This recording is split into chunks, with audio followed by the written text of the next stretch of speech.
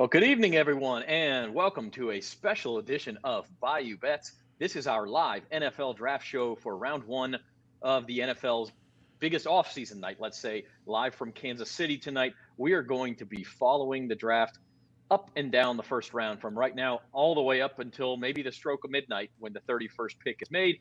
In between, we'll talk some New Orleans Saints, of course, what their pick is. We're going to be out at Saints headquarters several times throughout the night to check in with our writers out there. And we will have up to the minute rumors and odd shifts, all of that for every pick for you. I'm Zach Ewing. That's Jim Derry. Guess I should have said that up top, Jim. But welcome to the Bayou Bets NFL Draft Show. You should also say who's helping us be on the air here today. Absolutely. Which is? Well, we are partnered with Caesar Sportsbook, and we are brought to you tonight. Our coverage of the NFL Draft is sponsored by Tulane Doctors, who are proudly bringing the future of medicine to New Orleans every day. Find your doctor at TulaneDoctors.com. We thank them very much for their support. Looking forward to a great night. Cameron asked, are we showing the draft? We're not showing the draft. We're a second screen for you, okay? We're going to be showing odds. We're going to be talking to our Saints writers and reporters out at the Airline Drive headquarters, and we'll be giving our reactions. So, and we also probably will be giving the picks before you see them on the screen. So, yeah, with our spoiler info, alert. Yeah. Spoiler alert. And also, if there is time at the end of the night, depending on if the Saints stay at 29, if they trade up, we may be bringing you Mickey Loomis press conference live as well toward the end of the night. So keep it locked here. Check in, check out, do what you need to do. Your comments live on screen all night long. Tell us who you want the Saints to take. Tell us who you think the top picks will be. As we get rolling, Jim, I will say this. I think the odds, we always say they'll tell you before the draft starts, at least for those top picks. And it is certainly looking like it's going to be Bryce Young at number 1 to the Panthers, followed by C.J. Stroud at number 2 to the Houston Texans. And then it opens up a little bit. Will Anderson, the Alabama linebacker, the favorite to go number 3. Will that be the Arizona Cardinals? Will that be our first trade of the night? That's really where things start to open up. Yeah, we get to look at all kinds of screens. I got TV over here on one side. I got the tweet deck on the other side, so we're going to be following that all night long. And I sure hope it's Bryce Young, because it's so funny. We talked about 2 days ago, well, about 4 days ago, he was minus 300 to go number 1.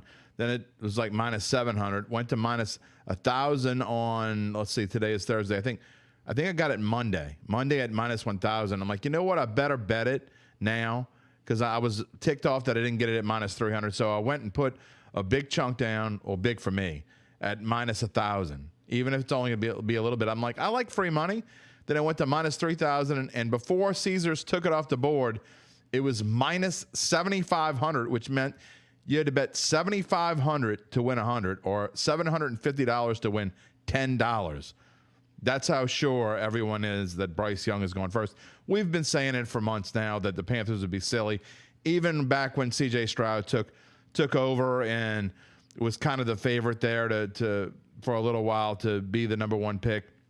I don't know that any of us really believed it, because we said it didn't make sense. So, and most times if things don't make sense, not always. I mean, you look at the Atlanta Falcons. Sorry, Dirty Birds fans, if you're out there. But, sometimes picks don't make sense, and they do happen. But I think the odds are starting to tell us what we're going to see early on. I don't think we knew until maybe an hour and a half or 2 hours ago that C.J. Stroud looks like he's the number 2 pick now. I think we would all be surprised considering the odds and where they are, which means that either the Arizona Cardinals are going to trade out of that pick, or they're going to probably take Will Anderson at number 3. So that was a good value a little while ago. You might still be able to get it on another book. I got it at plus 300 about a half an hour to 40 minutes ago. I don't know what it is now. Can't see it now. But there's some values out there if you want to bet on what you think is going to happen in the draft, including our daily best bets at bet.NOLA.com. We had them up, and they're still pretty close to the same thing. Yeah, for those who don't know, by the way, when we say minus 1,000, for those who aren't our regular viewers, that means you have to wager $1,000 to win 100, to profit $100. So that means an extreme favorite, almost a lock to be at that point. Conversely, plus 1,000 would be you wager just 100 and you would profit 1,000 if that came true, which means it's a 10 to 1 shot. And that doesn't mean you have to bet 100. You can bet any amount. It's just that ratio. just to give you an example of what Jim's talking about, though, here's what the odds were for the first 4 picks at 11:30 this morning. Okay, Bryce Young was minus 5,000 to be the number 1 pick. He's been a sure thing for a couple days now. Will Anderson was a 5-1 favorite to be the number 2 pick, and we're just talking about 8 hours ago. Now C.J. Stroud is an overwhelming favorite. He's in that minus 500 range. Actually, I think he's higher than that now to be the number 2 pick. And at that point, we didn't know Stroud, Tyree Wilson, Will Levis could be 3 or 4. Those are all still kind of up in the air. It looks like Anderson's going to number 3, but it's certainly changed a lot just today. It goes to show that no one really knows anything until like right before the draft, right? Even the teams that it doesn't matter if anyone knows what they're doing. Hello, Horace. How you doing? Even the teams that it doesn't make a difference whether somebody knows what you're doing or not, they still keep it close to the vest. Like the Houston Texans. There was no reason for them to keep anything close to the vest. And they did. And until about 2 hours ago, you could have got C.J. Stroud at plus money with that number 2 pick. And now I saw that you put it, he was minus 5,000. I mean, and just 40 to 45 minutes ago, he was minus 300. So somewhere along the way, somebody reported, I have not seen it, and I have all the big names up on my screen over here. Someone must have reported, or someone knows for sure that he's going there at number 2 because, and whether it's to the Texans or not, it doesn't make a difference if they make a trade. We do have official news, by the way, Jim, from Shams Charania, who's usually an NBA breaking news reporter for The Athletic, but he knows a lot of the agents. He's plugged in. He's tweeted now it's official. The Panthers are selecting Alabama quarterback Bryce Young at number 1 overall. So that is the first thing that we can do. And we know that Bryce Young is our guy. Yep, and I'll change that on the fly here. Yeah.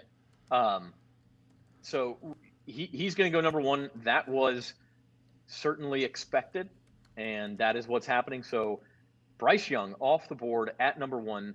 The odds you'll see on these screens, by the way, are from a couple of days ago. So that gives you an idea of what was expected a couple of days ago because, an hour before the draft, you were going to have to pay thousands of dollars to profit anything on Bryce Young. Probably it wouldn't be worth it no matter what you did. So, Bryce Young is your number 1 pick to the Carolina Panthers, and we're off and rolling. We are, and it's funny because I don't see it anywhere. Rappaport and Schefter don't have it. Maybe I should put Mel Kiper put Shams up there. Does he even tweet? Does Mel Kiper tweet? Do we care if he tweets? I don't think so. All right, let's talk a little bit about. I know a lot of people want to talk about the Saints here early in this draft, and obviously, we don't know. And I talked about it on Data 2 with Jeff Duncan this morning. We don't really know how long it's going to be before the Saints pick because they're scheduled to draft 29th. But I would say, just listening to Dunk, just listening to Mickey Loomis yesterday, I think we're to the point now where it's probably a 50-50 shot that the Saints try to make a move. Now, that doesn't mean they'll make a move like Dunk was talking about this morning. As you see, Bryce Young, again, officially the number 1 pick of the first pick of the NFL draft. I think that it's going to be interesting to see if they can find a partner, if it makes it right, and if some of the guys they're targeting, we've seen the defensive lineman odds for the Saints drop from they were about plus 130 yesterday. I think they went to about even money, and until this morning they were about minus 130 and minus 140. And then before we went on the show, Saints odds you told me were minus 200 to draft a defensive lineman, which means somebody knows something. But then again, I don't know that we can put any stock into those odds because I really, truly believe the Saints don't know what they're going to do. They have, like Dunk says, they have a board of about 15 to 20 guys on their board. Okay, and if 2 of those guys drop to a certain point, then they may try to trade up, and they're not going to trade up high. They may trade up only a few spots, maybe into the low 20s, 22, 23, I think is about the limit when you can start looking at it. Is what Jeff said, and I believe him. So I think as we go along through the night, for Saints fans that are going to follow us here, we appreciate you watching us on bet.nola.com or nola.com, wherever you're watching. But I think as we get closer to the middle of the draft, middle of the first round, we are going to start wondering, all right, is it going to come? Are the Saints going to make picks? And that's when we're going to start going out more to Saints camp. We're going to talk to our Saints writers throughout the night, Zach, and they're going to have more info. again, the last time I did this way back in 2015, which was a weird draft, it was Andrus Peat and Stephon Anthony in the first round. Saints had 2 first-round picks. But, I asked Dunk at that time, not too long before the Saints were going to pick, asking him what was going on in that war room. And you know what he told me? He said, well, they're watching the draft just like you are. And really, until it gets to a certain point, probably 5 to 7 picks before they're supposed to pick, and then they start worrying about looking at who's on their draft board, and they got the whiteboard. It's probably a little bit more elegant than a whiteboard, but they will start getting a little nervous, a little antsy around the 18 to 20 range, and maybe then start trying to make a move. So I think that's what we're going to see. It's going to be interesting as we go along, as Roger Goodell is on the podium now, about to introduce the first pick. I think they're just starting the draft. They're not officially announcing the first pick, although we have already told you that we have confirmed through social media. I think my least favorite part of the draft is this waiting when everybody knows Bryce Young's number 1 pick. The draft starts at 7. Well, at about 7:02, Bryce Young should be on the stage. Yeah, I agree. And why instead waste it's the going to be 7:20. So while we wait for the rest of the draft to commence, the Houston Texans are next, and we expect them to pick C.J. Stroud. That one's not quite as much of a lock. Let's do a few announcements. Number 1, again, we are brought to you by Tulane Doctors, our live coverage. We really appreciate that from them. Number 2, subscribe to the Bayou Bets YouTube channel. If you are picking up what we're putting down, we talk sports betting.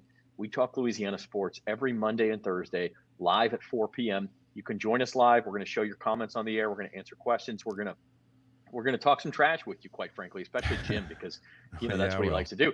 And if you can't watch at 4 p.m., we're on demand on that Bayou Bets YouTube channel. So do us a favor, subscribe, and we've got something in it for you too. If you subscribe to the Bayou Bets YouTube channel by the end of the night, we are giving away an NFL jersey of your choice. In fact, we're just going to give you the gift card to the NFL shop, and you can go get the jersey you want. $150.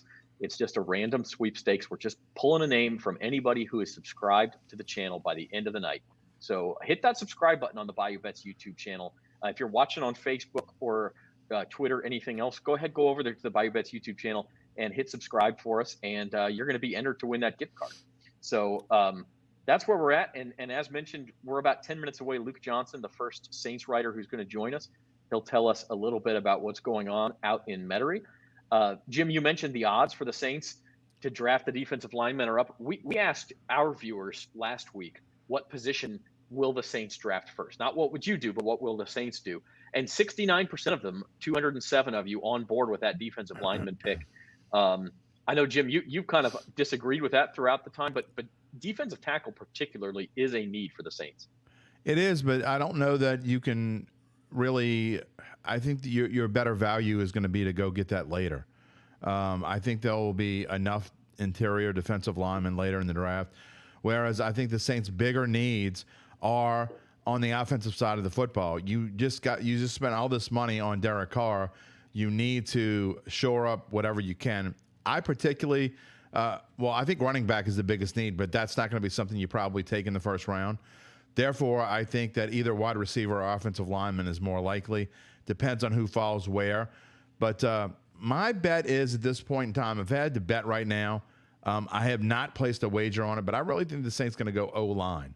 So that's kind of where I'm thinking. I've changed my opinion over the past couple of days. I think I said wide receiver earlier in the week and a lot last week. I said wide receiver, but I've kind of changed my thought process, and I think it's going to be offensive lineman. That would be my my choice. If I were picking right now, I would say they're going to pick O-line.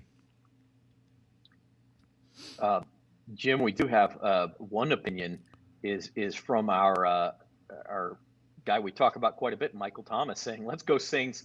Let's get us a frontline guy who's ready to put his hand in the pile." So he wants MT's on my side. Yeah. Well, that could be defense. Well, that could be. You're right. It could be defense. It could be defense. By the way, only people can't guard Mike Follows or mention can reply. I'm not surprised by that. Well, he's getting tired of hearing how hurt he is. He doesn't want to hear any criticism. Come on, Zach. He doesn't want to hear all that. I mean, that's right. That'd be a real shame. Don't get me started. So we are waiting on this the number. Early. It's 15 minutes in. Don't get me riled up already. But that's what I see. I already cracked open my first beer. I saw tonight, that. So I saw that. yeah, this is Paris Brewing Company, Well, an American Pale Ale. I So, was going to say, look, I had a proposition for you if you wanted to. I mean, I don't know if this is legal by I don't know what our bosses would think about. So you're my immediate supervisor, so you can shoot me down if you like. But I was thinking before each pick, we could make a prediction. If one of us is right, the other one has to drink. I would love to shoot you down, but I can't shoot that down. I have to accept. Well, I mean, I think we know that C.J. Stroud's going to be picked first. So next, I would say. So we'll start with the third pick. How's that? Yeah. What if we both pick the same thing and then we're both right? Then we each got a drink. Then all bets are off, right? I mean, then right, nobody. Okay. Or maybe we just put $1 down on the table for each pick, and when we're different, whoever gets that pick correct wins the dollars that have piled up. Zoe reminds us that you have to drive home. I am home. Yeah, but no, I have to drive home, but that's in like 5 hours. Like, look, it's one pick per 20 minutes. Well, good Lord, okay. I hope you don't get pick number 30 right. I hope I don't get pick number 30 right and 31 right. I'm just drinking beer. I'm just taking a swig. I'm not going to finish the drink. Well, I'm going to have to go find the Fireball, I guess. I'm too young for that. Or I mean, I'm not that young anymore. I was going to say, you're too young for Fireball? Yeah. This could get ugly really fast. You're definitely going to want to stick around and watch this show as we go along. I think by about the time we get to pick 29 at the Saints, it could get ugly, folks. I mean, it really could. But I'm looking forward to going to Saints Drive and seeing what our partners out there have to say. Again, all of our Saints beat writers, including our columnists. And by the way, I'm watching this. Why are the Panthers taking any time? Everybody and their grandma knows they're going to take.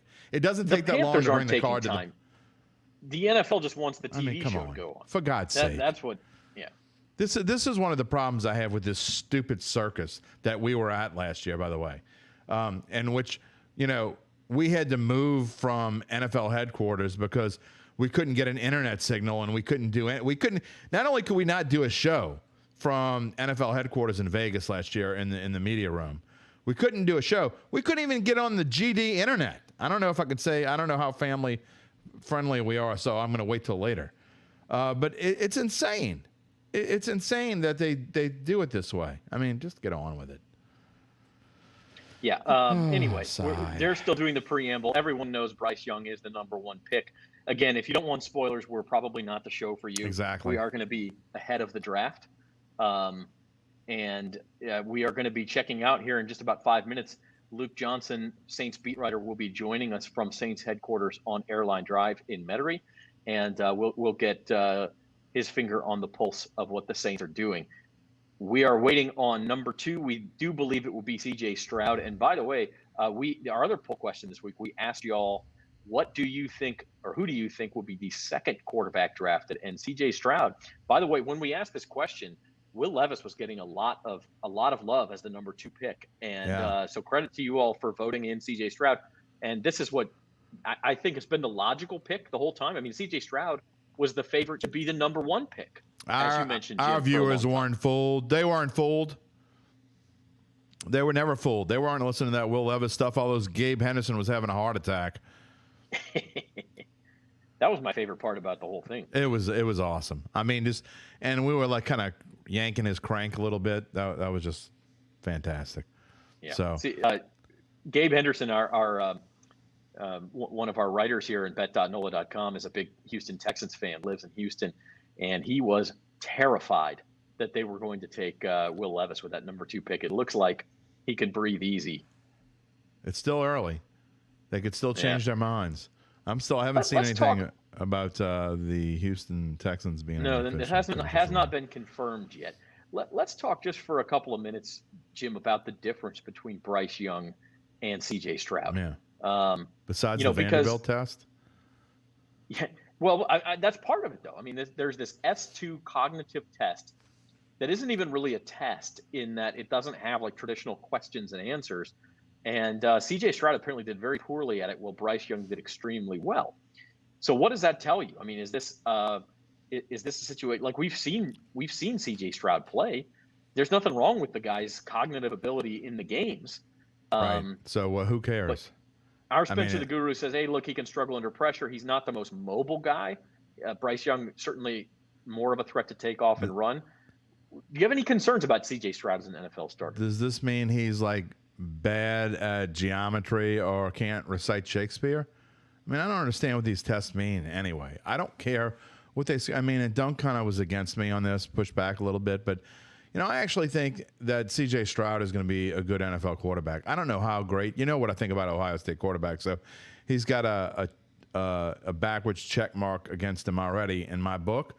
However, that being said, I like what I see from him, and I think he can be a legit NFL quarterback. But when you talk about comparing him to Bryce Young, I don't think there's much of a comparison. To me, another thing we talked about this morning, and Dunk agreed with this, is I think Bryce Young, and I hate throwing these kind of comparisons out to a kid that's never taken a snap in the NFL, but to me, Bryce Young looks like he could be the next Drew Brees. I mean, and not just because he did score great on this stupid test, whatever it is, but he has those, whatever you call it. I'm going to call it stupid test. I just think that he has all the intangibles. I wish, of course, that he were a little bit taller, and honestly, shows you how great this kid can be.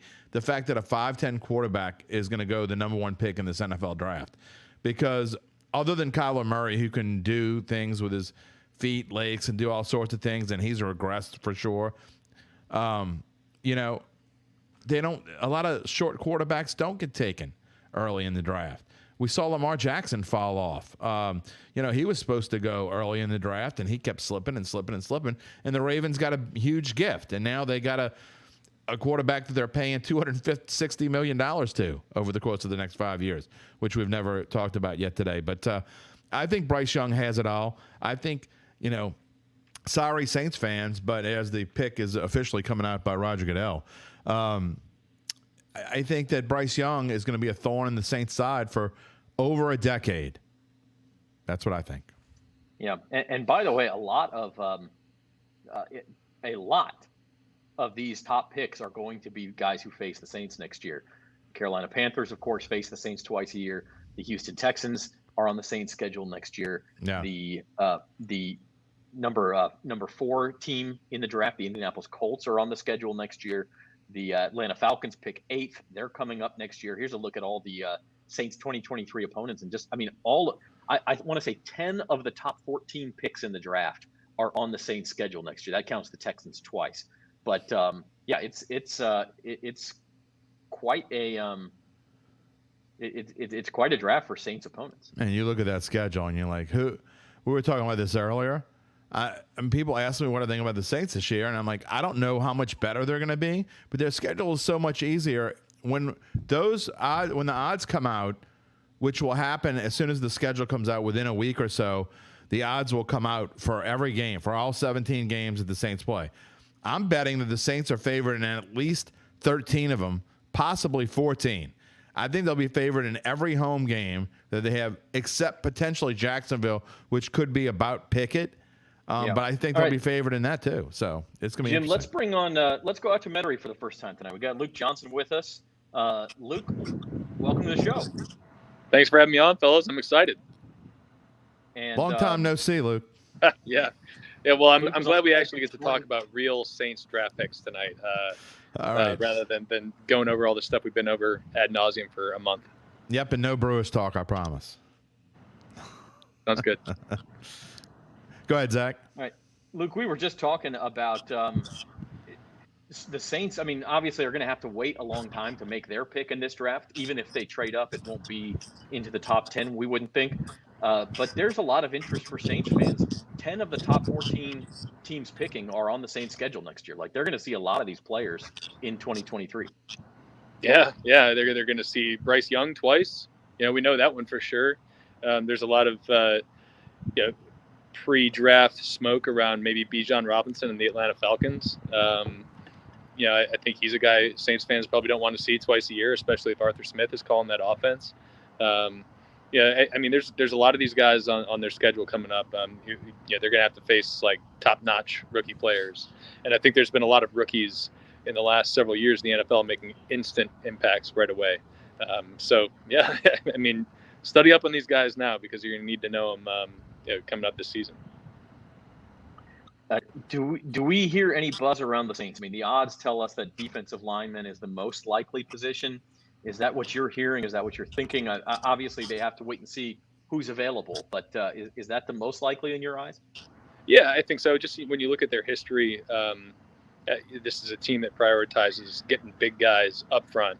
I mean, I think every single year since Jeff Ireland has been here, they've taken an offensive or defensive lineman in the first round or with their first pick.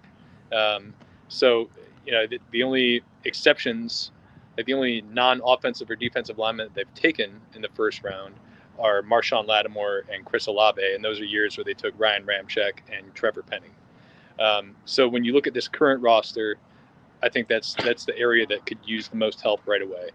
And then when you look at who might be available and what the value might be at the back end of the first round, a lot of the projections are putting that, with somebody maybe like Brian Brzee, the Clemson defensive tackle, who I really like, I think would be a good fit. Maybe somebody like Lucas Van Ness or Miles Murphy slips. I just think that could potentially be the area with the greatest value and the highest need. And all those things typically match up to have the Saints pick that area. Luke, if you had to put a number on it, odds per se, what do you think the odds are that the Saints do make a move from 29, whether it be up or down? What's your gut feeling tell you? Like pretty high, right? This is just kind of who they are. And I feel like I'd put it like 4 or 5 to 1, like pretty high, right? So 4 or 5 to 1 or 1 to 5, I guess. So you think there's a right, minus 400? You think there's an 80% chance put it that way. move? Sorry, this is y'all's expertise, but yes, I think like a 1 in 4 or 1 in 5 chance. Wow. Right, that they make a move. 29 is like kind of a weird spot in this draft. I think we've seen it over and over and over again when we run through these mocks where there's the players or the teams who are in front of them have like the kind of similar needs that the Saints do. And I think maybe there's only like 20 guys, maybe 15 guys in this draft who I think are pretty consensus first round type of talents. And maybe with a run on quarterbacks or a run on another position, you see one of those guys who they don't expect to be pushed into the low 20s, let's say, is maybe there. Right. And I would expect them to be aggressive if that's the case. Now you got to have 2 to tango, obviously, but look, let's just call it what this is. I mean, Mickey Loomis has traded up, I think, 5 times in the first round since he's been the GM, and or at least since 2006.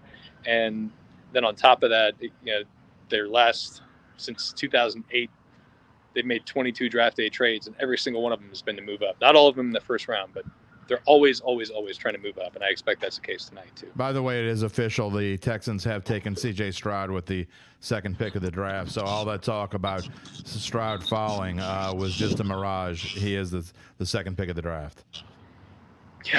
Yeah. Those odds really skyrocketed up there the hour before the draft. Yeah, like everybody's talking about them taking like I don't know, Will Anderson or the Wilson kid out of Texas Tech, and then sure enough, an hour before the draft, all of a sudden he's like minus 1,500 to be the 2nd overall pick. Totally tracks.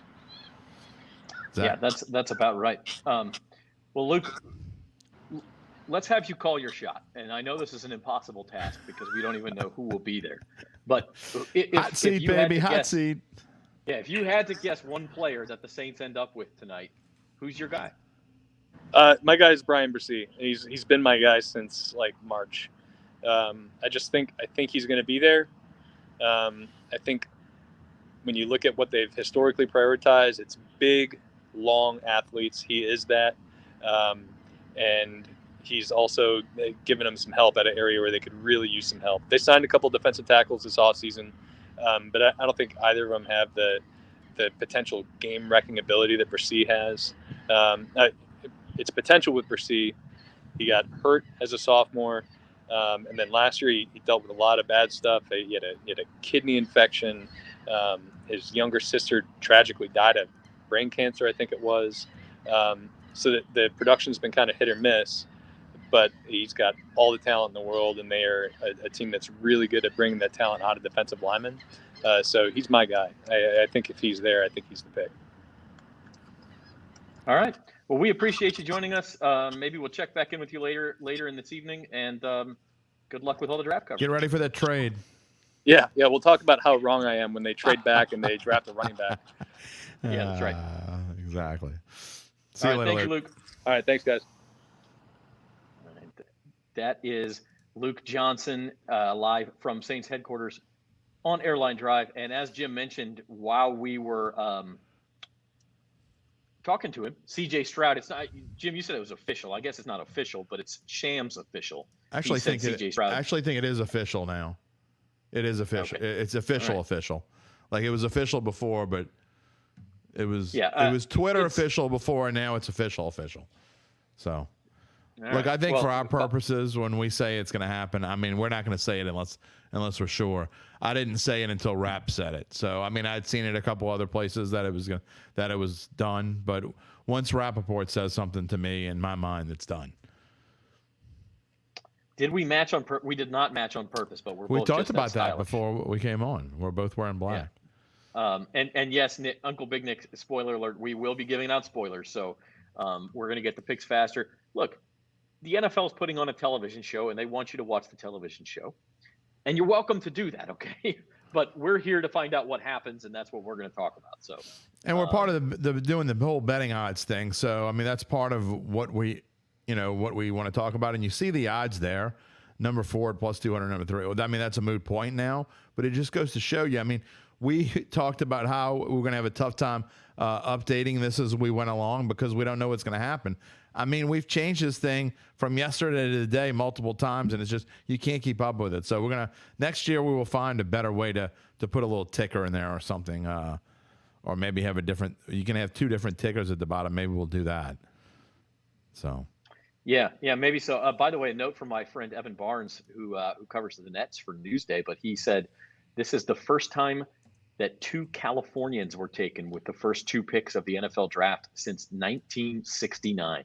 So yeah, pretty crazy. No doubt about it. And with that said, we are now with the Cardinals on the clock. We'll see what they do, if it's Will Anderson, if it's a trade. And we're going to take a quick break, and we'll be back to find out right after this on the Bayou Bets Live NFL Draft Show. We are Tulane doctors. Physicians and scientists working side by side to advance academic medicine, develop state-of-the-art medical treatments, and provide inspired patient care throughout the Gulf South. Tulane doctors, the future of medicine is here.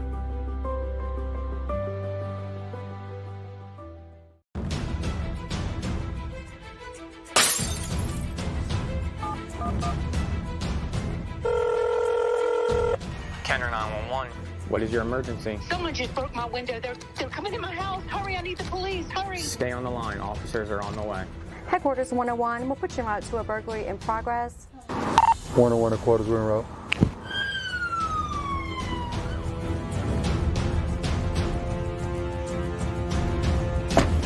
If you're interested in a career in law enforcement, please come check us out in the city of Kenner. We offer a great compensation package, a beautiful city, and a great team. Do you have what it takes? Please check us out at www.kennerpd.com.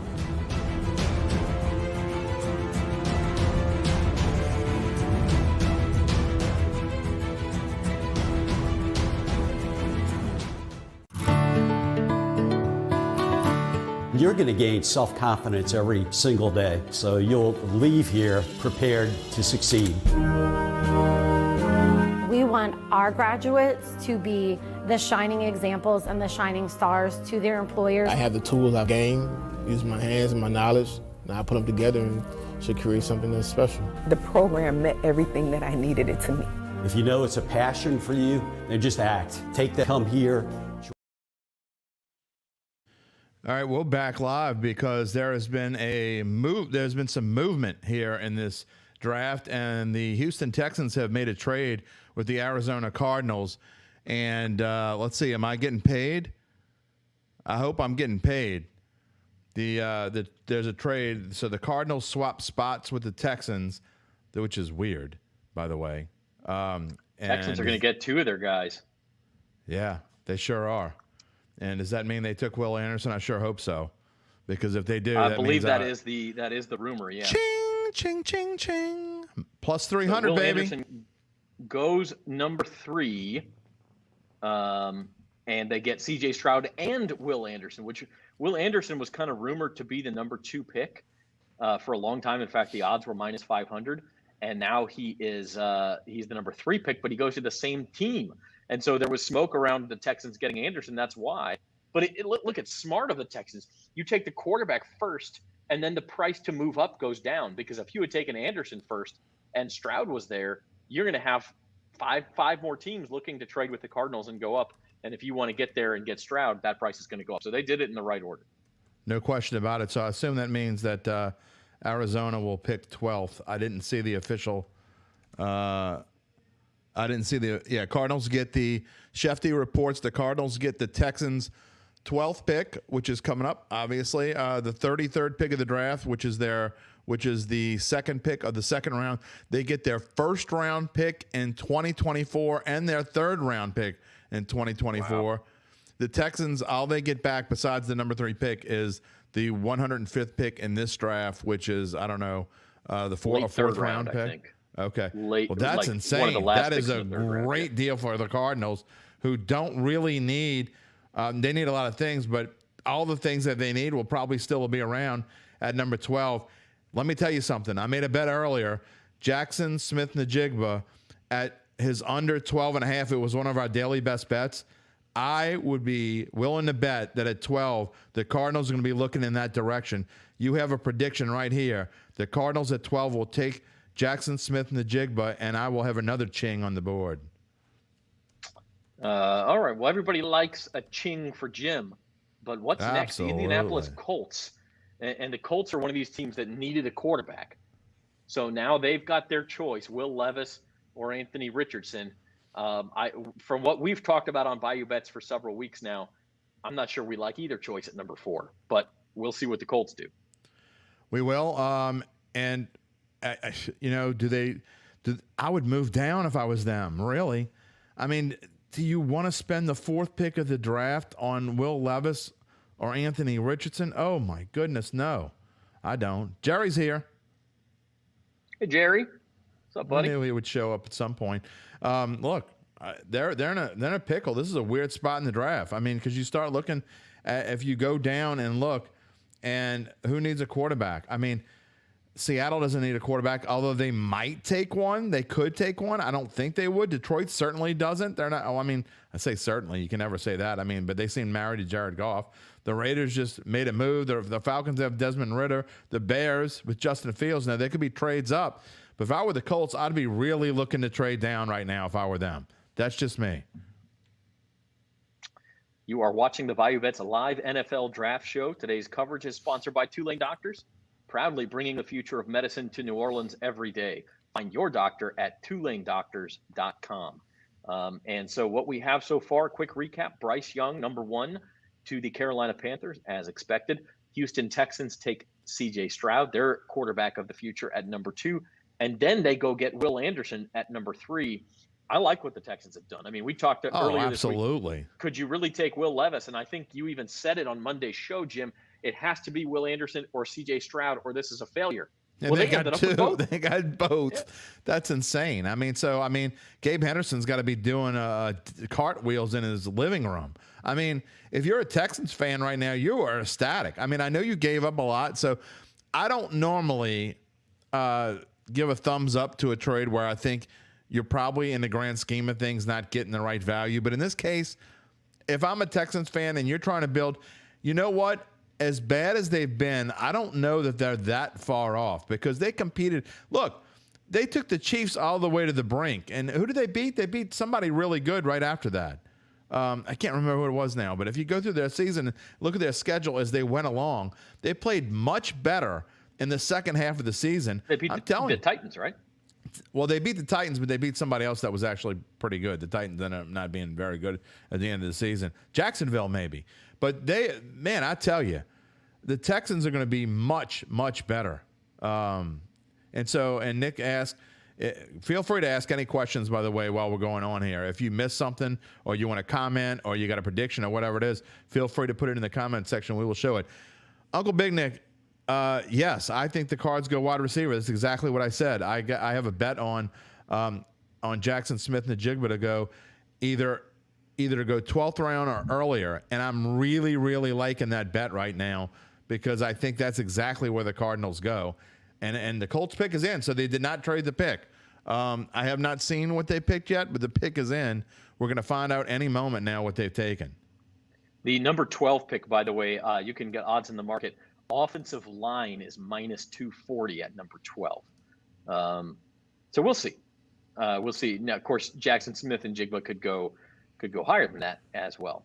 But yeah, if you think about this too, Alabama 1 and 3 in the draft. The number of SEC players in the first round, the number for that was 10.5, and that was juiced to the over. We've already got 2, both from Alabama. I think that's going to go way over. Well, we're about to see if the Colts are going to keep being the Colts, because I got to say, I think if you take Will Levis, and I think that's who it's probably going to be, I think you end up being the Colts. I take it that's a bad thing. Yeah, I mean, has it been a good thing since Peyton Manning left? I mean, all they've had is Andrew bad luck. Yeah. I mean, they've done nothing. I mean, they tried. What's the Oklahoma quarterback? Sam Bradford. He got hurt right away. And since then, here we go. Albert Breer of Monday Morning Quarterback. He said in NFL Network, Colts will take Florida quarterback Anthony Richardson. That is insane. That's even worse. That is absolutely and utterly insane. That is the worst top 5 NFL. And look, if I get proved wrong, play this back for me. Zoe, record this. Play it back for me whenever you want. This guy he couldn't play in the SEC. How's he going to play in the NFL? This is a horrendous. This is worse than Will Levis. As we said, he hit the ceiling of the Florida practice facility from sitting on his butt. He hit the ceiling. So he's got a strong arm. I mean, so in other words, if he's getting bum rushed and he falls on his ass, he's got a good chance to throw it 50 yards to the other team. He's a project. Put it that way.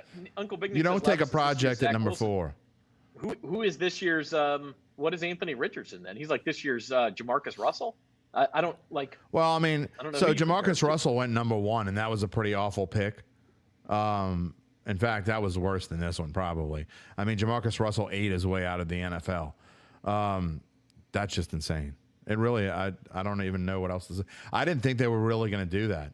But all this hype, it just goes to show, and Gabe had a great idea the other day about moving the draft earlier. And I guess in a way, maybe you don't want to move the draft up earlier because you'll have teams believing in all the hype and the stupidity of taking a guy who was not good in college. I mean, he can run great, make him a running back. I compare him to, you know who he's going to be? He's going to I think he'll stay in the NFL for a while because I think after he fails as a quarterback, he'll be like Antoine Randall. If anybody knows who I'm talking about, he played for Washington and I forget whoever else, and ended up being a pretty decent receiver. And then they used him kind of in a Taysom Hill type role, but obviously in a much faster player than Taysom Hill. But I think this is a ridiculous pick. I really do. I will say this though, Jim. I mean, look, Shane Steichen, the new Colts head coach, he was the offensive coordinator with Philadelphia. And a lot of people were saying exactly what we're saying right now a couple years ago about Jalen Hurts. Oh, he's not going to make it. He's an athlete playing quarterback. That's completely different. Jalen Hurts wasn't even taken in the first round for those very reasons. So Jalen Hurts and Anthony Richardson aren't even close to one another. Anthony Richardson was a more highly rated prospect than Jalen Hurts was. Will he end up being as good? Probably not. But Shane Steichen was able to get the most out of Jalen Hurts. Could he do the same thing with Anthony Richardson? I guarantee that's what the Colts are thinking. Whether they're right that's or not. Someone with an ego. That's what that is. They're either going to look very smart or they're going to end up in the unemployment line. Yeah, well, I guess you can guess which one I think it's going to be. But that's ego. I don't have to guess. That's exactly, to me, that's what it is. It's ego. It's Shane Steichen with an ego saying, I can turn this guy into Lamar Jackson, and you're wrong. I mean, this guy isn't a speck on Lamar Jackson's keister. He just isn't. And he's not. I don't think he's going to be. I don't see where it's going to happen. So, and Rapp says the phones are ringing in Seattle. I bet they are. Seattle's a team that easily could trade down. I mean, they were pretty good last year, surprisingly so. But how much does Pete Carroll have left in the tank? How long is he going to be there? That's my question with Seattle. So, very interested to see what they do here. And if someone thinks they have an absolute must at quarterback, then trade up with one of these coming teams, because it's your shot at Will Levis, for God's sake. Yes, trade up into the top 5 or top 7 to get Will Levis, another guy that's going to be a bum in the NFL. I guess I shouldn't be calling. I said I shouldn't call Zion a bum, so I guess I shouldn't call Will Levis. I think he's going to be a bum. So I'll change the word bum to not good. By the way, the Colts take Richardson. There is not another team with a clear need at quarterback until the Tennessee Titans pick at 11. Yes. Okay. That is correct. You know, the Atlanta Falcons, okay, they could, but they picked Desmond Ridder last year. We don't think they'll go quarterback again. The Bears have Justin Fields. The Eagles obviously have Jalen Hurts at 10. Yeah. At 7 is the Raiders, but they just signed Jimmy Garoppolo. So you've got to go all the way down to 11 with the Tennessee Titans pick to find another team with a clear need at quarterback. So if you want Will Levis and you are, let's say, the Washington Commanders sitting at number 16, you probably don't have to move up to 5 to get him, unless you think somebody else is. You might be able to move up to the 8 or 9 range and get him. By the way, if you think the Saints are about to move up, well, this is what we've got from the Saints Twitter account. Martin Barnes told them, Saints, go make a move. And the Saints said, oh, you can't see it on there, can you? Can we see that? Gotta move up a little bit. All I can see is Saints make a move. At Saints make a move. How's that? Okay, fine. Admin is going to. How's that? Okay, fine. Admin is going to go get a third piece of Raising Cane's toast. So, in other words, they're not ready to do anything yet. No, they're sitting around. Okay. They're sitting around watching the draft right now. I mean, again, this is something that I've talked about with Duncan before, and we every year we talk about his experience in the war room. Well, he hasn't been actually in the war room, but there on Saints Drive talks about what the Saints administration is doing about now. And I've asked him several times before, including when we had our last draft show, 8 years ago now. And he says, you know what they're doing? They're sitting around watching the draft, just like you and I are. Probably have feet up on the table. I mean, they have a long way to go till it gets to them. We've talked about this, and we talked about it this morning. We talked about it earlier on this show. The Saints are not, they may make a move. I mean, look at Luke Johnson thinks they're going to, it's 80% they're going to make a move. He thinks it's 4-1 that they don't make a move. So I don't know if it's that high or not, but if they do make a move, it's going to be into the lower 20s. It's not going to be into the top 10. It's probably not going to be into the teens. It's going to be in the 20s. So it's going to be later in the night. We'll keep talking about this. So they have their board. If 2 or 3 of the guys that they really want are up there, as you see that Raising Cane's, I wish Spencer's got to be eating that Raising Cane's, I would think. Man, that's a lot of Raising Cane's. I mean, you know. Spencer, you eating that Raising Cane's? Spencer's logged on. Look at all that. All right. I mean, that looks really good compared to, the next break we take. I'm going to let you talk for a while because I never even ate dinner yet. But I think that. Spencer said he got some Raising Cane's. I think that, don't get too excited because the Saints we'll know when they start getting antsy. I think you might see a little movement behind the scenes and they won't be responding on Twitter anymore. I can tell you that. So I think we're a good, let's see, what are we at? Pick number 5 right now. I think we're a good 15 picks away before we can even consider whether the Saints might be moving up into that spot or not to get what they want. And if they do move up, who knows what it's for? Again, we've talked about it. I think they go offense. Most mock drafts, and I think you think they're going defense. We shall see. I know Mike Triplett, I was joking this morning on Datitude that the only thing Mike Triplett hasn't even mentioned an offensive player. Won't even mention an offensive player. He wouldn't even respond to the joke that I cracked to him on Twitter. He responds to everything. And he is so locked in on defense. He is so sure it's going to be a defensive player. And we've seen those odds change for the Saints to -200 maybe he's right. Maybe he's not. By the way, the Seahawks did not trade the pick. Their pick is in. We'll see who it is in just a minute. The favorite for that pick, the heavy favorite all day has been Jalen Carter, the Georgia defensive tackle. So we'll see if that's what it is. But yeah, I don't think if you need to trade up for a quarterback, unless you are afraid everyone else is going to do it too, you don't need to do it yet. There's not another quarterback needy team for a few picks. So Anthony Richardson goes 4. Again, like his ceiling is the guy becomes Donovan McNabb, as Uncle Big Nick said, or he becomes Jalen Hurts under Shane Steichen. The downside is, like you said, he becomes Antoine Randall and doesn't stick at quarterback. He's a tremendous athlete. He's going to have a spot in the league somehow. Which may end up being okay. I mean, that may end up getting him a career. As El Rey says, another regular, we thank you for joining us. El Rey has been on Bayou Bets show. He watches Bayou Bets, and he watches Datitude. It still blows his mind that potential outweighs results so much with Anthony Richardson. I couldn't agree more. I mean, okay, somebody's got great potential. To me, if you want Anthony Richardson there, you trade back, and unless you're just that much in love with him that you gotta have him, it is really surprising to me. Meanwhile, to me, the Texans have had just an incredible night already. They can go back and start drinking champagne because I think they've done it. It just goes to show you, in the matter of 20 minutes, how two teams can do so differently. One to me going up, one to me going down. I thought it was that way already. Wow. Okay, Jim, we have confirmation now on the Seahawks pick. They are not taking Jalen Carter. They go secondary. Illinois cornerback Devon Witherspoon will be the pick at number 5. Wow, that is way up higher than anybody thought he would go.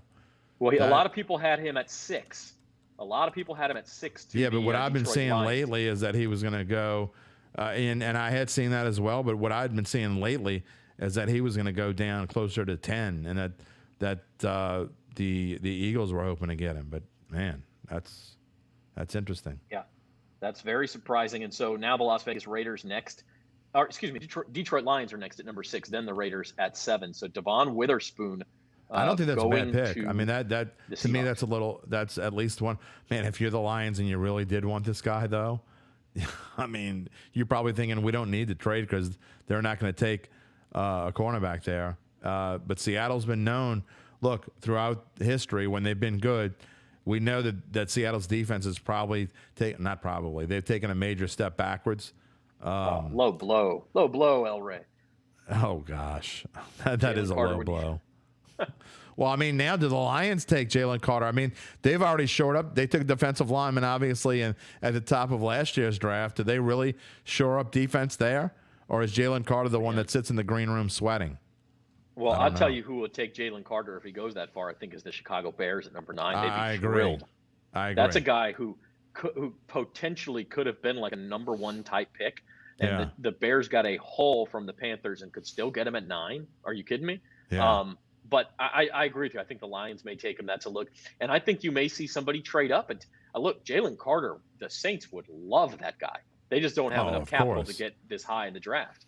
But if they could take any player, that might be the one. I mean, it would cost the Saints their first this year, their second this year, maybe a third this year, and their first next year. And you can't do that.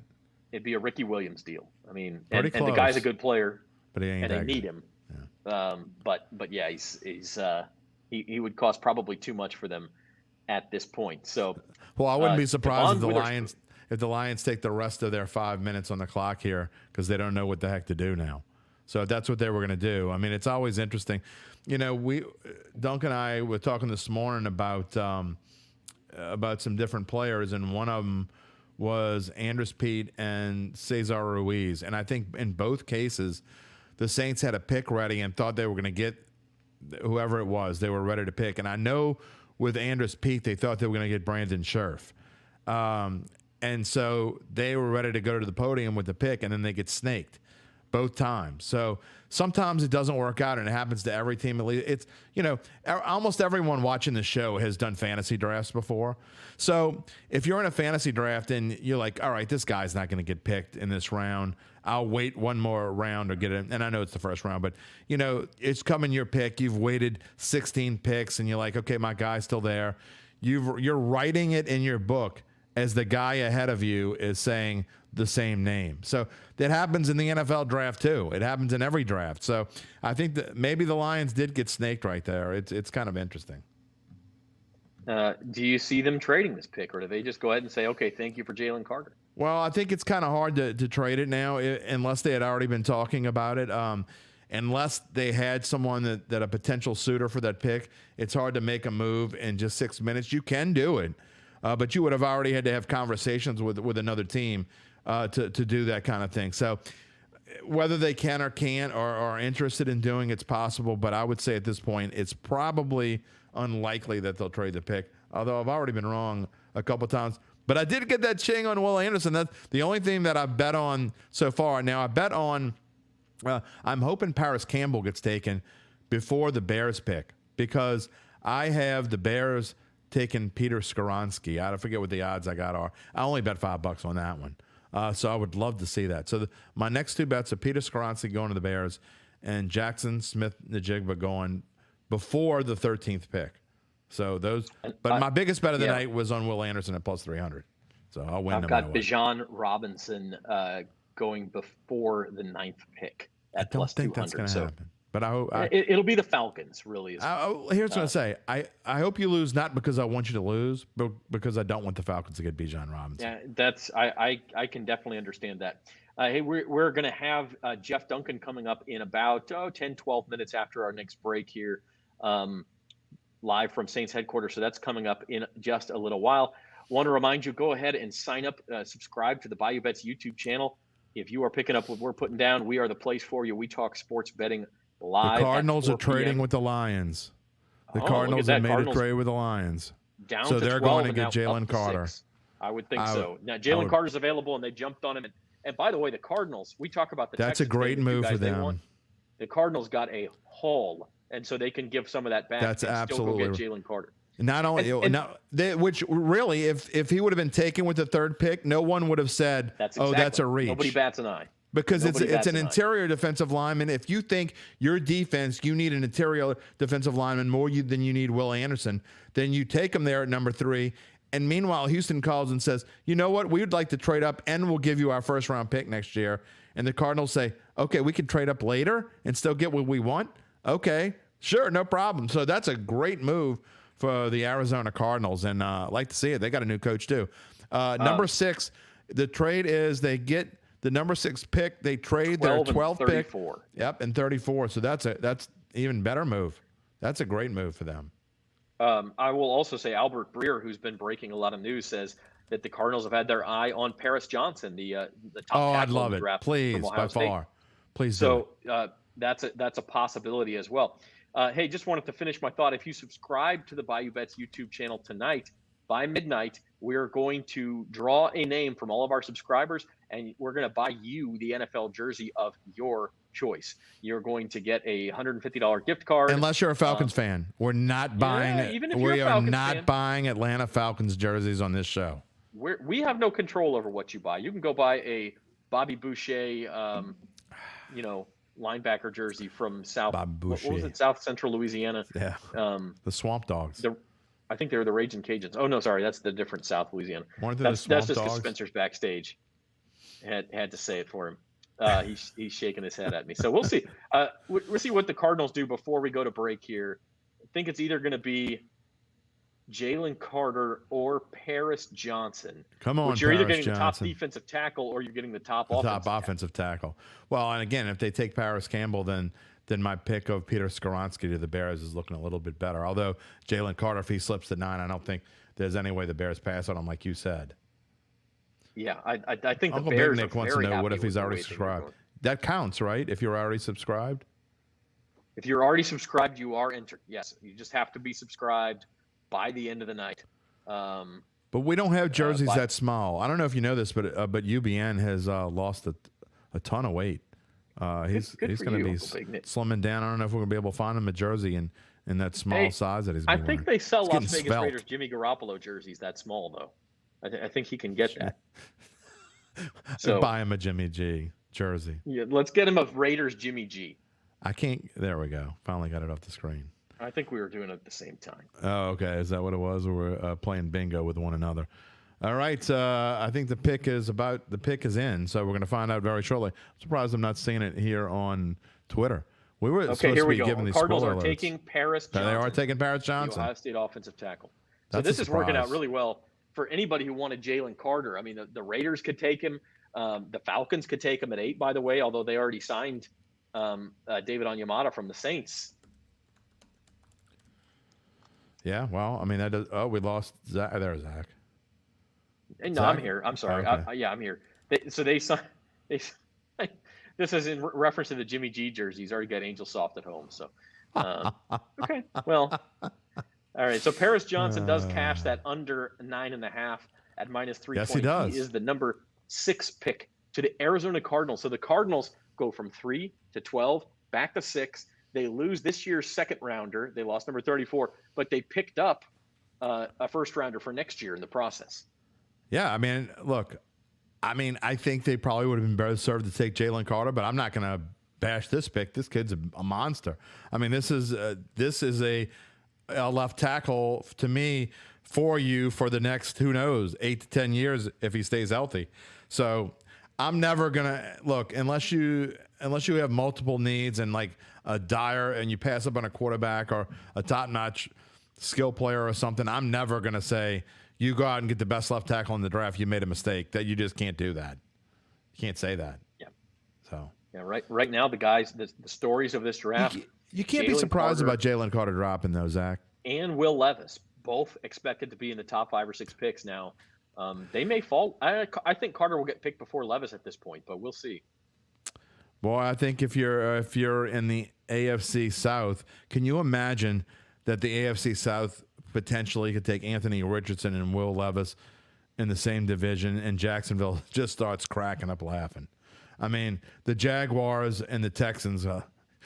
The Texans get C.J. Stroud. I mean, I'm not saying Trevor Lawrence is anything special because I think he's just okay.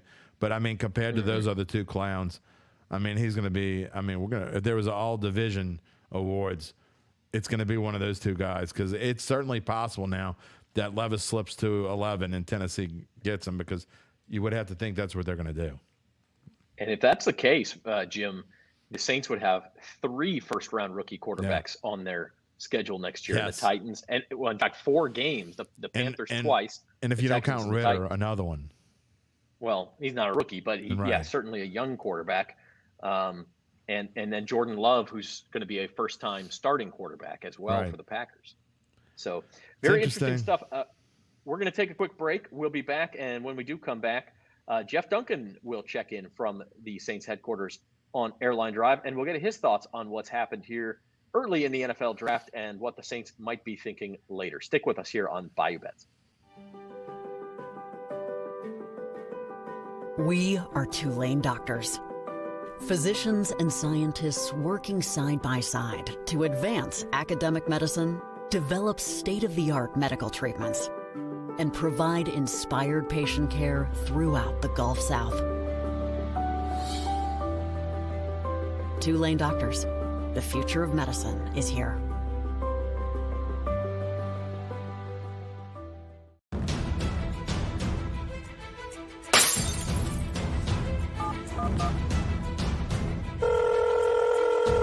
Kenner 911. What is your emergency? Someone just broke my window. They're coming in my house. Hurry, I need the police. Hurry. Stay on the line. Officers are on the way. Headquarters 101. We'll put you out to a burglary in progress. 101 headquarters, we're en route.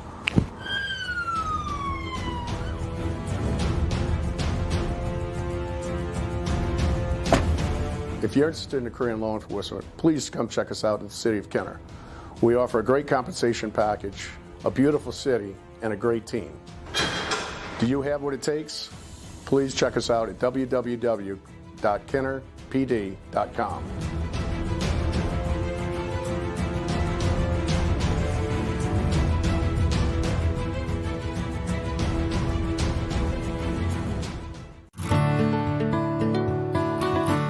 You're going to gain self-confidence every single day, so you'll leave here prepared to succeed. We want our graduates to be the shining examples and the shining stars to their employers. I have the tools I've gained, use my hands and my knowledge, and I put them together and should create something that's special. The program met everything that I needed it to meet. If you know it's a passion for you, then just act. Take that, come here, join the academy, and you'll be well on your way. Bill Strong Academy, give it up.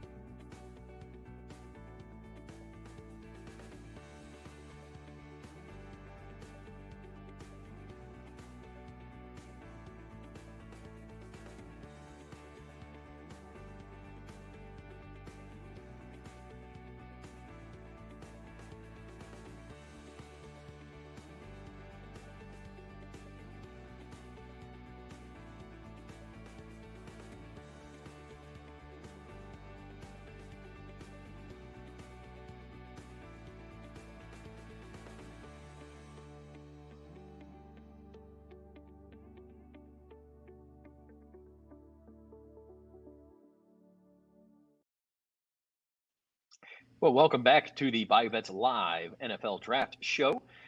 We are back with you, and we are awaiting the Las Vegas Raiders on the clock at number 7. I think I jumped the gun. I was typing in. I thought they said Christian Gonzalez was the pick. I'm like, what? That certainly was one of the picks one of the guys that they were looking at, Christian Gonzalez.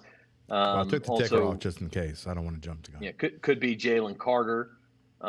Could be Peter Skoronsky from Northwestern. Oh, that would be phenomenal. So lots of good choices there for the Raiders. And it's been the an Atlanta interesting Falcons night. up next. That's been an interesting night. We got an interesting comment. You can go ahead and put that on the screen before I type this in. Yeah, I don't know. I don't know about this. If Will Levis is there at 29, the Saints need to take him. If not, Hooker in round 2. No. Look, I get that you don't trust Derek Carr, and I think that's fair. Derek Carr hasn't won a playoff game. Tyree Wilson goes to number 7, by the way. Another guy who dropped. Yeah, boy, did he drop in a big way. Remember how all the talk about him, he was going to go number 2? So he goes at number 7. That is not – I mean, the only surprise is that he went that late. It's not a surprise, and we never even talked about him, but not a surprise that he goes there. But back to the original theory of quarterback. Yeah. Look, I think, again, not talking to not just Jeff Duncan, but talking to my other friends who cover the Saints on a regular basis. I mean, you can't consider what we do covering them on a regular basis because, I mean, we cover them from the exterior. I'm talking about the people who cover them from the interior. I think everyone who I've talked to would be highly surprised if the Saints take a quarterback in either of the first 3 rounds. So all the people with the Hendon Hooker hopes, you're wasting your energy. It's not going to happen. And I mean, if I'm wrong, great. Come back and talk to me later, and blast me on Twitter or whatever you want to do on social media. But it's not going to happen. They're not going to take Will Levis. It's just too much capital to give up. Correct. It's too when you need other things to take a first-round pick or early second-round pick on a quarterback. When you just signed one for almost $40 million a year. You're not going to bench Derek Carr next year unless he were to get hurt. You're not going to bench him. No, you're married to Derek Carr for minimum 3 years, probably 4 at the bare minimum. And look, you would be drafting a guy that you would then just be sitting on the bench unless Derek Carr were to get hurt, which, by the way, that's one of the great things about Derek Carr is that he's only really been hurt once in his entire career. Well, knock on wood. But not only that, Zach, but Dunk talks about this morning about how, with Jameis in the fold as a backup, why would you draft a quarterback that would solely be on the practice squad, would not see a down of action? Usually when you draft someone like that, any first round pick, quarterback or whatever position it is, even if you don't necessarily have a need there. I mean, there were times when the Saints were just solid everywhere. It hasn't happened a lot, but they were solid pretty much everywhere. And even guys get picked in the first round, they play as rookies. And you cannot afford, this team can't afford to make a pick where he's going to sit on the bench and just sit there, because that's what would happen. No quarterback taken that's left has any potential to play regardless of injury. You would take injuries to both Carr and Jameis Winston, whether you like it or not. Again, you may not like Derek Carr. I get that. I don't agree with you. But, however, regardless, that's what the Saints have. And you need to accept it, because that's who the quarterback's going to be. Again, for barring injury, at least the next 3 years, more likely way beyond that.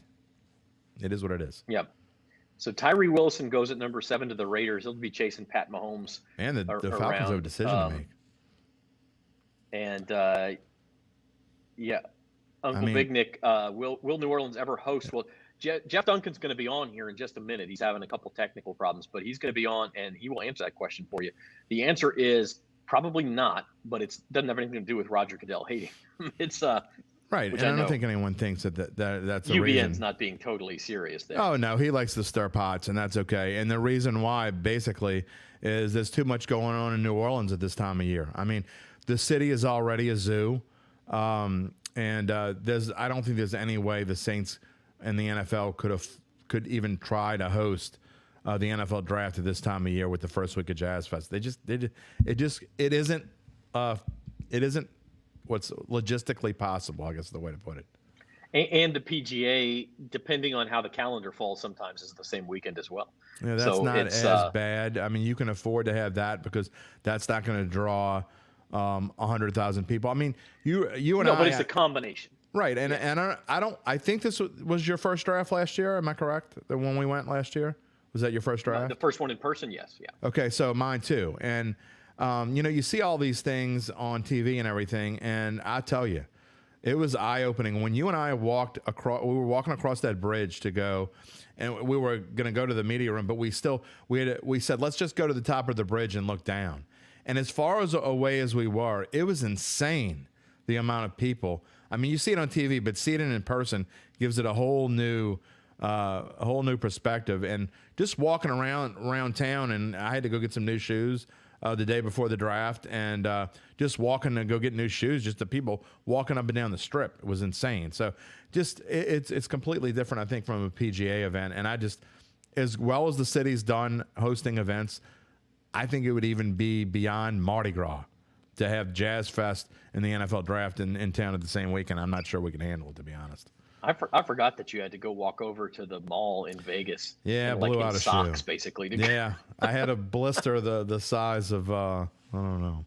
It was pretty bad. Size of Paris Johnson. Exactly, and so I had to walk and go find some new shoes, because I certainly couldn't walk in those anymore. That was fun. Yeah, it's look, it's been a heck of a draft so far. We've already seen Falcons pick is in, by the way. The Falcons pick is in. We will see what it is. I'm waiting to see. You've got some other people up. If you see it before I do, by all means. Yeah, I'm checking right now. Let's see.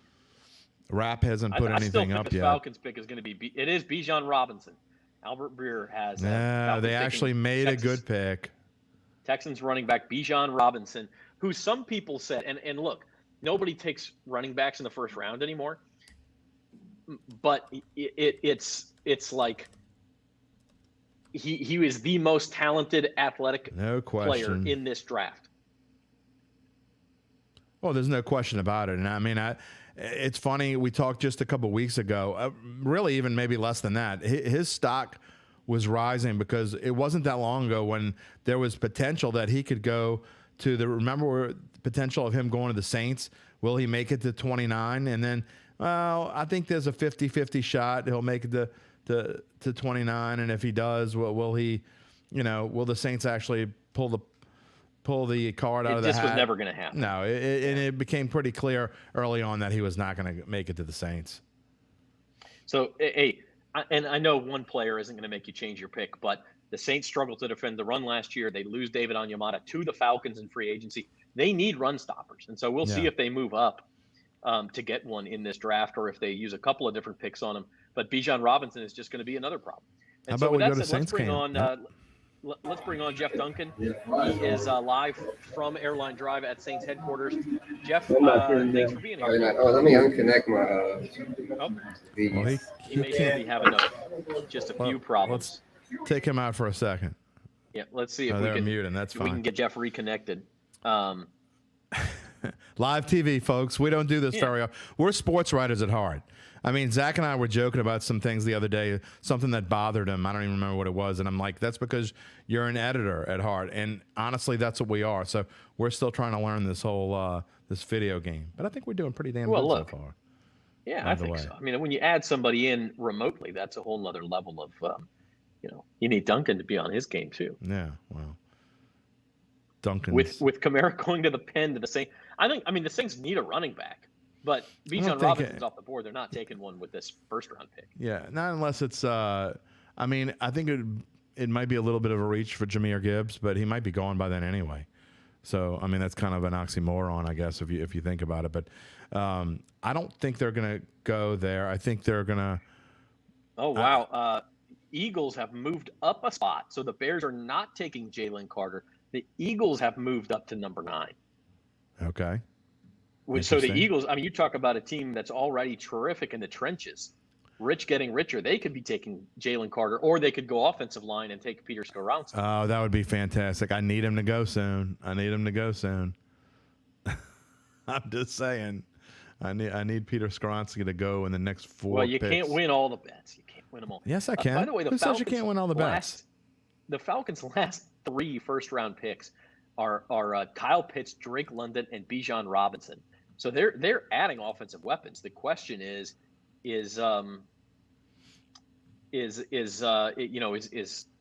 his name? Desmond Ridder, the guy. I couldn't even think of his name. Is Desmond Ridder going to be able to do it?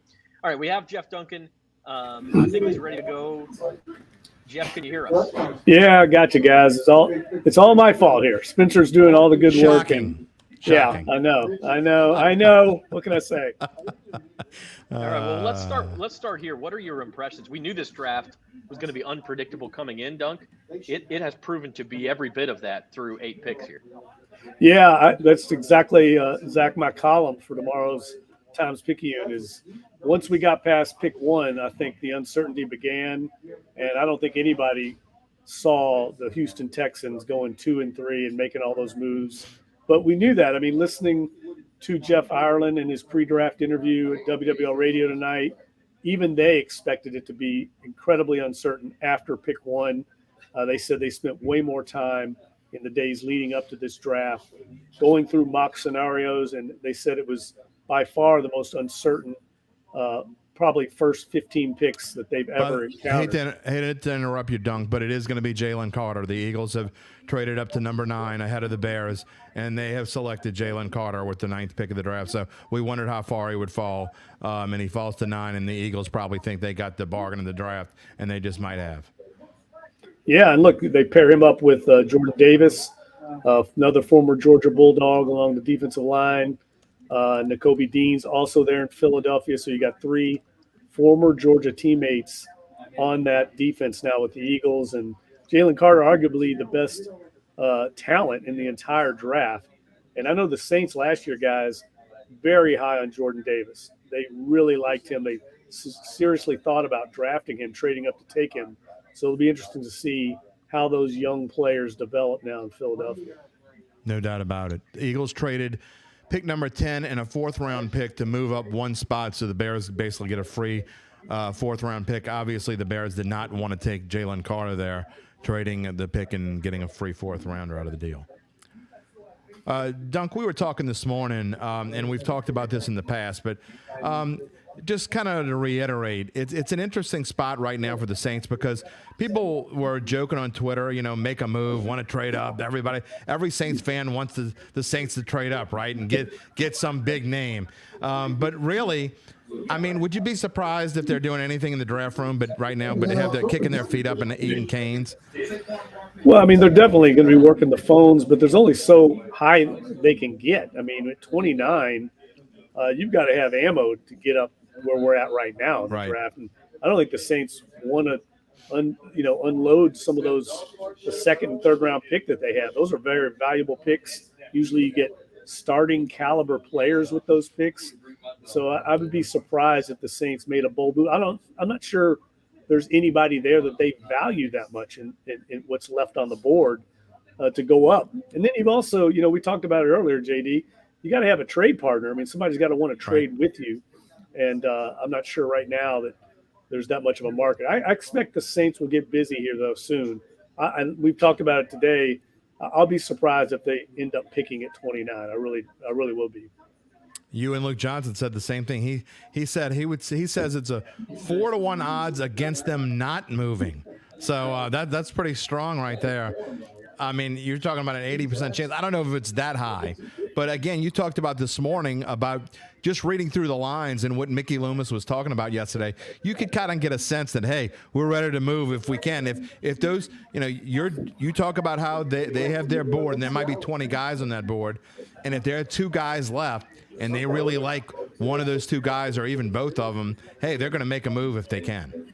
Yeah, look, they're aggressive. I mean, they're that way on both sides of the ball when they play games, and I think that carried over from the Sean Payton era. It's kind of, infiltrated throughout the organization of going and get your guy, being bold, being aggressive. And Dennis Allen, just listening to him talk before the draft here, they sounded like they really like where their roster is at right now. They don't feel like they have to reach for anybody. So I think that's going to lend them to even be more aggressive. Go up and get a player you really want because you like where your roster's at. And 8 rookies are not going to make this final roster come training camp. So go up and get a guy that can contribute right away and be a core player for you. And why wouldn't you, right? Yeah, and I think they will. I'll be surprised, like I said. There's a lot of teams that want to trade down. That's already been established. It's just a matter of how high can the Saints get.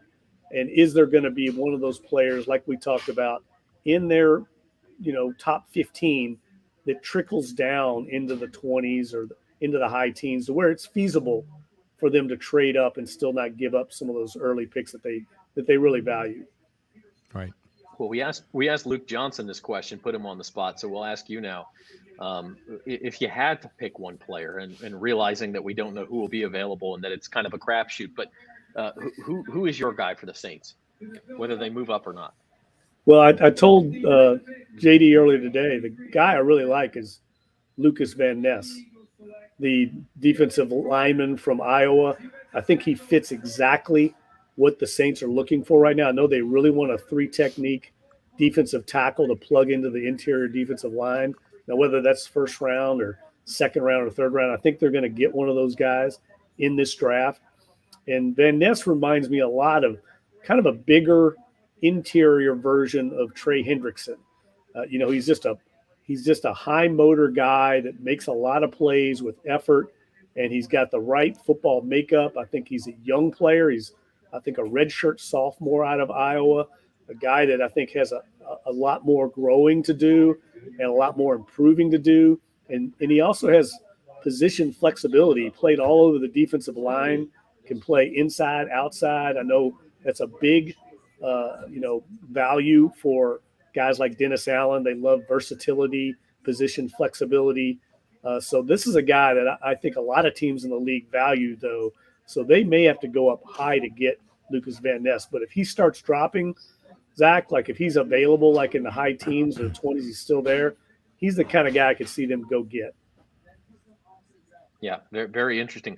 Want to ask you about the Falcons. They take Bijan Robinson, and I'm looking at social media, and half of everybody seems to think this is a great pick. They have Drake London. They have Kyle Pitts. They're surrounding Desmond Ridder with what he needs to win. They bolstered the defense. They're contenders now. And the other half of people is saying, "Oh my God, you're just adding sand to the beach by drafting a running back to that roster.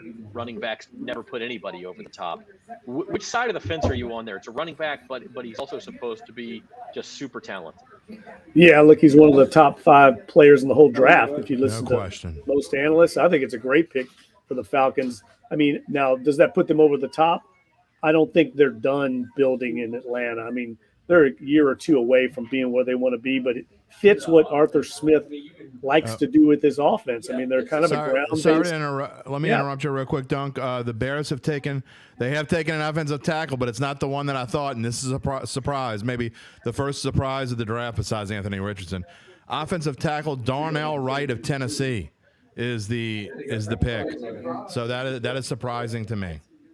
Well, it is because a lot of people had Peter Skoronski targeted them, a guy that played college ball there in Chicago, would have been a hometown guy. And a lot of people had Skoronski graded higher. But Wright is a guy that I think a lot of people believe his best football is ahead of him. 2 or 3 years, he may end up being a dominant prospect, whereas maybe Skoronski's already kind of tapped into his potential right now. So that's a projectable pick. A lot of people will look at that years from now and see if they made the right selection.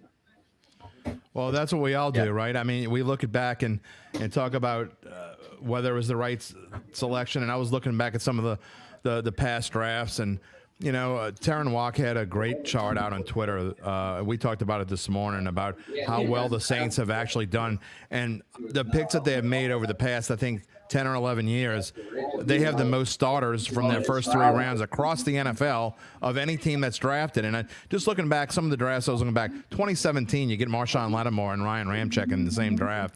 I mean, just these guys know what they're doing. And you talk about the presence of Jeff Ireland, and ever since Jeff Ireland has come to New Orleans, it's been a completely different ballgame. Yeah, they got a great scouting department. I mean, Jeff gets a lot of the credit, and rightfully so. He heads up that department, but that whole staff is really good, and they leave no stone unturned. And if you listen tonight, Joe Woods, the new defensive coordinator, who's been around the league for 20 years, been with a lot of different organizations, he said this is by far the most impressive pre-draft preparation of any organization he's ever been with. And that says a lot considering he's a veteran coach. It speaks highly of Jeff Ireland and the system that he's put in place. It came from Bill Parcells. It's time-tested. It's something that's been around this league for decades, and it's proven in the results the Saints have had. They have very few busts. Even when they get a guy that maybe doesn't reach the expectations of the fans and even maybe the team executives, they're still productive players. They very rarely have a guy that just doesn't contribute at all, doesn't make the starting lineup when they take them high in the draft. They have a very high batting average. Yeah, no doubt about it. No doubt about that. I will say one thing that seems to be breaking right for the Saints so far is that defensive linemen, outside Jalen Carter, Will Anderson, okay, those guys were always going to go early. Same thing with Tyree Wilson from Texas Tech. But it's taken to pick 10 to get through those top 3 guys. So if they do want a defensive lineman, maybe a Van Ness or somebody does slip to a spot where the Saints are able to move up. Yeah, I agree with you, Zach. And I think, somewhere along the line here, Will Levis is probably going to go. That's going to be another selection out of the way that's at a position the Saints don't really necessarily need. So I think so far it's gone well for them. And I think as these quarterbacks go off the board, it will promote, I think, a little more movement here. And this is where we start to see a lot of trades in this kind of, say, pick number 12 to about 20. You see a lot of trades typically in past drafts where teams are willing to go down at the end of the first round, and teams like the Saints, who are at the end of the first round, are willing to go make a bold move up. So I expect this next hour or so to be even crazier than what we've already experienced. You'd have to be wouldn't you think you'd be surprised if Tennessee did not take Will Levis with the next pick? Yes. I mean, see that happen. And all this talk, to me, it's interesting. What I also find interesting is all the talk about, New England not being happy with Mac and maybe they move up. And obviously they're going to settle with him unless they make a move later on. or make a pick later on. Maybe they're in the Hendon Hooker sweepstakes to take in the second round or something along those lines. But all the talk of New England, I guess they're happy with where they are. Yeah, Tom Curran, who I really trust, a longtime colleague, worked up there forever, really wired in with that organization. I mean, he came out earlier tonight and said they're not trading Mac Jones and they're not going to take a quarterback in round one. Now, that doesn't mean they won't take one in second or third round, but I trust Curran. He's got great sources up in Boston. We had the over-under on trades in the first round at 5.5, and I think we were way off. Yeah. I mean, we're going to be way off. We're already at 3, right? Yes. Yeah, I think it's going to be more than that. And I think, when I heard Jeff Ireland say that all the work they've done pre-draft, I mean, they're making calls, talking to their contacts with all the teams around the league, and he said they don't even know what's going to happen after pick 1.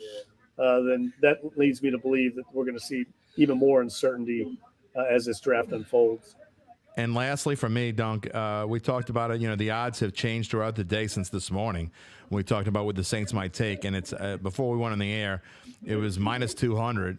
And for those who don't aren't in the betting world, you would have to bet $200 to win 100 or $20 to win 10. That the Saints would take a defensive lineman first. So just goes to show.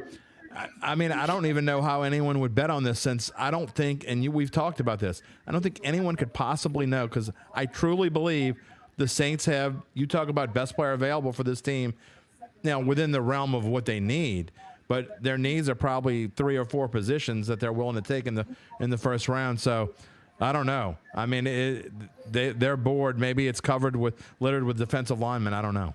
Yeah, I think you're spot on in that there's probably a cloud of bullpen of players that they feel comfortable taking, and the guys that they would like to target if they fall into their neighborhood, if you will. Right. But I don't think they're going to sit there at 29. I would take odds, just like Luke said, that they're going to move out of that. It's just a matter of how high up can they get, and is one of their top players going to fall out of that, say, top 15 down to them, where they can make a move and go get them, and then not have to give up that second and third round pick. Right. They may have to. They may have to give up a second or third rounder in a future draft to move up to where they want to get. But I just can't see them sitting still down at 29. I think they're just too impatient too. I think they want to get into the action. It's like when you go to the horse races. I mean, you just want to play the races. You don't want to sit there and watch the horses.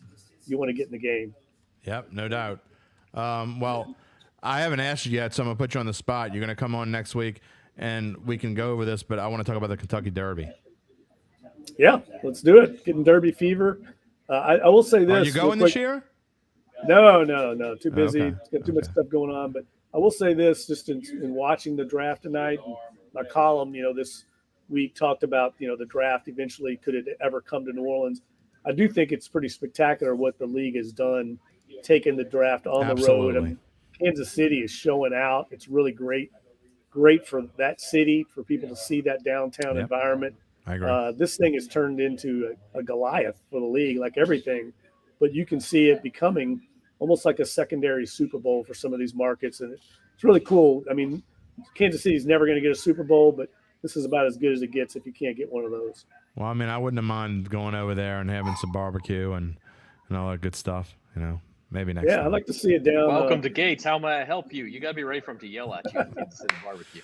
If they give me good barbecue, they can yell at me all they want. That's right. All right, Jeff Duncan, we appreciate you joining us. We will hope to check in with you later in the night, and enjoy draft night. All right, guys. Sounds good. Appreciate it. Take care. All right. Thanks, Duncan. That's Jeff Duncan of the Times-Picayune columnist checking in with us.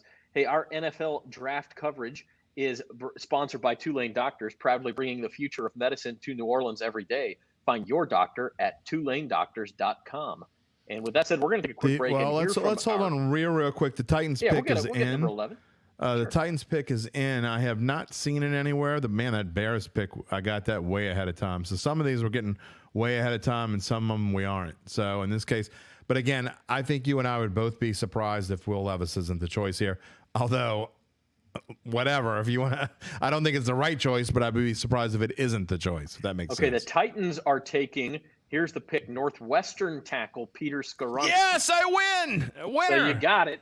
They are not taking Will Levis. He continues to slide. And by the way, Christian Gonzalez, the Oregon cornerback, was supposed to be a top 10 pick. He's also still out there. We're 11 picks in now. So several surprises. But Peter Skoronski, pretty interesting. Now I need the Lions to take Jackson Smith-Njigba, and then it's a perfect night if that happens.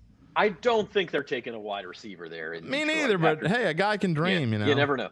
But you see, some of these guys are supposed to be top 10 picks. They're sliding, some good values to be had. So the Titans, I guess, going to stick with Ryan Tannehill or they did draft a quarterback last year in Malik Willis, who was, quite frankly, a disaster in year one in Tennessee. He was terrible. Now, they didn't take him until the fourth round, so it's hard to say, or third round, I guess it was. So it's hard to say how disastrous that really was. But clearly, at some point in the future, they're going to need a quarterback. The other thought here is that if you're the Titans, hey, we're not going to be any good this year. Let's give the ball to Malik Willis. Why is that? Let's give him Are a you chance. sure Derrick Henry's leaving? And if it does bomb, there's a couple of pretty damn good quarterbacks at the top of next year's draft, including Caleb Williams. As I said, there's one that plays for USC that's pretty good. Yeah, somebody is going to end up with him next year. So that's the pick. Peter Skoronski at 11 to the Tennessee Titans. The Detroit Lions are on the clock at pick number 12. We appreciate it, El Rey.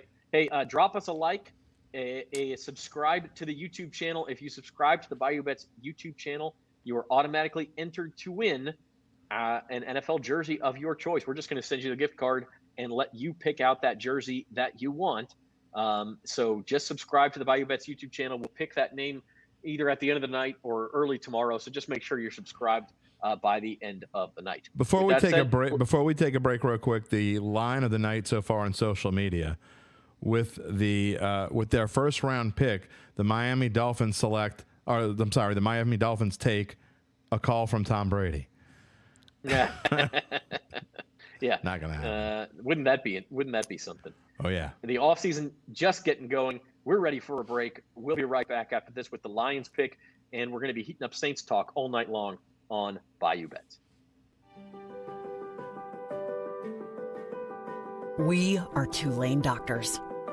Physicians and scientists working side by side to advance academic medicine, develop state-of-the-art medical treatments, and provide inspired patient care throughout the Gulf South. Tulane doctors, the future of medicine is here.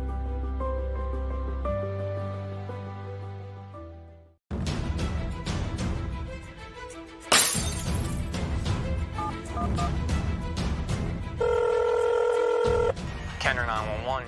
What is your emergency? Someone just broke my window. They're coming in my house. Hurry, I need the police. Hurry. Stay on the line. Officers are on the way. Headquarters 101, we'll put you out to a burglary in progress. 101 quarters, we're en route.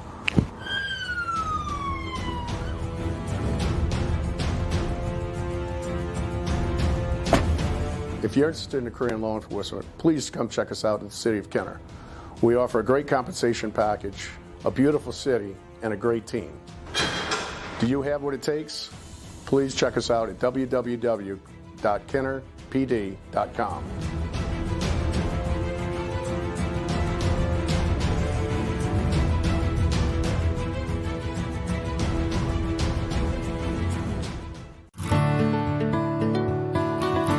You're going to gain self-confidence every single day, so you'll leave here prepared to succeed. We want our graduates to be the shining examples and the shining stars to their employers. I have the tools I've gained, use my hands and my knowledge, and I put them together and should create something that's special. The program met everything that I needed it to meet. If you know it's a passion for you, then just act. Come here, join the academy, and you'll be well on your way. Bill Strong Academy, give it up.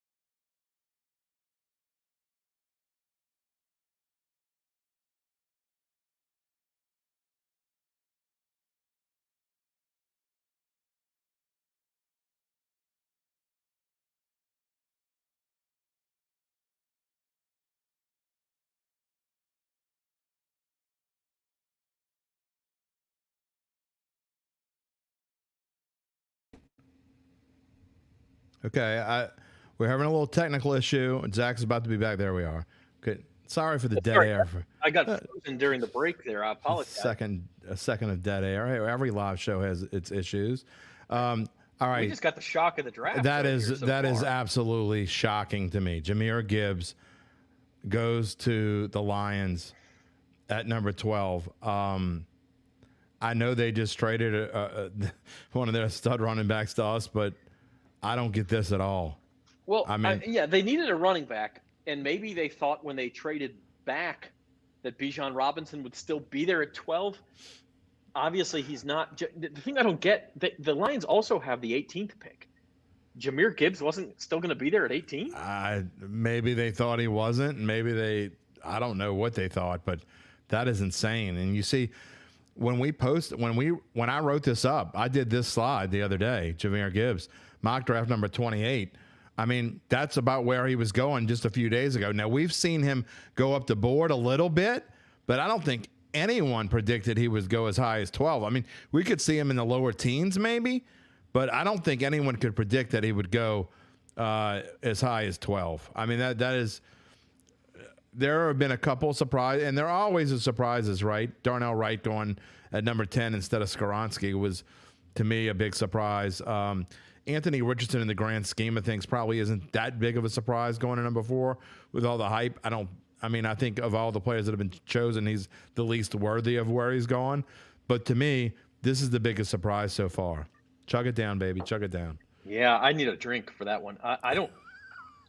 I mean, I really, and that's sort of my thing. Spencer says Swift is getting traded. I think he may just be predicting that. Okay. Because Jahmyr Gibbs and Swift are very similar players, right? So yeah, and they have Montgomery too. I forgot about Uncle Big Nick points out they have Montgomery. And those guys, are going to get expensive because they're past their their rookie contract years, and so they're going to get expensive. And so maybe Swift is on the move, and I just don't know how much you're going to get. Nobody wants to pay big dollars for a running back. That's why you see the Cowboys franchise tag Tony Pollard. That's why you see the Raiders did that, to Josh Jacobs. So I just, the Saints going to trade for DeAndre Swift and pay him a whole bunch of money? I don't think so. Like it would probably help them in the short term, but I don't think it helps them with their cap issues. So it'll be interesting. To me, the sign of a bad draft pick, and this isn't fantasy drafts or anything else, if you could have gotten the guy later, especially with your next pick, that's a bad draft pick. And the Detroit Lions, as good of a year as they had and the momentum they've gotten, Dan Campbell seems to be doing a great job. That is a Detroit Lions from the crappy days of Joey Harrington, and 0-16. Like, that's a bad pick. Well, I have a poker buddy of mine who's a big Detroit Lions fan, and he watches a lot of the things we do, and he likes to give me grief sometimes about different things, but there's only one way to respond to that. They're the Detroit Lions. They do things like that. I just don't like, and again, Jahmyr Gibbs may end up being hold on. Okay, this will be interest of Saints fans because we're just talking about to dunk about this guy. The Packers, according to two sources on Twitter, neither of which are Rappaport or Schefter, so take this with a grain of salt, but the Packers have taken Lucas Van Ness. Okay, so he went much earlier than the Saints could have traded up to get him. He was a guy Duncan said the Saints might have their eye on. So he's gone. Lucas Van Ness is gone. Jahmyr, just to finish my thought on Jahmyr Gibbs, might end up being a very good player. But look, you could have gotten him at 18 or even lower than that. That makes him a bad pick at 12 in my book. I completely agree with you. Lions, they are who we thought they were. That's right, Al Ray. So Lucas Van Ness. Great comment, Al Ray. Yes. Lucas Van Ness off the board. You want to crown him? Just crown him, Al Ray. Crown him. Okay, here's an interesting one for me. The Packers, a very good defensive team the last couple of years. They add to their defense instead of getting a weapon for Jordan Love, which I would have found funny because Aaron Rodgers was always pissed off they never got him weapons. Yeah. So they don't do it for Jordan Love either. It's not just you, Aaron. That's how they draft. That's who the Packers are. I mean, there's nothing. I don't think that's a problem. And I get that they need players, and hopefully if you're a Packers fan, hopefully they go out and get some either in free agency or they get some later in the draft because you can find you can find first-round guys later in the draft. They've shown that already that they can do that. But man, the Packers do what they do, and they usually win. So you can't knock them for it. Although they only have one championship, so. Yeah. Let me ask you this. And by the way, Jahmyr Gibbs was the 6th pick from the SEC. The total was 10.5. So we're already at 6 out of 12 picks. It looks like that's going to go over. Yeah. Patriots on the clock next at number 14. Is this Will Levis? No. I know. I think Bill Belichick likes to blow smoke up people's keisters. I think they're going to go. I think they're going to go Christian Gonzalez here. That would be a good pick too. I think that's a need for them, and Belichick wants people to think he's going to take a quarterback, right? They're not going to give up on Mac Jones. I just don't see that. I mean, it's not time to. I mean, one could make an argument that look, he had a great rookie season. He slipped back a little bit.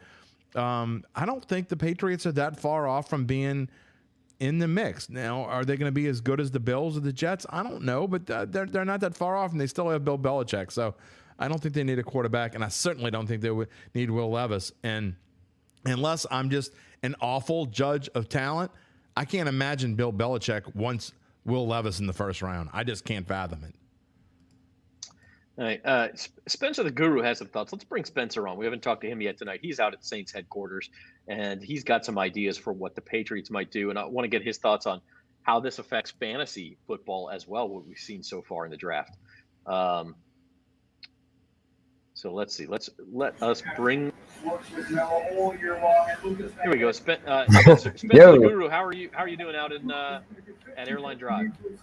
Hey, y'all, doing quite well. It's been cool. My first time here at Saints headquarters, and it's pretty nice. Filled up on some Raising Cane's earlier, so it's been quite nice out here. I bet they don't have beer there, though. I mean, I gotta say, I like. Yeah, they do not have the brews going. They have some sodas back there that we're taking care of. It's all good. I'm saving up my beer drinking for as we get closer to the Saints because even when they make the right pick. Van Ness had 87 strippers in his house. I don't know, Uncle Big Nick. Don't give him the time of day. Even when they make the right pick, those 4 or 5 picks before they choose, I'm like they're gonna and they usually don't screw it up. I'm like they're gonna screw it up. They're going to screw it up. The Patriots are trading this pick. No surprise. They are trading it to That's the what they did. Oh, they're trading it. Oh, to the Steelers. I think the Steelers. That's probably a trade up for Gonzalez because the Steelers need cornerback or Joey Porter Jr. One of those two, but I would think Gonzalez. All right, let's try. And I imagine they swap Spencer's spots. hair is spectacular. Don't ever say that. It's always spectacular.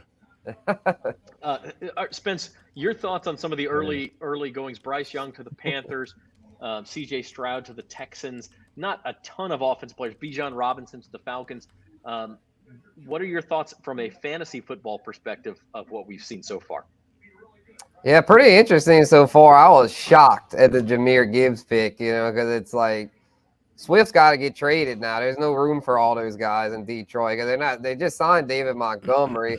So you got to keep him to where I guess they're viewing it as they're going to go with a 1-2 punch of Monty and Gibbs because Gibbs more of a third down back.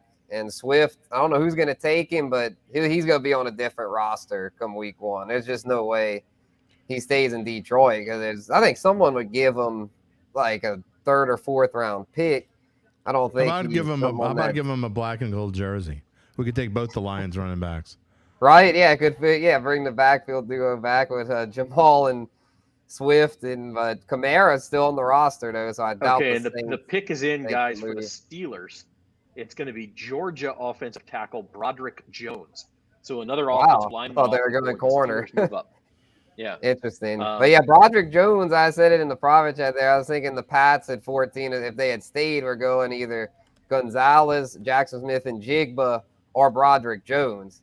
So I'm guessing that's why the Steelers – and I know why they traded up, because the Jets at 15 could really use an offensive tackle. I bet the Jets are really kicking themselves right now, especially since they swapped with Green Bay. By swapping with Green Bay, that now cost them a chance at one of the big 4 tackles because Darnell Wright's gone, Paris Johnson's gone, Peter Skronsky's gone, and now Broderick Jones. Yeah, so it's been a run on offensive linemen. And I said on Monday, I thought the Saints might go O-line because those were the guys who might slip to the back end of the first round.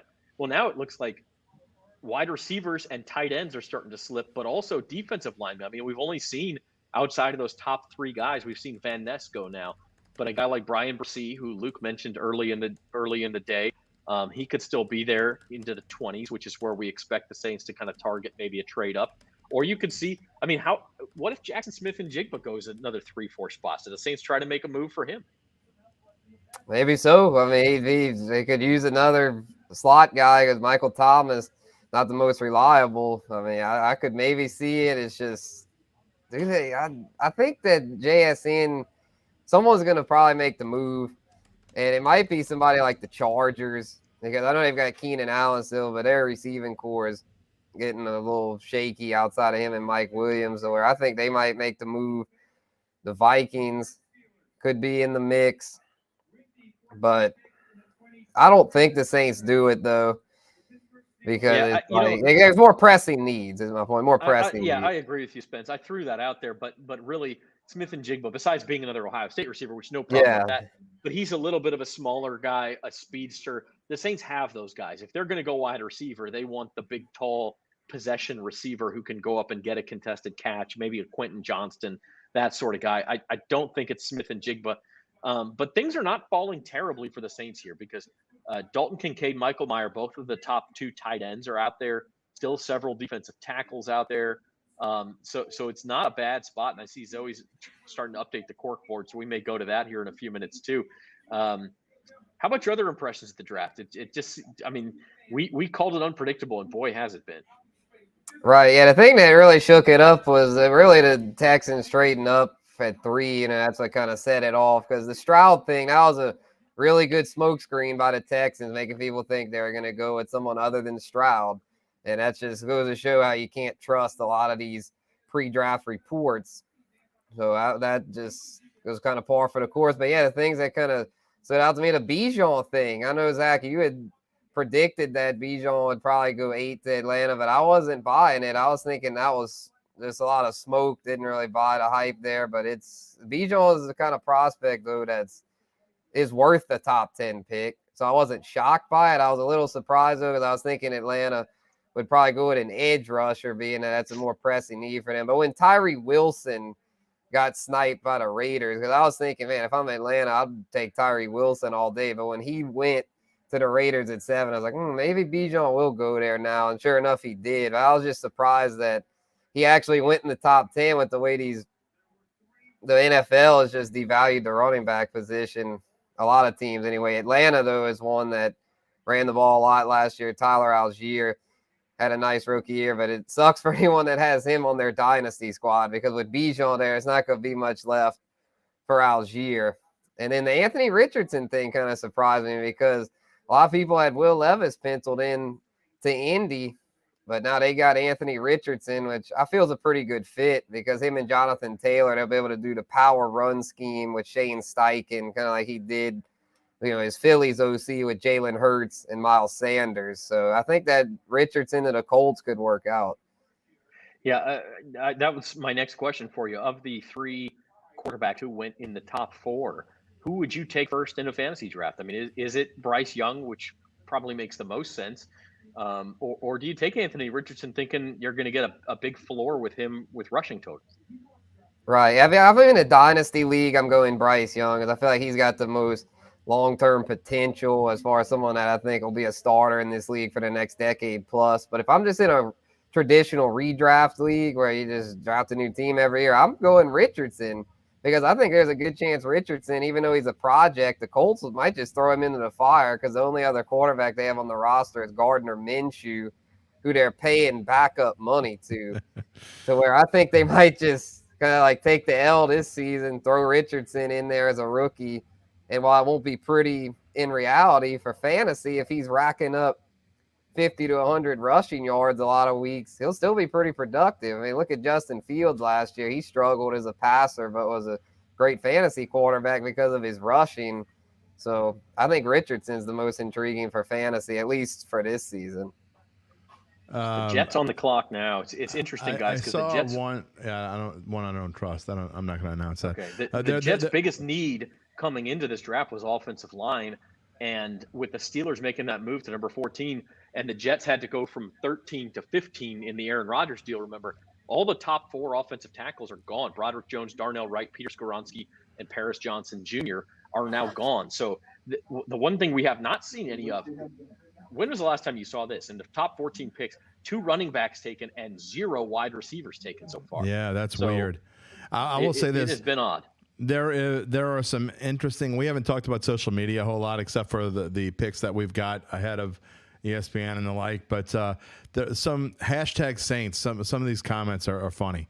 One person puts, "I love the amount of trades being made tonight. I'd be okay if the Saints stay out of it, though." Another one says, "Say, bruh, if Levis is there when the Saints select, I'm going to be nervous, LOL." Actually, he said nervous AF. You can figure out what that means.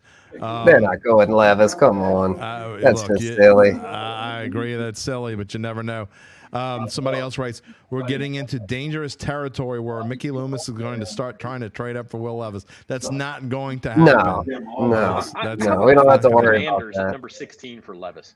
That makes a ton of sense. No, it makes no sense. So there's some interesting comments on there that are worth reading. I like how Ray thought Osiris Torrance. I'd be okay with that. Guard from Florida. Jim, you got to explain what you said. Why does Levis to the Commanders make no sense? Why did Levis to the command? I didn't say that, but I will tell you that Levis in the first round doesn't make sense. So I didn't say it, but I will say it now if you want me to. Levis to anyone in the first round makes 0 sense, but neither did Anthony Richardson. He went with the 4th pick in the draft. Of course, the Colts are becoming the new worst team in the NFL. I mean, I really, truly, if they didn't have Jonathan Taylor, they would be the worst team in the NFL, and they still might be the worst team in the NFL. Come on, they have a decent defense. They're awful. They're awful. They're going to be awful. We'll see. They have no quarterback, and they're awful. I think enough people are on Anthony Richardson to where there might be something there. Let's see what Anthony Richardson has. I'm seeing it. I mean, he's a freak athlete. He's got all the physical tools that you want. I mean, it's just one of those things. As a rookie, he'll probably stink. And it's going to depend on how much work he puts in. The pick is not officially in. Oh, I'm sorry, Spence, but there have been at least 4 people saying that it's Jackson Smith-Njigba here. So, and they're shaking hands in the war room. Yeah, they're shaking hands. Oh, for in the war Jets? Room. Yeah, another weapon for Rodgers. and I think that makes a lot of sense. Look, we were just talking about how he was bitching with the Packers about never getting offensive weapons. Well, now he's going to have a plethora of weapons if they actually took Jackson Smith-Njigba, and I think that is a steal at the Jets, and I like the pick if that's actually what the pick is. That is an example of we don't know that you yet, take by the best way. player available. They're not taking the need. They're taking the best player available. JSN could have been a top 10 pick. He slips to 15. The Jets pick him up. That's BPA. That's not a need for the Jets necessarily, but you go and get your guy, and like you said, a lot of weapons now for Aaron Rodgers. Ray says, he says Anthony Richardson unless a CrossFit match breaks out. No, Anthony Richardson. Well, yeah, if there's a CrossFit match, he's going to win that for sure. So the pick is in, by the way. I've not seen it officially, but I have seen multiple people I don't necessarily trust say it's Jackson Smith-Njigba. So we'll see if that's what it is. Yeah, and after that pick, we may take a quick break and then come back, and I think then we'll be in prime Saints watch territory. We're getting close to Saints watch. I think we're still half of the first round. Yeah, I think we're about probably 6 picks away before we really start getting into Saints watch before they can afford to trade up. The Jets pick is not Jackson Smith-Njigba. Okay, it is. That's why I didn't say it officially because I didn't trust it. It is defensive end from Iowa State, Will McDonald. Ooh. Wow, that's kind of a reach. He is considered a more one-dimensional edge rusher. Wow. So I'm kind of surprised they took him up at 15. That is a big surprise to me. Will McDonald, the 4th and edge rusher. You see, they could have traded down to get him. Under on Caesars. He was mocked at number 32, the first pick of the 2nd round. So this is a big reach for the Jets. Yeah. I don't like this. I'd rather, if I was a Jets fan, I'd rather JSN because it's like, I mean, you got Lazard, Hardman, and Wilson, but you could use another weapon or two over there. They didn't get Odell. You know, they didn't get everyone on Rodgers' wish list. So I thought the JSN thing would have made sense, but oh well. I'm not a Jets fan, so it doesn't matter to me. Well, let's see how the Jets fans react when they announce this pick, because I expect we're going to see some boos. I think they all think they're getting the wide receiver from Ohio State. Let's see if now, if you're Washington, if that's the case, now Washington needs all kinds of help. They should go Gonzalez. They need secondary help badly. They're not desperate at wide receiver, so I don't know if he would go there. But I mean, they've got a good receiving core. But it's getting to the point where I don't know if the Saints are going to have to start thinking about moving up if he slips any further. I'm not kidding. And I know, look, we joke about Ohio State receivers and just Ohio State players in general here in New Orleans, but I mean, if he slips about another 5 spots, you really got to start thinking about this. Yeah, it'd be quite interesting. I mean, probably not bringing back Jarvis Landry, so it could use another weapon. I just feel like if you pass on defensive line or offensive line, you're going to be lacking in depth at those spots. I feel like it's a little easier to overcome lack of receiver depth as opposed to lack of guard depth or defensive tackle depth. But you can't draft. And there's not a defensive tackle on this board. I don't think that's worthy of you using a first round pick. Those guys, again, I've said this 100 times. Those guys are a dime a dozen unless they're elite, and I don't think there are any elite defensive tackles in this draft. Not anyone that are left. Not anyone that are left. I'm talking about what the Saints could possibly draft. They were never going to get Jalen Carter. So it's funny you say that. The pick that the Eagles traded to go up to 9 and get Jalen Carter was the Saints pick. They were going to be that number 10 pick. That is kind of strange. But that was what they got to go up to get Chris Olave last year. So, I mean, it's hard to say what's worth it and what's not, but that was the pick. The Saints could have been in that spot to go up and get Jalen Carter, exactly what they need. Hey, we're going to take a quick break, and we'll be back with the Commanders pick, and then we'll be rolling into the second half. Getting close, boys and girls. Getting close. The 2023 NFL Draft. Be back after this. We are Tulane doctors, physicians and scientists working side by side to advance academic medicine, develop state-of-the-art medical treatments, and provide inspired patient care throughout the Gulf South. Tulane doctors, the future of medicine is here.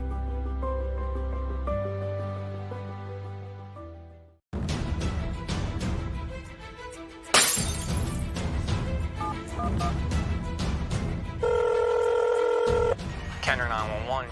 What is your emergency? Someone just broke my window. They're coming in my house. Hurry, I need the police. Hurry. Stay on the line. Officers are on the way. Headquarters 101. We'll put you out to a burglary in progress. 101 and quarters, we're en route.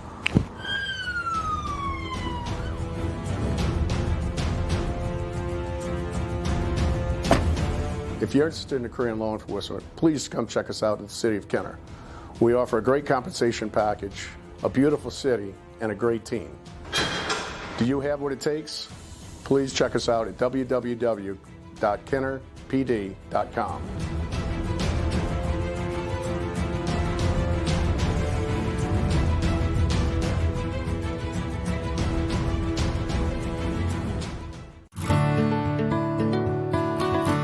You're going to gain self-confidence every single day, so you'll leave here prepared to succeed. We want our graduates to be the shining examples and the shining stars to their employers. I have the tools I've gained, use my hands and my knowledge, and I put them together and should create something that's special. The program met everything that I needed it to meet. If you know it's a passion for you, then just act. Come here, join the academy, and you'll be well on your way. Bill Strong Academy, give it up.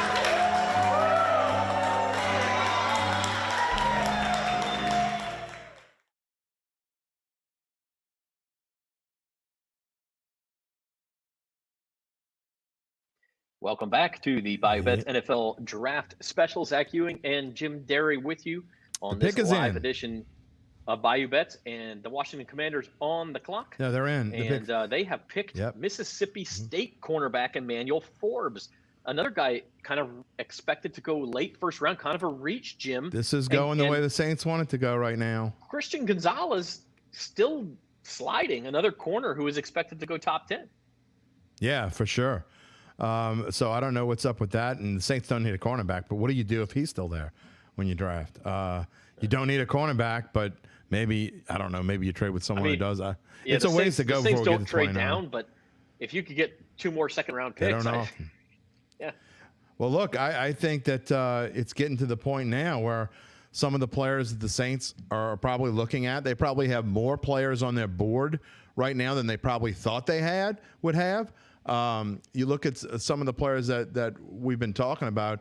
I mean, Kalijah Kancey's still on the board. So that is actually one defensive tackle that I wouldn't take that, but I guarantee you he's on the Saints board.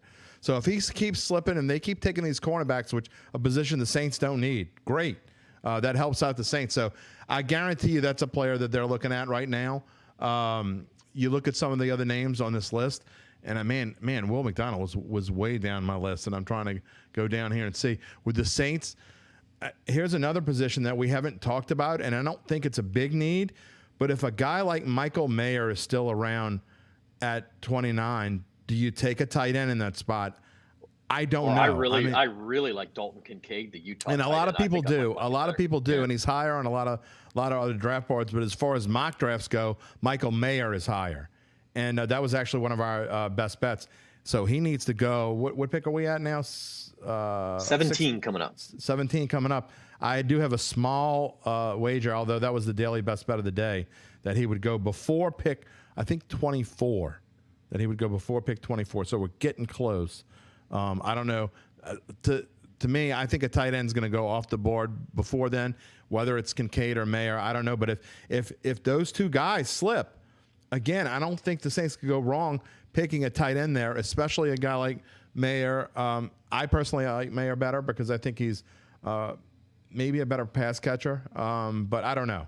We'll see what happens. But so far, like I said, the more cornerbacks that get taken off this draft list, and there's a linebacker, the Saints aren't going to take a linebacker. Nolan Smith is going to get taken before the Saints draft. You got to think Will Levis is probably going to get taken before the Saints draft. So these are players that the Saints aren't going to take and probably aren't on their board. So far, things are going well for the Saints with where they pick. Now, it's a little bit too early to get too excited because obviously, still 12 picks before the Saints are draft, at least in their position of the moment. But, hey, you got to like it so far. Yeah, no doubt about it. Hey, we appreciate each and every one of you joining us tonight. Do us a favor and subscribe to the channel. Press the like button for us. It helps us out quite a bit. And if you do subscribe to the channel by the end of the night, we're talking about the Bayou Bets channel. If you're watching on NOLA.com YouTube, you got to go over to the Bayou Bets. That's where we need those subscribers. We will enter you into a contest for an NFL jersey of your choice. Look, Jim says you can't pick the Falcons. You can pick whoever you want. We're just going to give you the gift card. Nope. You go buy the jersey. Nope. I'm gonna infiltrate that. If someone picks the pick's in, by the way. You could go buy a Detroit Lions Jahmyr Gibbs jersey. You could. I mean, Who knows what other kind of Lions jersey you can pick, because the Lions, listen to this, the Lions still have the 18th pick, the 34th pick, the 48th pick, and the 55th pick. So the Lions are going to do a lot of picking over the course of the next 24 hours. A lot of picking. Yeah, and still Patriots. Okay, here we go. The Patriots traded down to 17. Remember, they gave the Steelers the 14th pick, and they get Oregon corner Christian Gonzalez. So, look, that's a Bill Belichick masterclass. Yes, it is. Trade down, pick up an extra pick, and still get a top 10 talent in Christian Gonzalez. You still got probably who you really wanted in that spot. Look at that over-under. He was 8.5. Yeah, that's a steal for them. And that's who I said I thought if he was still there, that's who they would take. So that's a good pick for them. I mean, of course, you'd expect nothing different, right? I mean, really, no one's better at mastering this draft. Sean Payton was pretty good at it, and especially when Jeff Ireland came aboard. But no one was better at mastering this draft than Mr. Belichick. Sorry, just isn't.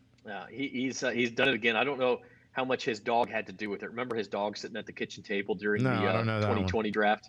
You don't remember that? Mm-hmm. Oh, it was great. It was great. Okay, so the Lions are now back on the clock at number 18. Maybe they'll take another running back. Yeah, do you think they'll go like punter or kicker here, maybe long snapper? What are the Lions going to do now? What's Dan Campbell's crazy head going to do Who the next? hell knows, man? They are so unpredictable. Want to let you know that today's coverage of the NFL Draft is sponsored by Tulane Doctors, proudly bringing the future of medicine to New Orleans every day. Find your doctor at TulaneDoctors.com. Might be a good time while we have a minute. Zoe, do we have the cork board ready? We want to look at some best available at each position. Is it time for our first cork board update of the night? Let's see. Zoe will get that set up here in a minute. In all seriousness, the Lions are a spot where the tight end could go. I could see Michael Mayer coming here. They do need a tight end. They traded away. I'm blanking on the name now. To Minnesota, they traded their tight end away. Sebastian Janikowski. Oh God. Hey, don't laugh. The Saints drafted a punter/kicker in the first round. T.J. Hawkinson. T.J. Hawkinson. T.J. I believe of the 1978 draft when Russell Urquhart was drafted in the first round. That is right, boys and girls. You just made I don't know what percentage of New Orleanians watching this show cry into their beers, man. Just with the name Russell Urquhart. Yeah, especially when you think about that. I think it was the 78. I think it was the 79 season opener when the Saints had just come off a 7-9 season. And remember, for those old like me who remember this, the Saints had never had a winning season at this point. In fact, they didn't have their first winning season didn't come until the 1987 season. And so they were supposed to be pretty darn good in 1979. And Russell Urquhart, when the season opened up against the Atlanta Falcons, going to overtime, and Russell Urquhart waited too long to punt the ball and got it blocked, and it still sticks in my craw along with Mike Lansford's bare foot. We may need a magnifying glass, but the cork board is up there. What have we got for Zoe Collins? Yeah, I don't know if we'd see that. Welcome to the show. What have we got? Let's start at defensive tackles, where the Saints were expected to go according to the odds in this draft. Who do we have left? Jalen Carter, the only defensive tackle taken thus far. Who's left up there? So far, we have Maisie Smith out of Michigan, Jacqueline Roy, Ryan Brees. So Saints fans can hold out a little bit of hope since he's still available. Luke Johnson can. Yes, he can. And Felicia Cansey out of Pittsburgh. That's the only thing on defensive tackle. Linebackers haven't really been touched whatsoever tonight. Very few guards have as well, and neither is safety Brian Branch either. Yeah, I don't think a linebacker is not going to be the pick. I do start to think we talk about the Saints needing another wide receiver. There hasn't been a single wide receiver taken in this draft. Not one. No. Yeah, it's insane. That's why if the Ohio State kid keeps on slipping, when you get to about 21 or 22, you got to start thinking if you can move up, because I'm all for that. Yeah. And I'm not a big move up guy. I'm not a fan of when the Saints do this more times than not, because I think it hurts them in the long run. But in this case, if you can move up 5 or 6 spots and get that guy, then do it. Yeah. But yep. We'll see. No doubt about it. So Detroit Lions back on the clock here in the first round. Pick number 18 is the one that we're looking at. Hard to believe we're that far. Yeah, this has been kind of a fast draft. I'm not going to lie. It's faster than usual, for sure. We can all make it to bed on time. They were showing a couple of shots of Will Levis. Are we kind of just waiting for him to be drafted, or is there a possibility that he could be picked by the Lions? I'm sorry, Zoe. Who were you asking about? Will Levis. Will Levis. You know what? I got to say that the Lions have done some weird things, so I definitely don't think it's out of the realm of possibility that they would pick Levis. I don't think I can't say I'd be surprised anymore. Is Jared Goff your franchise quarterback for years and years and years? I don't think so. No, but that being said, are the Lions in a position now where they think they can win a championship? And I don't necessarily think they are. So I think you need to start building the foundation for your franchise and then worry about a quarterback. And so is Will Levis your franchise quarterback? I'd rather have Jared Goff. So I don't think they're there yet. That's just my opinion. But they've already done one dumb move. Who knows what they might do with the rest of the way? They're the Lions. Zoe, thank you for the hashtag corkboard update. You're tracking the best player available at every position and defensive tackles, we have Kalijah Cansey of Pitt, we have Brian Versee of Clemson, and Mozzie Smith of Michigan, all sort of, fringe first rounders still out there. You got to think if the Saints want one of those guys, at least one of them would be available. That doesn't mean that's what they'll do. But we appreciate the update. You're welcome. Call me when you need me. All right. So Zoe Collins-Rath tracking everything for us tonight. And we're going to get Taryn Walk out at Saints headquarters next. She is the other Saints beat writer along with Luke Johnson. This is her first draft as a Saints beat writer. So we'll get her impressions of how things are going shortly. Well, how do you think it's going? How do you think it's going? I mean, I think the Saints have to be pretty pleased so far. None of the guys who have gone, and you mentioned this, none of the guys who have gone are like, you were never going to have a chance at any of them anyway. Let's put it that way. Or they were guys who were reaches that you probably at positions you weren't really going to take anyway. And so go ahead and, I mean, it's almost like their number 29 pick has become the number 25 pick just by them sitting there and waiting.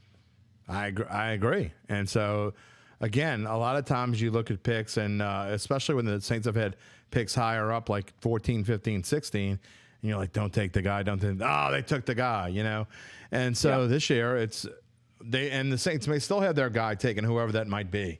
But at this point, they've done a good job of I mean, they've been lucky enough to have guys that they want probably fall down further in the board. And I like when we cover up Zach's face with Emmanuel Forbes' graphic.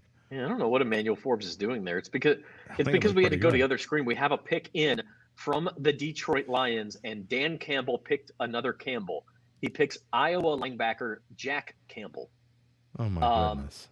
So, and again, Jack Campbell, sort of borderline first-round grade, fine. Oof. Wow. There's Emmanuel Forbes over my face again. We'll get Jack Campbell up here in a minute. I didn't do it, I promise. Yeah, here he is. Jack Campbell. And I mean, look at that mock draft. This is, by the way, the mock draft numbers we have here are from the consensus mock draft. And as of about 2 days ago as well. Yeah, as of about 2 days ago. But he was number 42. Like, again, if you're the Lions and you had picks, well, first they had pick 6, and granted they added to it. I'm going to go to ESPN's thing and see where the best player available, where he was ranked at the moment. But 12 and 18, you walk away with Jahmyr Gibbs and Jack Campbell. I got to go to the second page. Yeah, Dan Campbell's a different dude, but he is being very different tonight. I got to go to the second page. In fact, I got to go well down on the second. Good Lord, am I going to have to go to? No, there he is. You're going to go to the third page? 41. He was the 41st player, best player available at this point. And again, Jim, I said this with Jahmyr Gibbs. I'm not saying even the best that linebacker Jack Campbell, available. Jack Campbell, excuse me, might end up being a fine player.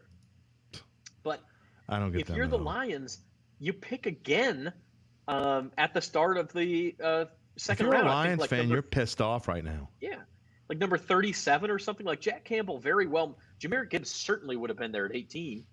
And Jack Campbell probably would have been there at 37, I think it is, the Lions pick in the second round. Here's how bad I think this is of a pick. They would have been better served to take Will Levis there. Oh, and that is damning from you, because we all know what you think of Will Levis. Well, I mean, come on. Jack Campbell, I mean, they would have been better off with Jack Wagner. At least he can sing. Yeah. Incredible. I'm old, though. People don't even know who the hell Jack Wagner is. The next team on the clock, by the way, another NFC South team, the Tampa Bay Buccaneers on the clock at number 19. The Bucs are in full rebuild mode. Could they go Will Levis? Maybe. I don't think they thought he would be here. I'll tell you that. Please, go for it. Do it, Bucs. Do it. Take Will Levis. Jim Derry is all right, tempting let's bring you. Taryn on. He's tempting you. I feel like we're on the Jerry Lewis telephone here. Yeah, absolutely. Hey, I love it. Taryn Walk, Saints beat reporter, is with us. Thank you for joining us live from Saints headquarters, Taryn. Oh, wait a minute. Hold on. Let's try now. Can we? We got Zach audio problems muted again. her. No. Can you unmute her? It says it. Yeah, Taryn, can you unmute yourself? We'll see if that at the bottom of the screen there. Did I do it? No, I didn't. There we go. There we go. We got it. Oh, okay. Right. Technology. Yeah. Okay. So, Taryn, your first Saints draft as a beat reporter for the team. things I think you have to say are going pretty well for the Saints through 18 picks. No, I think so. It's kind of waiting pick by pick to see if they make a move up more so. So on the edge of my seat until it's their turn. But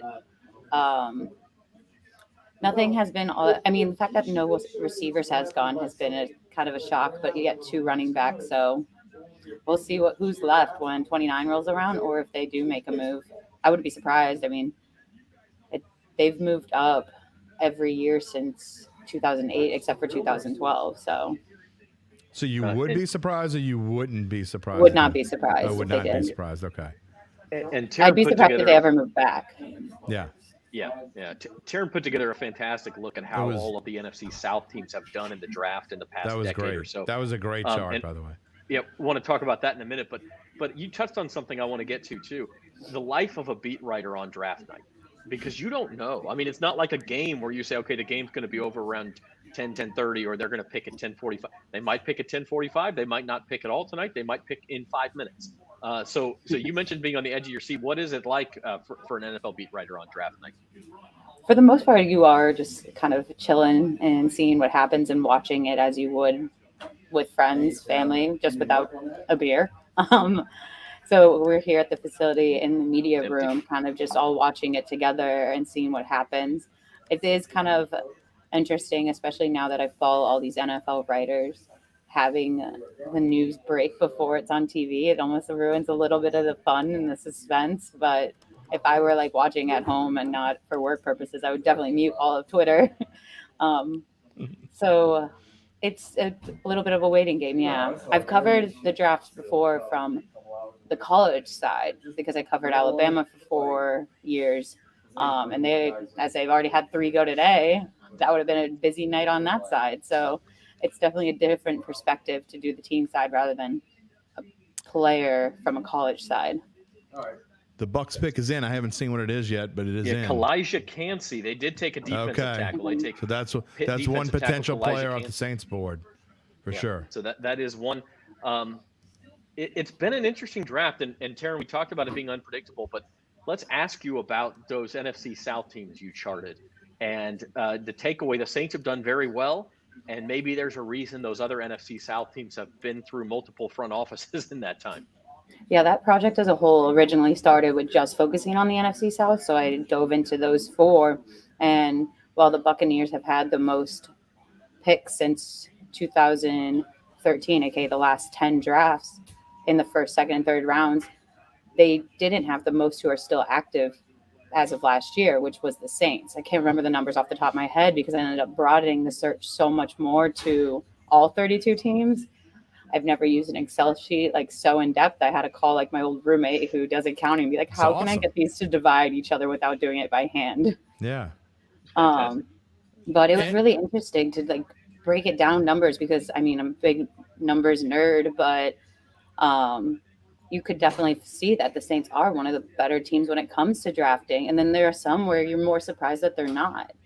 Taryn, we were talking about, Zach and I were talking about the old editors in us, and we don't do things in the newspaper business the way that we used to because we're old dinosaurs. So, I mean, they don't do those things anymore. But in the day, that chart would have been prominent on whatever the jump page was, that the Saints front page story. We would have had a 5-column by whatever chart with that one. And so it literally jumped out at me as an editor. That would have been one we would have been talking about in the newsroom. How do we make this big? And we probably would have taken a piece out of it and put it on the front page. But what had you come up with that idea? What made you look into how good? And were you surprised by the numbers after you dove into it and saw how good they were?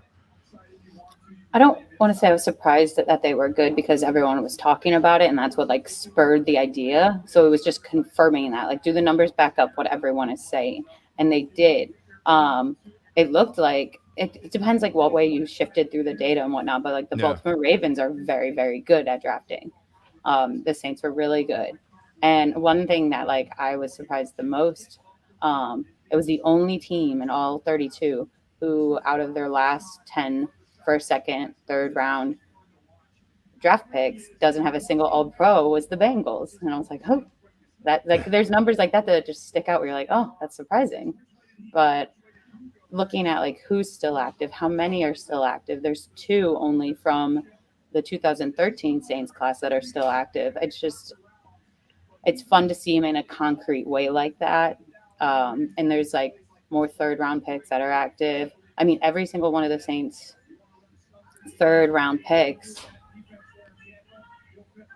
I'm going to botch this, of course. I think it was all of them were primary starters at some point in their career. There was one stat where it was like 100% of them, and I was like, wow. Yeah, that's an amazing. I thought it was great.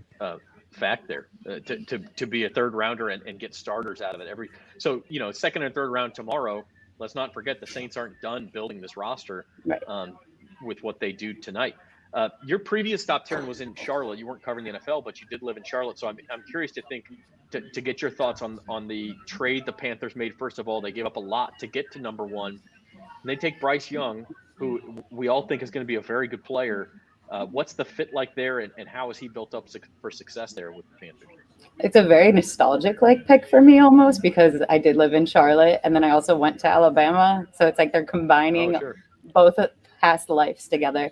But as someone who still has friends there and they're very vocal about what they do and do not want out of their NFL team, going for the number 1 pick and ending up with a quarterback is going to satisfy a lot of fans. I had our friend group me was already blowing up thank the Lord we got a quarterback finally, because they just had been rotating them so much or settling for mediocre consistency. So I'm excited to see what Bryce Young can do, especially when you see all of the recent Alabama quarterbacks out there like Mac Jones, Jalen Hurts, Tua Tagovailoa. They're all doing well, and now Bryce Young is the 4th one in the past 5 years. So Saints fans aren't thrilled about Bryce Young, I'll tell you, and they certainly won't be in a year or 2 when they see how good this kid's going to be. Yeah, everyone knocks the size, but then you see the other ones whose size was smaller too, and they turned out fine.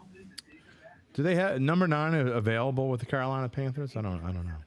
I guess if it's not, it will be. Right. It's incredible, how much pull the quarterback has when it comes to their number. Because I know, Derek Carr came here and got his number right away, even though, was it Blake who had it? It was the punter, had it. Right? The punter had it. Yeah, and just lost it. I'm quarterback punter. Well, I know, but he just made $100 and some odd million. I'm sure he could afford giving the punter a little bit of cash on the side. That's it. Blake Gillikin. Yeah, that's Blake Gillikin. Drawing a blank. So Blake probably got at least at the bare minimum he got a nice Rolex or something. I mean, I would like to find out. That would be actually a good story. I tried to get him on data too, but I couldn't get him to respond back to me. We're gonna have a little tongue-in-cheek thing. I think he's gonna wear either number 5 or number 6 now. I can't remember. But hey, if somebody wants to give me a Rolex from my NOLA.com shirt here, they're more than welcome. I'll give it to them. If you want to give me a $10 Uber Eats card, I'll give you anything. All right, so back to the Saints before we let you go, because I know you're super busy. But if you had, we put Luke and Dunk on the spot, so we're gonna put you on the spot. Make a prediction right here, and I tell you what, we'll make it easy on you. You don't even have to tell us a name, but give us at least a position. Yes, she does. Yeah, all right. We made it. The other was take a name. Give us a name. What's your prediction? And look, granted. Now remember, when you make a prediction here, if you're wrong, Zach Ewing has to do 5 shots of Fireball. Oh, then I'll definitely be wrong.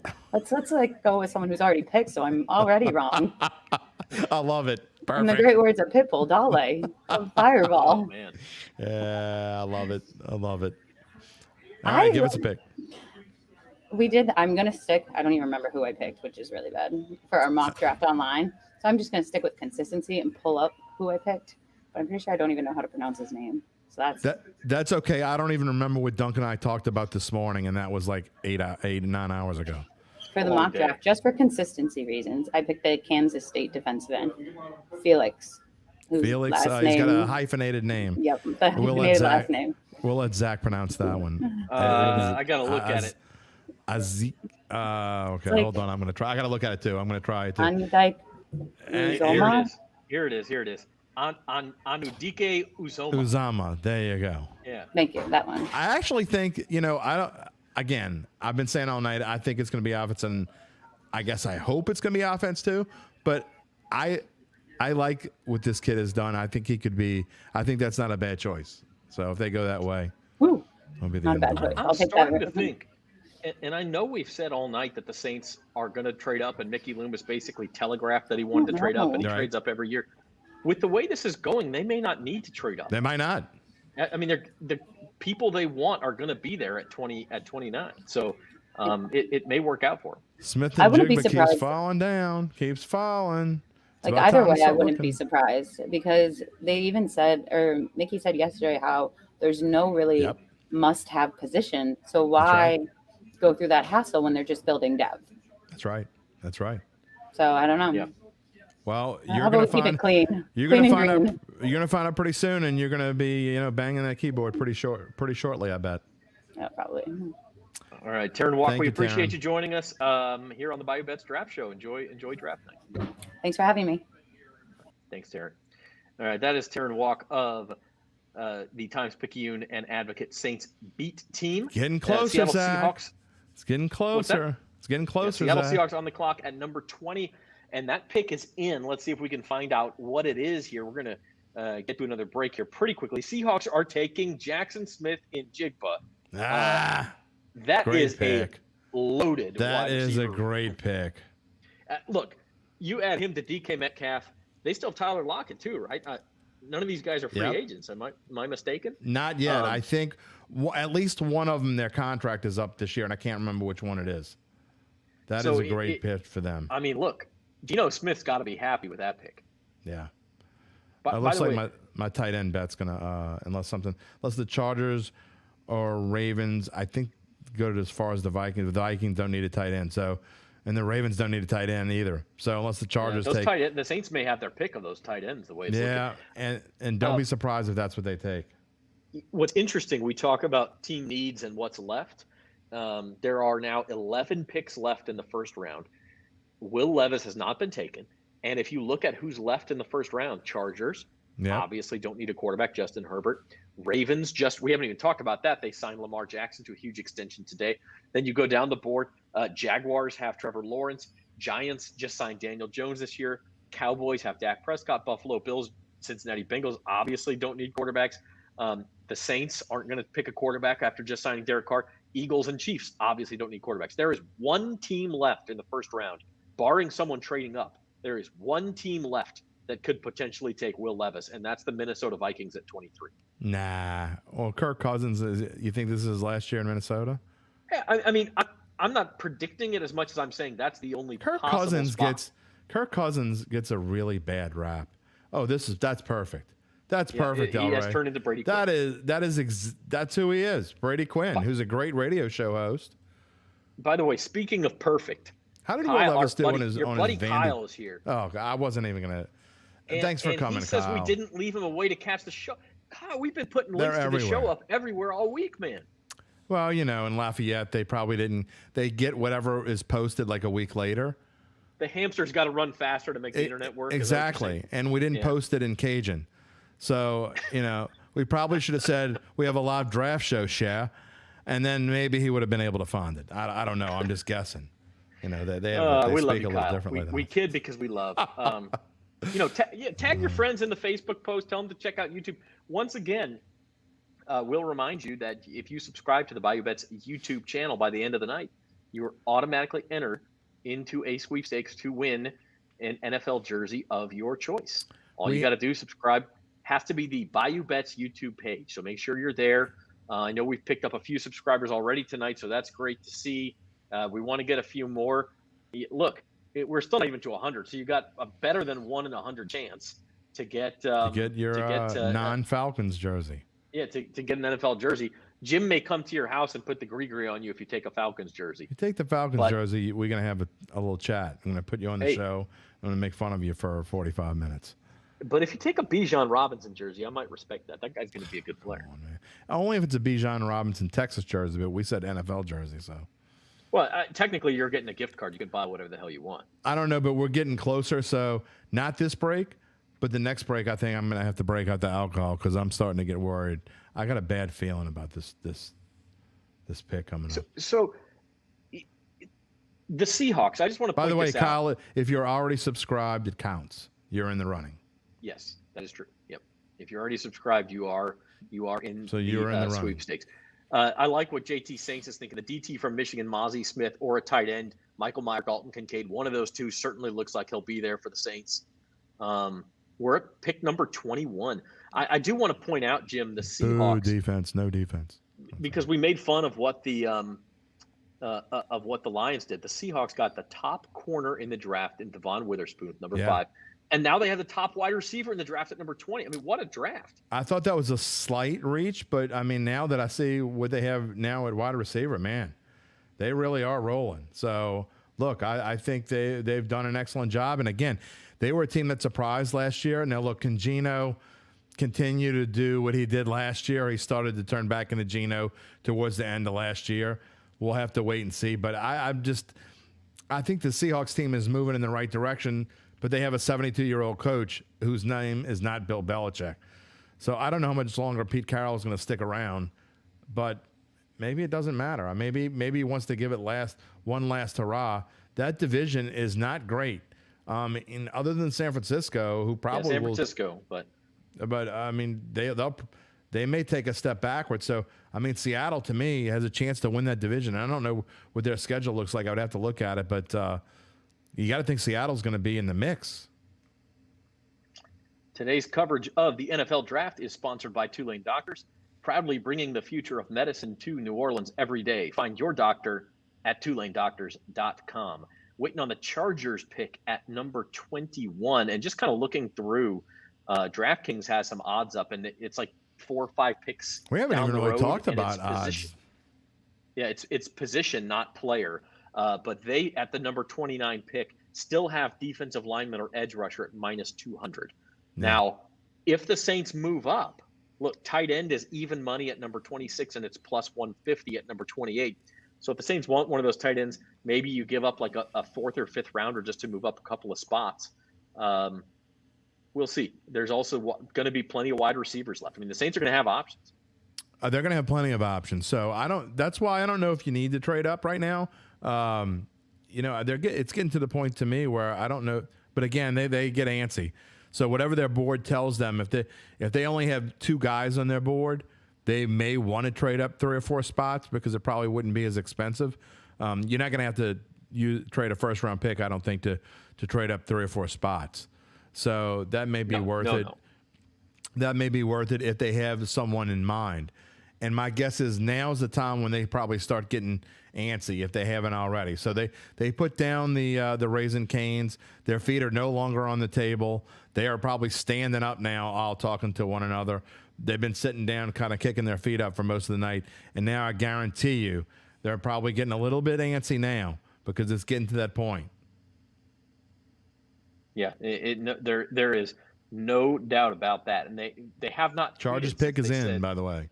They have not tweeted since they said the admin was going to get a 3rd piece of Raising Cane's toast. So things are definitely busy there on Airline Drive. I hope they got extra sauce with that, by the way. Yeah. Oh, hey, no slaw, extra toast, or extra sauce is the only way to go. Oh, you got to have a slaw too. Come on. No, that's weird. That's like Dan Campbell weird. You don't like cabbage? Or you don't like mayonnaise? No. All right, Chargers pick is TCU wide receiver Quentin Johnston. And now they start going off the board. Yeah, no wide receivers for 20 picks. Now we have for 19 picks. Now we have 2 in a row at 20 and 21, Jackson Smith and Jigba and Quentin Johnston. And so that was one of the tall receivers, the type of receiver the Saints really need. That's exactly right. It's a good pick. Again, I guess you get to the point now where it's not really a reach if it's a borderline 1st-round pick, and I think that's what Quentin Johnston was. But again, you how often do you see it? It's like in a fantasy draft when no running back has been taken or whatever, or no quarterback has been taken, and then somebody takes one and they all go. Or the same as when you're doing baseball and no one's taking a closer and it's the 3rd round and someone takes a closer and then 4 teams in a row take one. So whether you see that or not, I know I'm probably going to lose my tight end bet. So, as Kyle says, nice to see the Saints let that go. I mean, look, I don't think they could have gone up a lot higher than around 20 anyway. But being patient so far has worked out really well. JT, Brissy or Miles Murphy, the Clemson defensive end. The other guy that's out there is Nolan Smith of Georgia has fallen, as Spencer points out. So there are good options if you want to go defensive line, if you want to go tight end. I would say, or we also mentioned Osiris Torrance earlier, the guard from Florida, if you want to bolster the offensive line. Look, we're at the point now where the number 22 is the Ravens. They're on the clock. And that's like the Saints are going to get one of those guys we just talked about if they want him. So they're only 7 picks away. So let's take a quick break. Quentin Johnston of TCU goes to the Chargers. We'll take a quick break and be back. And in our next segment, probably have the Saints pick for you here on the Bayou Bets live NFL Draft Show. We are Tulane doctors. Physicians and scientists working side by side to advance academic medicine, develop state-of-the-art medical treatments, and provide inspired patient care throughout the Gulf South. Tulane doctors, the future of medicine is here.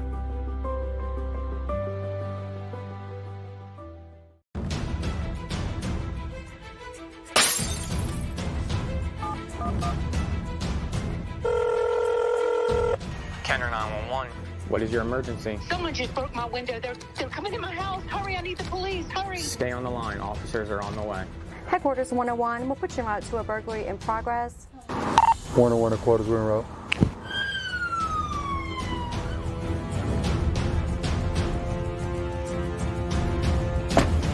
If you're interested in a career in law enforcement, please come check us out in the city of Kenner. We offer a great compensation package, a beautiful city, and a great team. Do you have what it takes? Please check us out at www.kennerpd.com.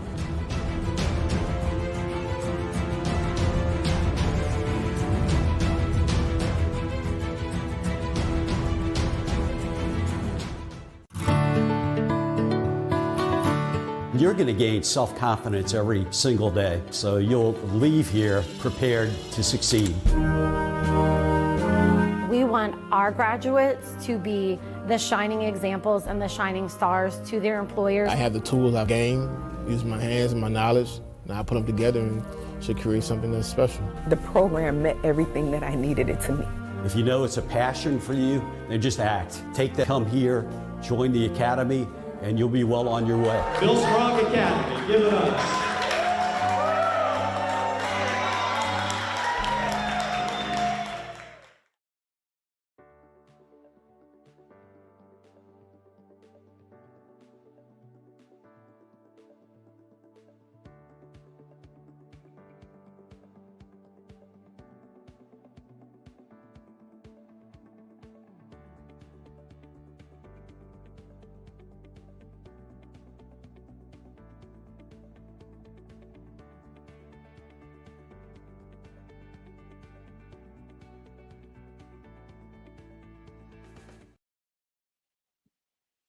Welcome back to the Bayou Bets NFL Draft, a live show. Zach Ewing and Jim Derry with you here as we roll into the final stages of the first round of the draft. Next team on the clock is the Baltimore Ravens at number 22. We are down to 7 picks before the New Orleans Saints are on the clock at most. We don't think they're going to trade down. The Ravens are in an interesting spot now because obviously shoring up Lamar Jackson, you have to think that they were looking at wide receiver. And now they're in an interesting position because if you strictly go by ESPN's board of best available, the next one on the board is Zay Flowers. Also, Jordan Addison from USC is up there. Saints, they've been talk. Jonathan Mingo from Ole Miss is up there.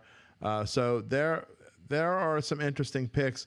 And I remember all the social media people that were saying they were going to start getting nervous if Will Levis was still around when the Saints picked. Well, I think there's a decent chance he's still around. So, I mean, I don't think the Saints do that. Vikings, God, please don't do that. But you never know, I guess. But if the Vikings don't take him, somebody would have to trade up at that point, right? Nobody else in the first round even remotely needs a quarterback. Well, my faith in scouts for NFL teams has just gone up quite a bit because Remember how nervous Gabe Henderson was the other day that they were going to take him with the second pick? I mean, and now here we are in the 20s and he's still available. So my faith in, although the Colts did take Anthony Richardson, but again, they're the Colts, so they are what they are. But good for them. I think he's going to drop to the second round. This would be interesting. Another good point by JT. Joey Porter Jr., the son of the Steelers great, to go to the Ravens. That would really stick into the Steelers fans' craw. That would be interesting. Speaking of Steelers fans, we're about to have Rod Walker on the show here live from Saints headquarters. I think we'll wait and get the Ravens pick first. And he's then probably bring excited on about Emmanuel Powell. I mean, the cornerback from Mississippi State. Did I say his name? No, wrong? he went to Washington. Oh, yeah, sure, yeah. The Steelers drafted Broderick Jones from Georgia, so we'll get Rod's take on all that. As soon as we get the Ravens pick, we'll bring Rod in. And, I don't know. Rod was just in. Did we kick him out? No, did we? Yeah. We kicked him out. Poor Rod got kicked out. Kyle's getting excited. Nolan Smith, Michael Meyer, one of these guys is going to be there. Brian Bresee or Bresee? I think it's Bresee or something along those lines. We'll learn if he gets picked. Yeah, we'll figure it out later. In Louisiana, there's literally like 8 ways you could pronounce that name. Fricassee. Oh, no, you can't. That's not it. This is a family show. It's not. There are going to be a couple of tight ends on the board. That's an interesting, again, not something we talked about a whole lot in the days leading up to the draft, but I get the pick is in for the Ravens, by the way. Don't have it just yet. You've been getting it before me. So here it is. It is a third straight wide receiver, and it's one you mentioned, Jim. It's Zay Flowers from Boston College is the Ravens pick.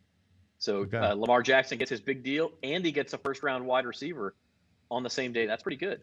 I would say so. And you got to think he's happy about it because that's what they need. There was no question they need as much help on offense as they can get. He can't do it by himself. And I was wondering if, as they watch the receivers go off the board, it also goes back to what I was talking about, how once you see one go off the board and you're like, oh, no, we need a receiver. And so there they go. And so if the Saints were thinking about trading up to get a wide receiver, maybe that's a little bit dashed now. And we'll talk to the guy who knows a lot better than I do.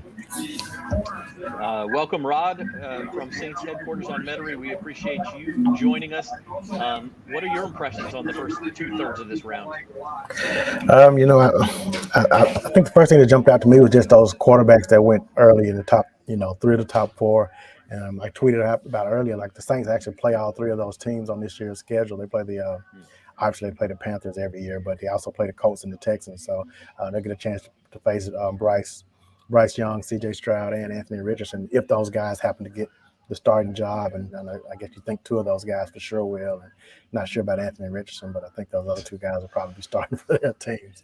I think they'll be forced to start Anthony Richardson, don't you think? I mean, no matter what we might think of him, I think you pick a quarterback with the number 4 pick in the draft, you're almost forced into starting him.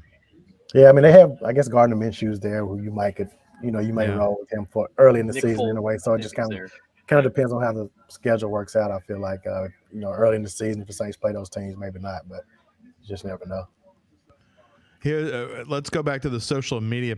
Again, we were talking about some social media posts early, and look, I don't mean to tick off any Saints fans when I say this, and I'm not going to mention his name in case he's watching. He's probably not. But I don't understand the thinking of this. Someone writes, if Levis doesn't go to the Vikings and there isn't a trade, the Saints are pretty much the only team left in the first round that needs a quarterback. The Saints, let me repeat after me. Don't need a quarterback. The Saints don't need a quarterback, nor should they draft one in any of the first 3 rounds, really at all in the draft, unless you want to go, grab Stetson Bennett in the 7th round if you want. Do you agree, Rod? Yeah, I agree. I mean, they sort of committed to Derek Carr for the next 3 years, and you just think that's going to be with who they're going to roll with. I don't think they use a first-round pick for a quarterback that I don't know how where they have him, rated on their board or anything, but I just don't see them making that move, which means, here in about an hour, they probably will make that move. Exactly. How many times have we said the Saints won't do such and such? And with the blank pick in the first round. The Saints select such and such. I mean, it happens all the time. We're always wrong, aren't we? We're like weather people. We the meteorologist, Rod, can be wrong like 70% of the time. They still have a job. When we make our predictions, I mean, no, not our Bayou Bets, daily bets. We don't want to get those wrong 70% of the time, although we've had a pretty bad April, by the way.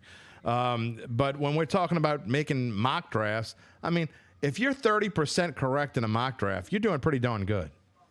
Yeah, it's last year I'll boast on this. I did get both picks right with Chris Olave and Trevor Penning, but at the 29th pick, it's a lot harder to do that. I'm leaning towards them. I just think they're going to go with a defensive tackle. I think they're going to fill a need, and so that's where I think they'll go with that pick. But it was a lot easier for us in the old days when we were picking prep games, and all we had to say was Curtis was going to win, right? Right. That was usually like 95% of the time you pick them. Yeah, exactly. You could just guaranteed win. So yeah, pick Curtis and Rummel, and you're probably going to do okay. The two sort of defensive tackles with first round grades left for the Saints are Brian Bresee of Clemson and Mozzie Smith of Michigan. The other thing we've kind of been keeping our eye on is tight end, where the two first round expected tight ends, Michael Mayer of Notre Dame and Dalton Kincaid of Utah, also both still out there, Rod.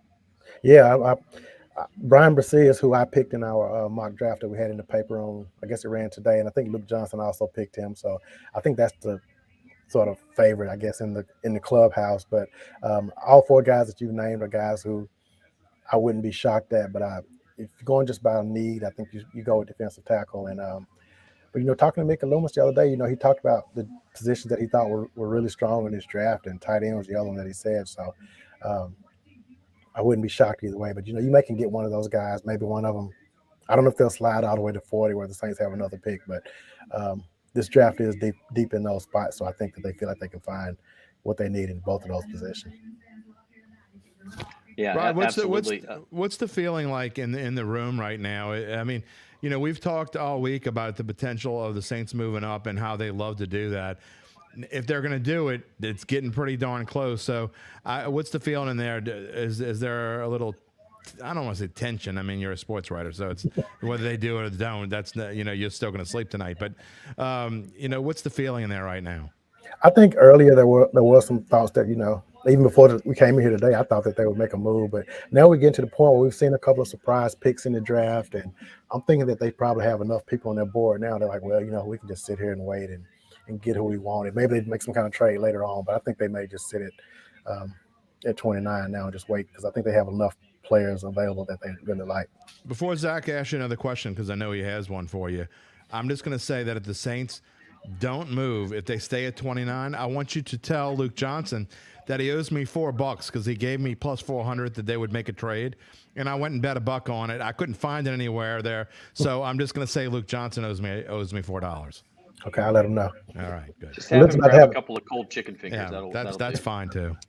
Yeah. Luke's about to have a baby, so I bet you better get it before that comes up. So. I'll use it to buy the baby a present. By the way, do we have a live cam on Luke in case he has to pull the RG3 and run out of there because his baby? I don't think we do, but we probably should. Would have been a good idea. We got to get on that. I'm just looking at the Vikings on the clock here, Rod, and they are the only team that picks after the Vikings in the first round that does not have a quarterback who's made a Pro Bowl in the last 3 years. The only other team is the New York Giants, who have Daniel Jones, who hasn't made a Pro Bowl, but they just signed him to an extension. This is the last spot he could go. And I know Will Levis, a polarizing prospect. I mean, but every year there's some guy who's got to sit in that green room forever and ever and ever. And I guess it's him this year. Yeah, we were talking earlier, just looking at the list of teams, and the Vikings were the one that we were thinking that, they'd get Will Levis. I thought Tampa Bay may get him. I didn't know, they have Baker Mayfield, obviously. But I was thinking, that might be a team that will grab him. And they ended up getting Kalijah, who I thought the Saints were going to draft. Who I thought the Saints were going to pick. It doesn't look good for Will Levis if Minnesota doesn't pick him here yet. And I'm not sure. Have they picked yet, or they're about to pick? No, in fact, I think they're one of the few teams that are running this clock down. It's inside of 2 minutes now, and I think they are sitting in the war room trying to talk themselves out of taking Will Levis. So that's probably what's going on about now. Yeah, well, if that happens, I do think Will Levis has a good shot of still being around on tomorrow for rounds 2 and 3. And I got to correct myself too. Kirk Cousins actually made a Pro Bowl 3 years ago as well. So all of the remaining teams. Now, Kirk Cousins obviously a little bit older. So here's an interesting one. We've talked so much about the Saints trading up, and Mickey Loomis basically broadcasted yesterday that he was shopping to trade up. With all of these players that could be a need for the Saints still available, if a guy like Levis is there for another quarterback needy, I mean, is there any possibility they actually trade back and pick up an extra second-round pick tomorrow? Man, they have so many picks, though. They came into the day with 8 picks. I just don't know if they would do that. Right. I think if somebody else wants Levis, they're gonna have to, make a move somewhere else. So I don't really see that happening. I agree. All right. Well, we will, Rod. We're going to let you go. We know things are about to get crazy in there in the Saints war room and in the media room as well. And we'll hopefully get back out to Metairie for some reaction after the Saints pick. But appreciate you joining us, Rod. All right. Thanks, man. Thanks, Rod. I'm trying to go through. I have a message here. I think someone wanted me to read something on the air. You're frozen there, Jim. Oh, there you are. Okay. Oh, sorry. Saying I'm going to my message board. Someone messaged me to put a question on the air. Big time mistake if the Saints go defense in round 1 now. All the difference makers will be gone. Only rotational players left. The DT cupboard will be bare. I don't know about that. I mean, I still think they should go offense, but I'm not going as far to say the DT cupboard is completely bare. No one that I would take personally there, but I'm not Mickey Loomis, nor am I Jeff Ireland, nor am I Dennis Allen, so they know better than me. But okay, we have the Vikings pick here, Jim, and it is not Will Levis. It is a fourth straight wide receiver. Wow. Jordan Addison of USC. So 4 consecutive, after none for 19 picks, we have 4 consecutive wide receivers. Now that's a surprise because they don't need I don't think they needed a receiver, but I guess they figured they couldn't pass. So I mean, whatever. Do what you think you got to do. The Jacksonville Jaguars now on the clock. There are now only 5 picks before the Saints go, and I mean, this is like a dream scenario. The guys who have been picked are not. I mean, some of them obviously the Saints would be interested in, but nobody you really expected to be there at 29. I guess you could say Kalijah Cansey if they really wanted him. He's gone, but he's about the only one that I feel like the Saints may have snapped their fingers when he got picked. Yeah, one of the things I just mentioned about the difference makers, but again, how many difference makers are there at defensive tackle? So I don't know, man. It's an interesting scenario that the Saints are in. Nola Boy Ryan says Nolan Smith. I mean, I think a lot of people are starting to think that. The Saints don't need a linebacker, and I've talked about it, but I guess at some point, if you're as good as you think you are, you go if you can get a guy that for a while was projected to be, I mean, Nolan Smith was projected to be a top 10 or 12 pick. And if he falls to you at 29, at some point you kind of have to think about it. I mean, Nolan Smith he's technically a linebacker, but he's an edge rusher, right? He's an outside linebacker. I mean, he's a guy who helps your front 7. Yeah. He's not an interior linebacker where that's really not a need, and that's one of those positions where you can find a dime a dozen. So I like the pick of Nolan Smith. KD says everyone we wanted in the first realistically still there with no trades. Can consider trading back. I mean, it depends on what people offer you. Like Rod said, they've got 8 picks this year. They don't really have 8 holes on their roster, but it may be like, what if somebody offers you a second-round pick next year and you only have to move back 3 or 5 spots or something? I mean, maybe that's a consideration. Maybe, but I think they work too hard to get into the first round. You kind of feel, at least as a fan or someone from the outside looking in, that if you traded Sean Payton and you trade that first-round pick, you kind of feel cheated a little bit, don't you?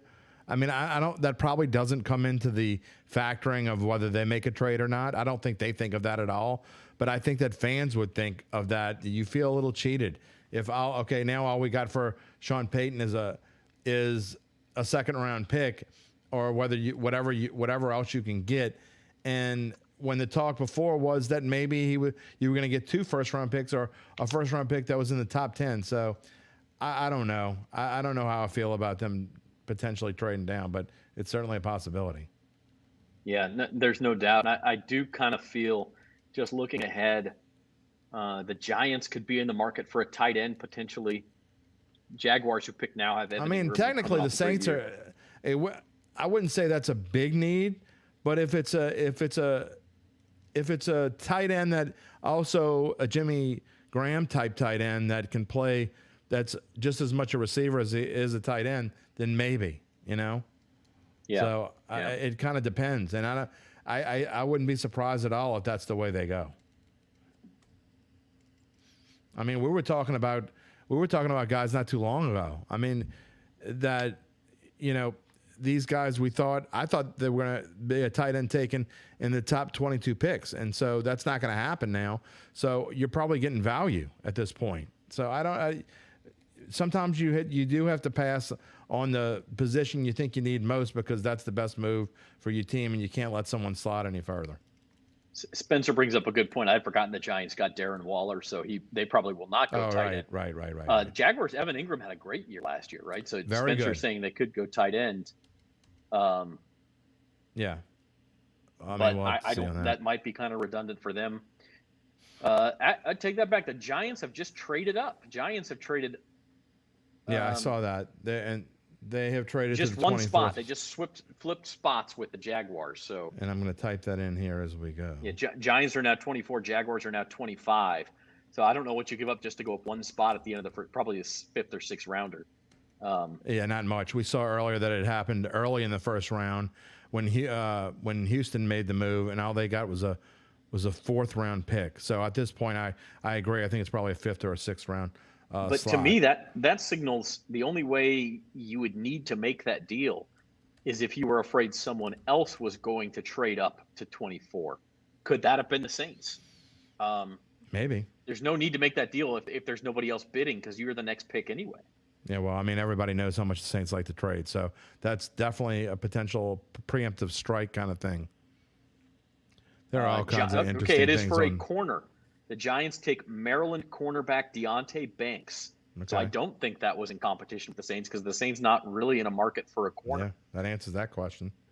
Yeah, so Deonte Banks, the Maryland corner, 6 foot. His over/under pick total as of a couple days ago was 20.5, and he was juiced to the under. So this good value here for the Giants at 24. Yeah, that's certainly a need for them. Doesn't surprise me they'd want him. Why would you move up a spot though? I mean, who behind you really needs a corner? Maybe Cincinnati. Yeah, maybe Cincinnati needs a corner. I could see that. Kansas City. Maybe, but I mean, to me, the only team with a real need at defensive back is Cincinnati. I find that a strange move, but we don't know what they gave up. So Deonte Banks off the board at 24 to the Giants. Jaguars now on the clock at 25. Then Cowboys, Bills, Bengals, and then it's the New Orleans Saints at 29. Tell you what, let's take a quick break, and then we will come back. And when we come back, we will go all the way through the Saints pick at number 29 here on the Bayou Bets NFL Draft Show. We are two-lane doctors. Physicians and scientists working side by side to advance academic medicine, develop state-of-the-art medical treatments, and provide inspired patient care throughout the Gulf South. Two-lane doctors. The future of medicine is here.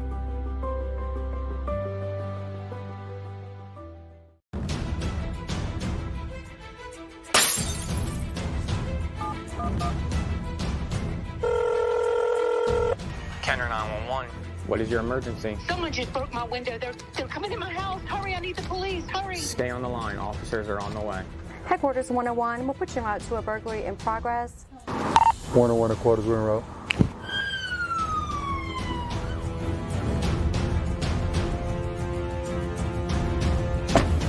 If you're interested in a career in law enforcement, please come check us out in the city of Kenner. We offer a great compensation package, a beautiful city, and a great team. Do you have what it takes? Please check us out at www.kennerpd.com.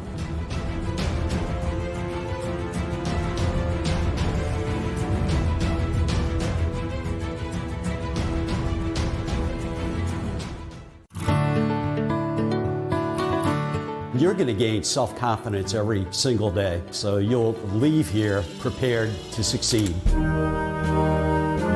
We want our graduates to be the shining examples and the shining stars to their employers. I have the tools I've gained, use my hands and my knowledge, and I put them together and should create something that's special. The program met everything that I needed it to meet. If you know it's a passion for you, then just act. Come here, join the academy, and you'll be well on your way. Bill Strong Academy, give it up.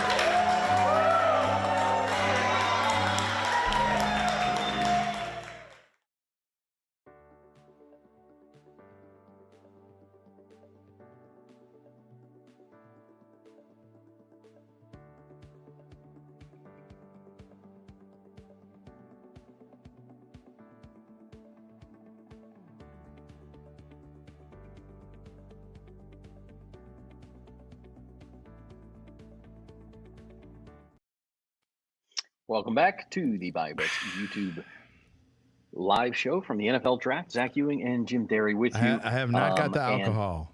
I have not got the alcohol. You busted it out, huh? No, I didn't do it. I'm going to have confidence that I don't need it. But I will say this.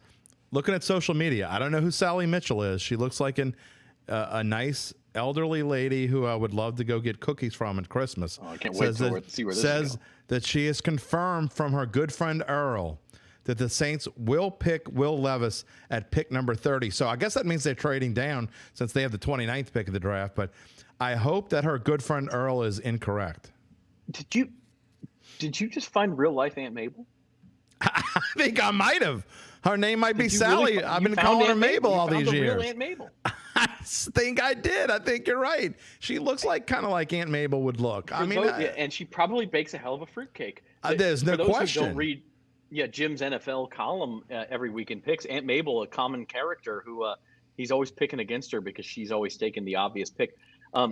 Interesting comment here as we approach the Saints pick, by the way. God, no. Zone of Time Trouble says he take Levis at 29. If he's at 40. But you don't need him. I hope you traveled into the future and saw that I was unbelievably wrong about this cat, because the Saints, don't need a quarterback and have so many other things they need before they need a quarterback. And Will Levis won't touch the field anytime soon. Derek Carr is going to play starting quarterback for the New Orleans Saints, barring injury, for at least the next 3 years, probably 4, 5, or 6. So why would you want a quarterback to take a quarterback in the first round or even second round and have him sit on your bench for 5 years? It makes zero sense. They're not going to do it. And so they'll probably do it because I say they're not going to do it. There is some news here.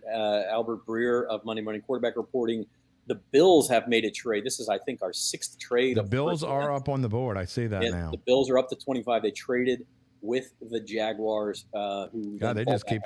Oh, by the way, the Jaguars got a 5th and a 7th round pick for that for moving one slot. I mean, you get extra players for basically nothing, and now they must have someone in mind that they just assume is still gonna be on the board. So again, they're probably, if they got a 5th and a 7th to move one spot, got another 5th here, huh? Yeah. So I mean, they're gonna get at least another 5th.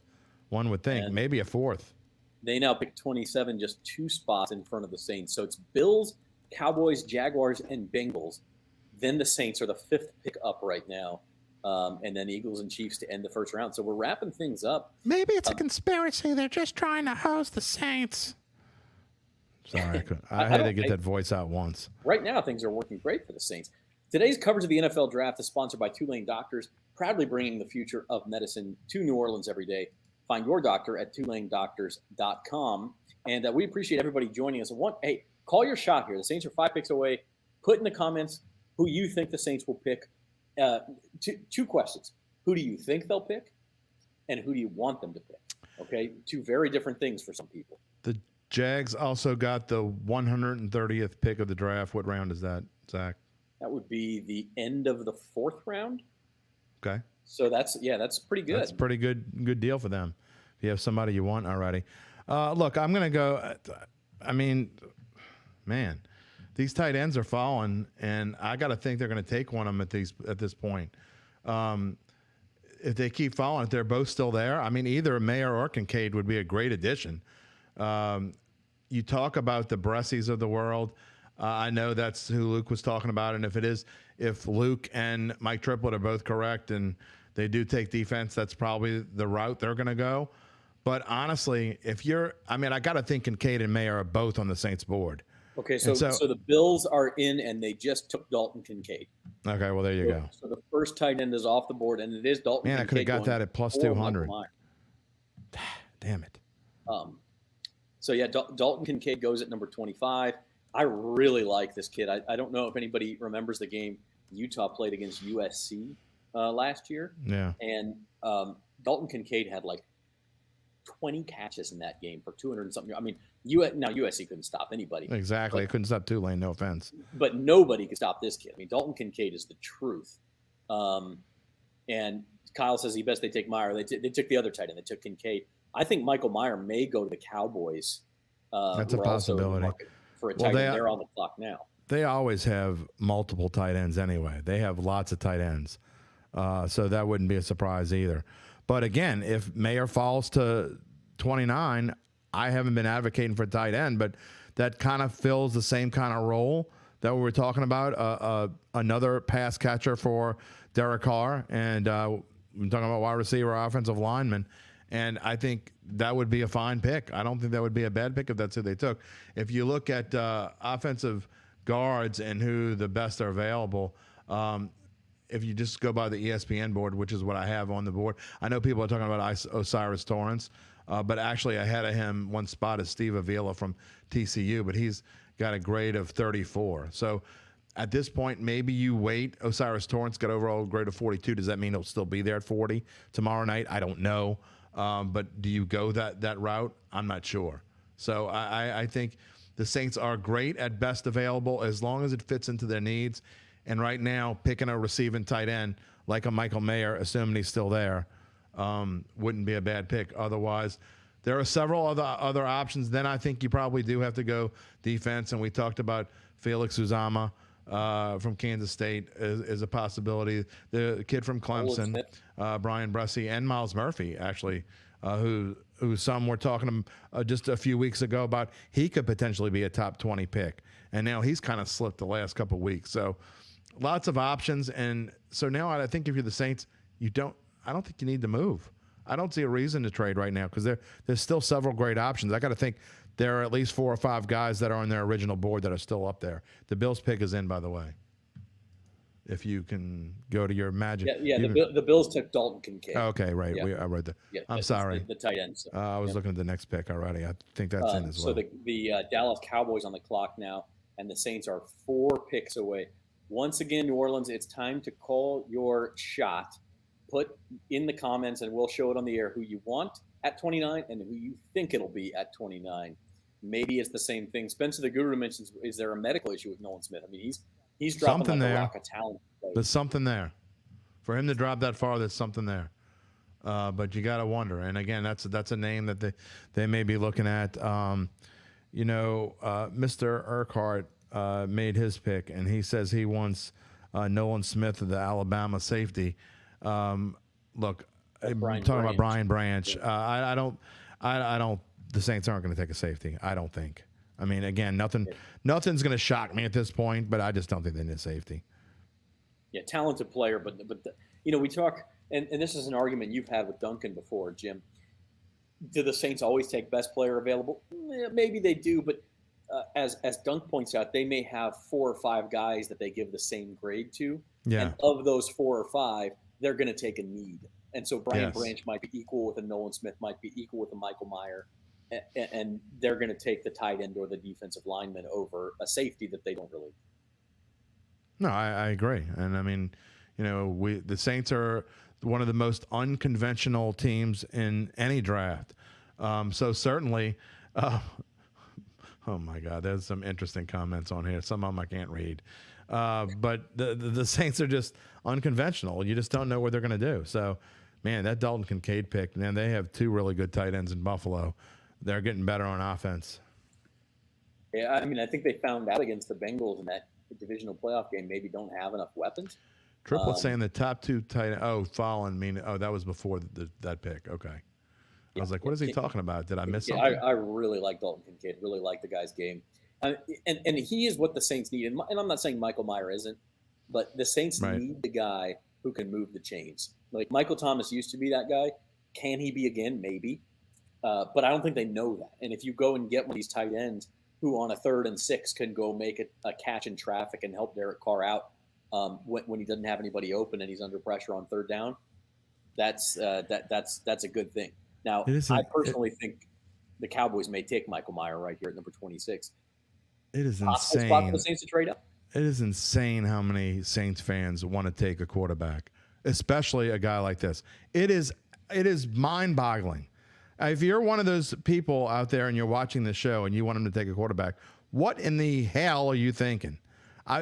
What are you thinking? I mean, besides you're just a hater of Derek Carr. Other than that, I don't understand. And even if you're a hater of Derek Carr, I'm going to go on my soapbox again. I got to do this at least once every 20, 30 minutes.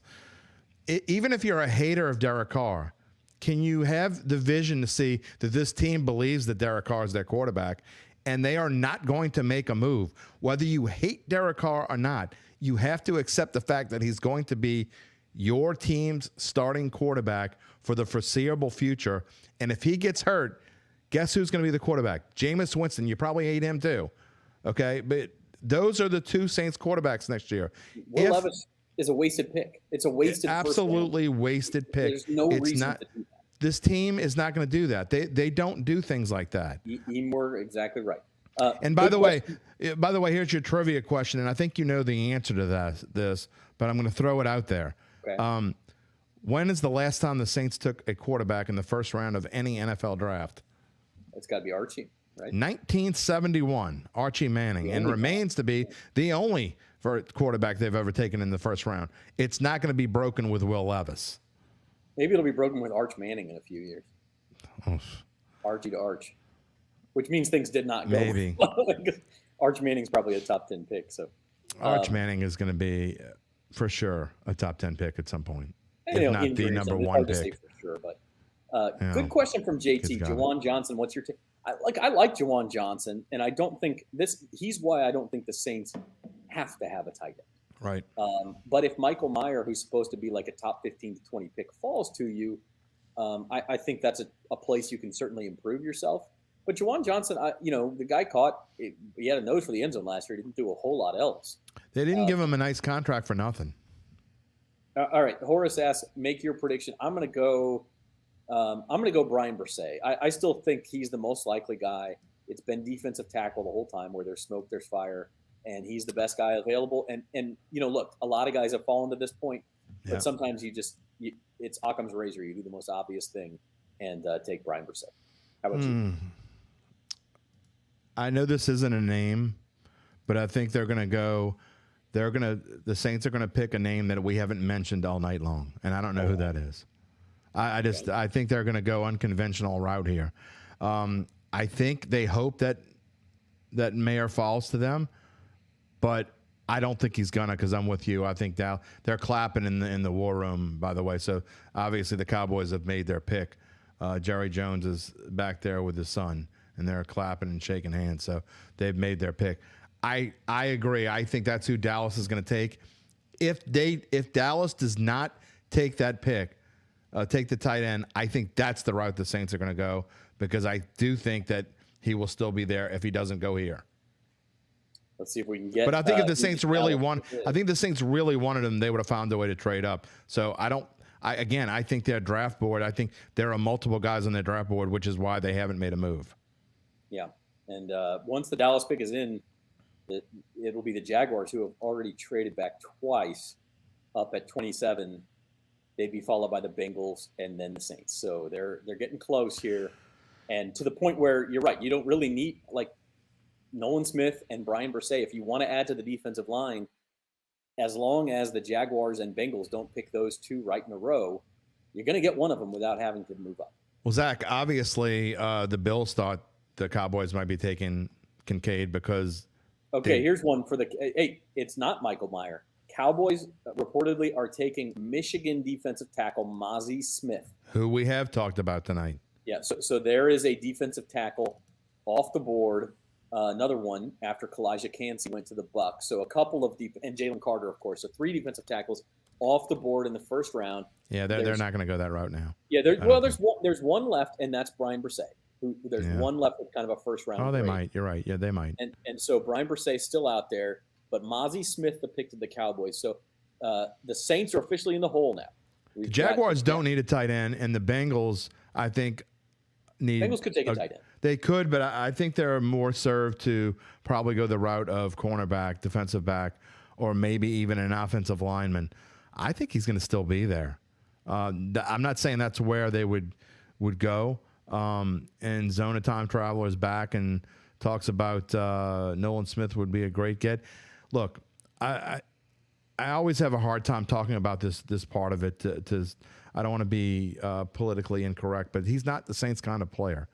The Saints don't take players with issues, and if he has some issue that we don't know about, and the fact that he's dropped this far, somehow, somewhere, there is, whether it's an injury issue or something else. Look, you don't drop this far. You're a top 10 player. Whether has an injury issue we don't know about, it's hard to say, but he did miss Georgia's postseason run last year with a torn, I believe it was a torn pec. Okay, which is a pretty serious injury. It is a serious injury, but it's also an injury that usually you're able to come back from in 6 to 8 months. Maybe they do take Nolan Smith here. I don't know, but I'm just saying that doesn't fit in. The Saints don't normally go out on a limb and take guys that have any kind of skeletons in their closet, whether they be injury issues or off the field issues. They just don't. And so I would be surprised if they go that route here. Again, I'm not saying they won't. Look, they could surprise me. They have before, but I just don't think that's what's going to happen. This is not necessarily a prediction because anything can happen, and the Saints have certainly surprised us in years past. But of the three players we've talked about the most in the last few minutes for the Saints, which would be Brian Bresee, Michael Mayer, and Nolan Smith, they're in the hole. One of those guys will be there at number 29. That doesn't mean they're going to pick one of them, but I think all three of those guys, you're not reaching. You're getting good value at 29. I think the Saints are in a good spot. I do too, and we've talked about it all night long, how this draft is kind of shaped up for them not to have to move up. I agree that they probably would have been better if one of the guys that they really wanted was there and they felt like they had to move up, they would have. But I think their board is deep enough to where they realize, okay, we don't have to give anything up and still get one of the guys we want. I don't deny. I think you're probably going to be right, Zach. But I just I've been thinking offense for 2 months now, and I'm not going to change my opinion. I still think that's where they need more help on offense than the defensive side. I think the defensive help that they need, you can get later on in the draft or even in free agency still. So I think they need to go offense. I'm not saying they will, but look, passing on a tight end like that kid from Notre Dame that some people had, and many mock drafts had going around 14, 15, 16. I just think that that's where they're going to go. Yeah. Or should go. I should say should go, not going to go. Should go. Good question here from E. Moore. What player should they target in the second round? We're going to see what they get in the first round first. But I think if they don't go defensive line in the first round, that probably increases the chance. Brian Bresee probably gone at that point, but there's a couple of other good ones. Maybe not. Keanu Benton of Wisconsin, a defensive tackle, Siaki Ika of Baylor, a couple of other guys on the edge. You could go after. Did we talk about? The Jags pick is in, by the way. So if you see Felix Anuduke Uzoma from Kansas State, B.J. Ojulari from LSU, a possible second round pick. So yeah, there's plenty. I mean, you're getting to the point now where, hey, their pick at 40 is only 14 picks away. Yeah. There's still plenty of good players out there. Oh, there's no question. I mean, that's what we've been talking about for the last 40 minutes. We're getting to the point where, unless they just go way off the grid, which is certainly possible. We've seen it before. I mean, when they picked Andrus Peat, I think our miles dropped this far in 2015 because he wasn't anywhere near. I think the Saints. I think their first round pick was 15 or something along those lines. And when they picked Andrus Peat, Jim Rapier and our miles just dropped. He was nowhere on. He was at the bottom of our whiteboard. He was like the last name that Jim had written on the whiteboard, and there were a lot of names on there. So I don't think any of us expected that. But the Saints are look. Don't be disappointed if it's a name you've never heard. I mean, remember Cesar Ruiz a couple years ago, Peyton Turner. I mean, they go off the grid. Sometimes they hit and sometimes they don't. So I'm just trying to get you Saints fans prepared. It may not be any of these names. It may be something I said 10 minutes ago. They may pick a name that we haven't mentioned all night long. You can't be surprised if that's what it is. Oh, is there any chance, and I've got to ask this question, is there any chance that Will Levis is the pick? Now, see, you're just trying to rile me up because you know what I've said all night long. You're just trying to stir the datitude out of me. I would never do that. I got to say, I'd rather him take a name that we haven't mentioned all night long. I mean, all night long. I'd rather him take some dude from, I don't know, West Oklahoma College that was projected to go somewhere near the third round than waste a draft pick on Will Levis. Speaking of Oklahoma, the Jaguars pick is in, and it is Oklahoma offensive tackle Anton Harrison. Okay, well that's who I predicted earlier this week. So that's off the board now. But that's who I thought they were going to go there earlier this week. That's who my prediction was, I think, on Monday. He was kind of predicted to be end of first round. Early second round, so maybe that's a tinge early than some people might have thought he was going to go. But hey, you go out there and get the guy you want, and they did. Here's an interesting comment too from Zona Time Traveler. If Cody Mauch is available in the second round, he's North Dakota State tackle. That's a good name for the second round. Like, I like that because they do need some depth on the offensive line. I don't think, especially now that the top 5 tackles are off the board, you're probably not going tackle at 29. Yeah, that would be a good. Yeah. I think they need more of a guard though. That's why I think Murphy or Tuipulotu, please be D-line. We're talking about first round right now. We could talk about what our second round hopes or predictions are later. But when you're talking about Mock, I think that's more of a that's clearly a second day pick. I think the Saints are going to wait to take offensive line now. I think it's either defensive line or the tight end or someone, or who knows. Again, with the Saints, you just don't know. Their board is so different than everyone else's. It's not. So this is the complete jinx. It is not going to be Will Levis. Okay, so Anton Harrison to the Jaguars. Cincinnati Bengals are on the clock at 28. The Saints are on deck. Good time for us to tell you we appreciate all of you being here. Please subscribe to the Bayou Bets YouTube channel. Sign up for your notifications. If you do that, you get notified every time we go live. We talk Louisiana sports and sports betting at 4 p.m. every Monday and Thursday. Usually Jim and I, sometimes Spencer the Guru. Sometimes we have a guest. We usually bicker at each other. We make some picks.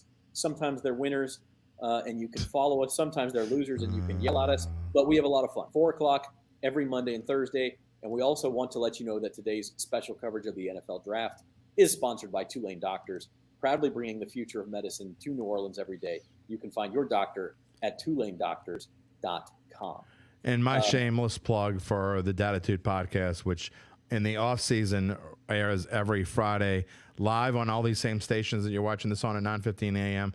And then I go and add my monologue and put it wherever you find your podcast. You can find the Datitude podcast. That is attitude with a D in front of it, because I have plenty of that.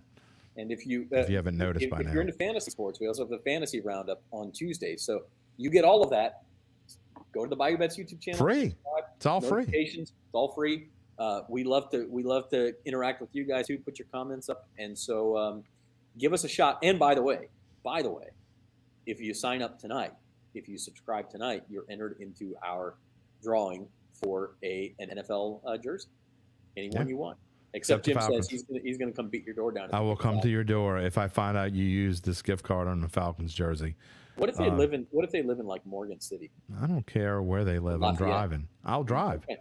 And then I'll probably expense it, and I'll write it off as something else. Good luck with that. Yeah, Lord knows, I'm not exactly the most timely person with my expense report, so And after the Saints pick, by the way, guys, stay tuned because we will get back out to Metairie. We're going to get Spencer the Guru's reaction, and then we hope to get Jeff Duncan or Luke Johnson back on to tell us their reaction to who the Saints pick. Luke Johnson called Brian Brisset. And by the way, the Bengals pick is in now, so the Saints are officially on the clock. Uh-oh. Dun, dun, dun, dun. Don't know who the Bengals have picked just yet, but they're I was going to say, you're usually pretty good about finding out ahead of time. Well, Albert Breer of NFL Network is really killing it. Okay, here we go. Bengals are taking a defensive lineman from Clemson, but it is not Brian Brisset. It's Miles Murphy, the defensive end, at 28. Okay. Okay, so, that's it. Yeah, that was who we were talking about earlier, who kind of slipped the last couple of weeks. Miles Murphy was projected for a long time to be like a top 16 kind of pick, and I'm not sure why exactly he slipped, but no one's even been talking about him lately. So I mean, that could end up being a steal. But here we are, Saints pick time, and on the clock. And all of those names we talked about a few minutes ago: Michael Mayer, the tight end from Notre Dame, available. Brian Brisset, the defensive tackle from Clemson, is available. Let me answer this question real quick. From Georgia is available. Good question from Malcolm. If you hadn't, the Dolphins had to forfeit their first-round pick for talking to Sean Payton out of turn, basically. Dun dun dun dun. That's their bad. The Dolphins were going to pick, I think, number 21. Had to forfeit that pick, so everybody moves up a spot, and there's only 31 in the first round this year. All right. So within the next 6 to 7, 10 minutes, but they're not going to take that long. We should find out. I would hope we would find out before everyone else, but I don't know. What do you think our Saints writers are doing about now? Well, Luke is scrounging around the couch cushions for $4 to pay you because the Saints did not trade up. So that's what he's doing. Oh, and or getting a text from his wife that she's having the baby, and he's got to go. Who knows? That would be something if it happened on first round night, wouldn't it? Yeah. So we'll see. If that happens, that baby's got to grow up to be an NFL insider. Oh, you would think. I mean, it's going to be born in the blood. The Saints, about 6 minutes on the clock here. I'm seeing out. Let's go to the social media page. The Saints fans are going. And by the way, your last couple minutes here to give your predictions here. Drop your comments. Who's it going to be? Are you taking Brisset? I got a Mayer take Mayer and Mickey we trust. Christopher writes Nolan Smith, please.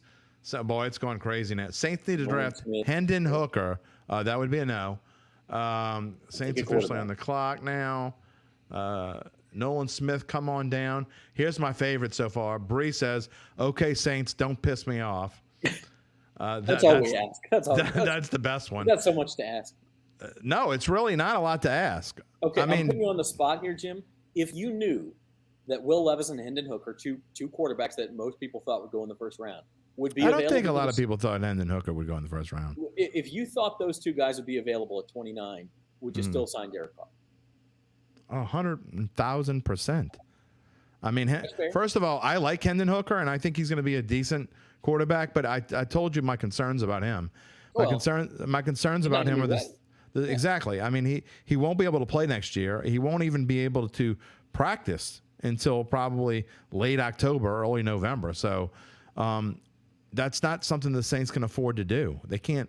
I don't think they can use that pick, a second-round pick, even now, because that's where he's going to go. He might go in the third round. If Hendon Hooker slips to the third round, then all bets are off. I wouldn't mind that so much, but I wouldn't even take Will Levis in the third round. But Hendon Hooker's a little bit different. He could end up. They're not going to be there in the third round. Hey, I do want to let everybody know before the Saints make their pick here. We are going to spoil the pick. We're going to tell you before TV. Yeah, if you don't want to know before TV, you don't want to know, stop watching now. Mute us or turn us off. Yeah, I mean, I hate to tell people to turn us off, but we are going to have the pick before you see it on TV. So if you want to know, wait, what if I don't want to know? Yeah, tell your friends and all that, and we're going to have it for you. If you don't want to know, turn us off and then come back on after the TV announcement. Why do the people keep saying that the Saints are on the clock at number 30? That's like the third time I've seen that. Well, it's the 29th pick of the draft. Because the Dolphins were 21, maybe it's technically the 30. I don't know. I don't know how that works. But another one, Zulfikar says his bold prediction says the Saints will take Will Levis. All right. Fleur-de-Lis says, here we go, make me proud. Some of our viewers' predictions, Rodney says tight end. That'd be Michael Mayer. JT says from Breeze to Brisset. I like that. Zona Time Traveler. What about Uzoma? I think Uzoma might still be there. And he you also mean said still pick him up. around at 40? You mean tomorrow? Yeah, he might still be around at pick number 4. You said 30. Did I say okay? 4, or maybe you have to trade up to 37 or something. You give up a later round pick to do that. But I think that could be a possibility. Mickey, don't do it. Don't take Hendon Hooker.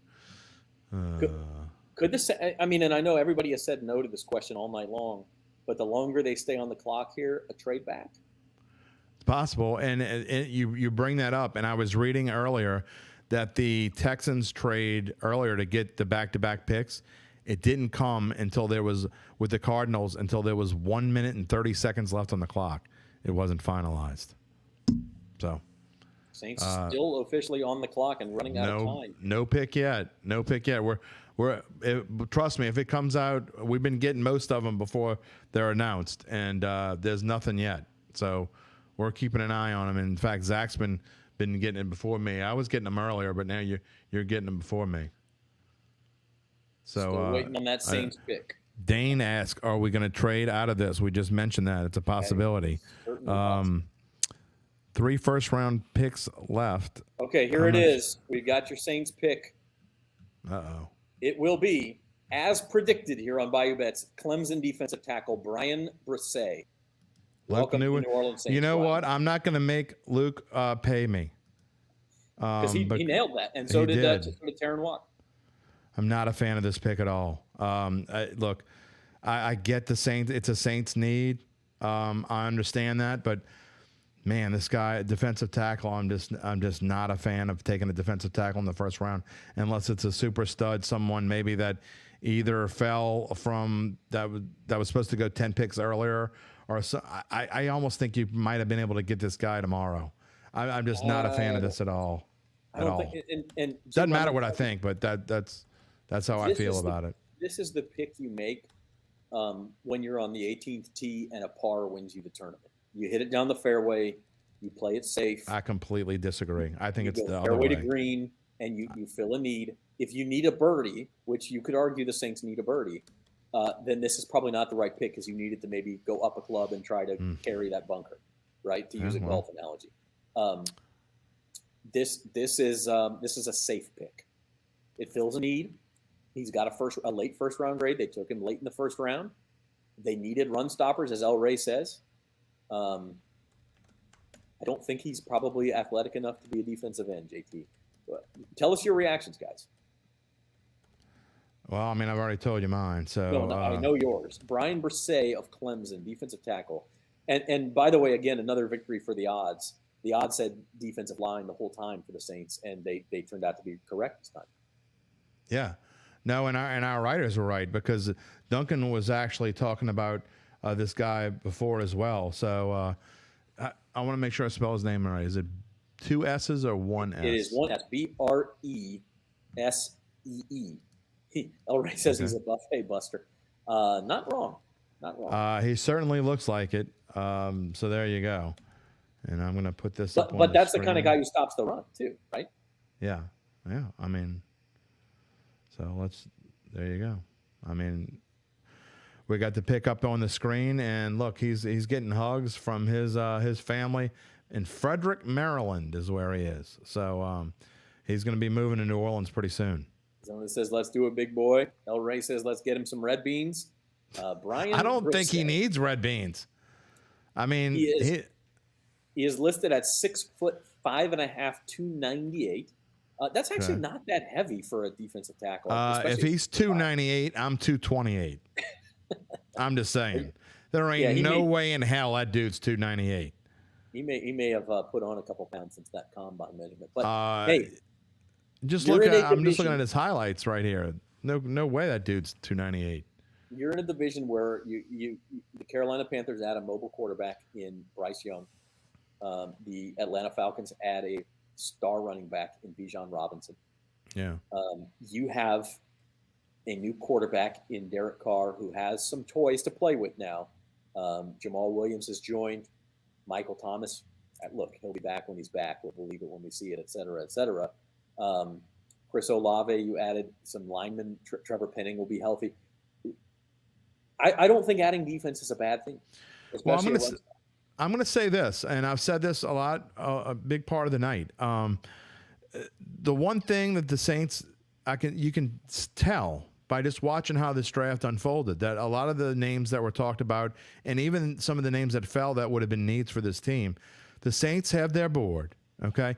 And there's probably another name or two that they were willing to take in this spot, and they probably didn't think that, I'm sure Mickey's going to come out and say, we didn't think he would still be there at 29, but he was. And so they got a guy who was on their board, and they might have had 3 or 4 different guys that they thought could fall, and if any of them fell, they'd be fine with it. And Brian Bresee was one of them. So you can't be upset about them sticking to their board and them sticking, even though I don't particularly like the pick, they stuck to their plan and they went after it, and I have no qualms with that part of it at all, even though, I think bigger needs on this team.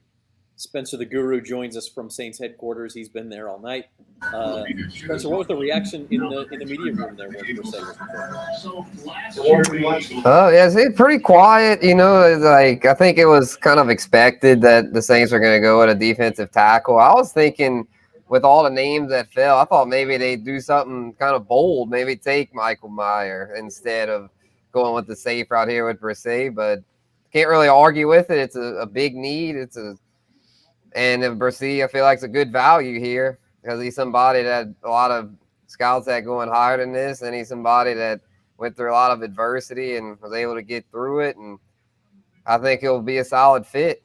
I don't know, Jim wasn't a big fan of taking a defensive tackle here, but yeah, I mean, look, I'm not dogging them for it just because I don't think that's what they need first. Again, they stuck to what they thought they needed. They stuck to their board. I have no problem with that. I mean, Mickey Loomis and Jeff Ireland have been doing this for a long time. They know better than I do. So just because it's not what I think, I'm not upset about the pick, or I'm not saying what the hell are they doing here.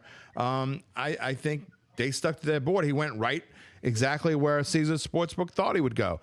Zach, we talked earlier about the odds on defensive linemen going down throughout the day. They were like plus 130 a couple days ago. Someone knew something somewhere because they went to minus 200, and I think even lower than that later on. Let me read a couple things about Brian Bresee's.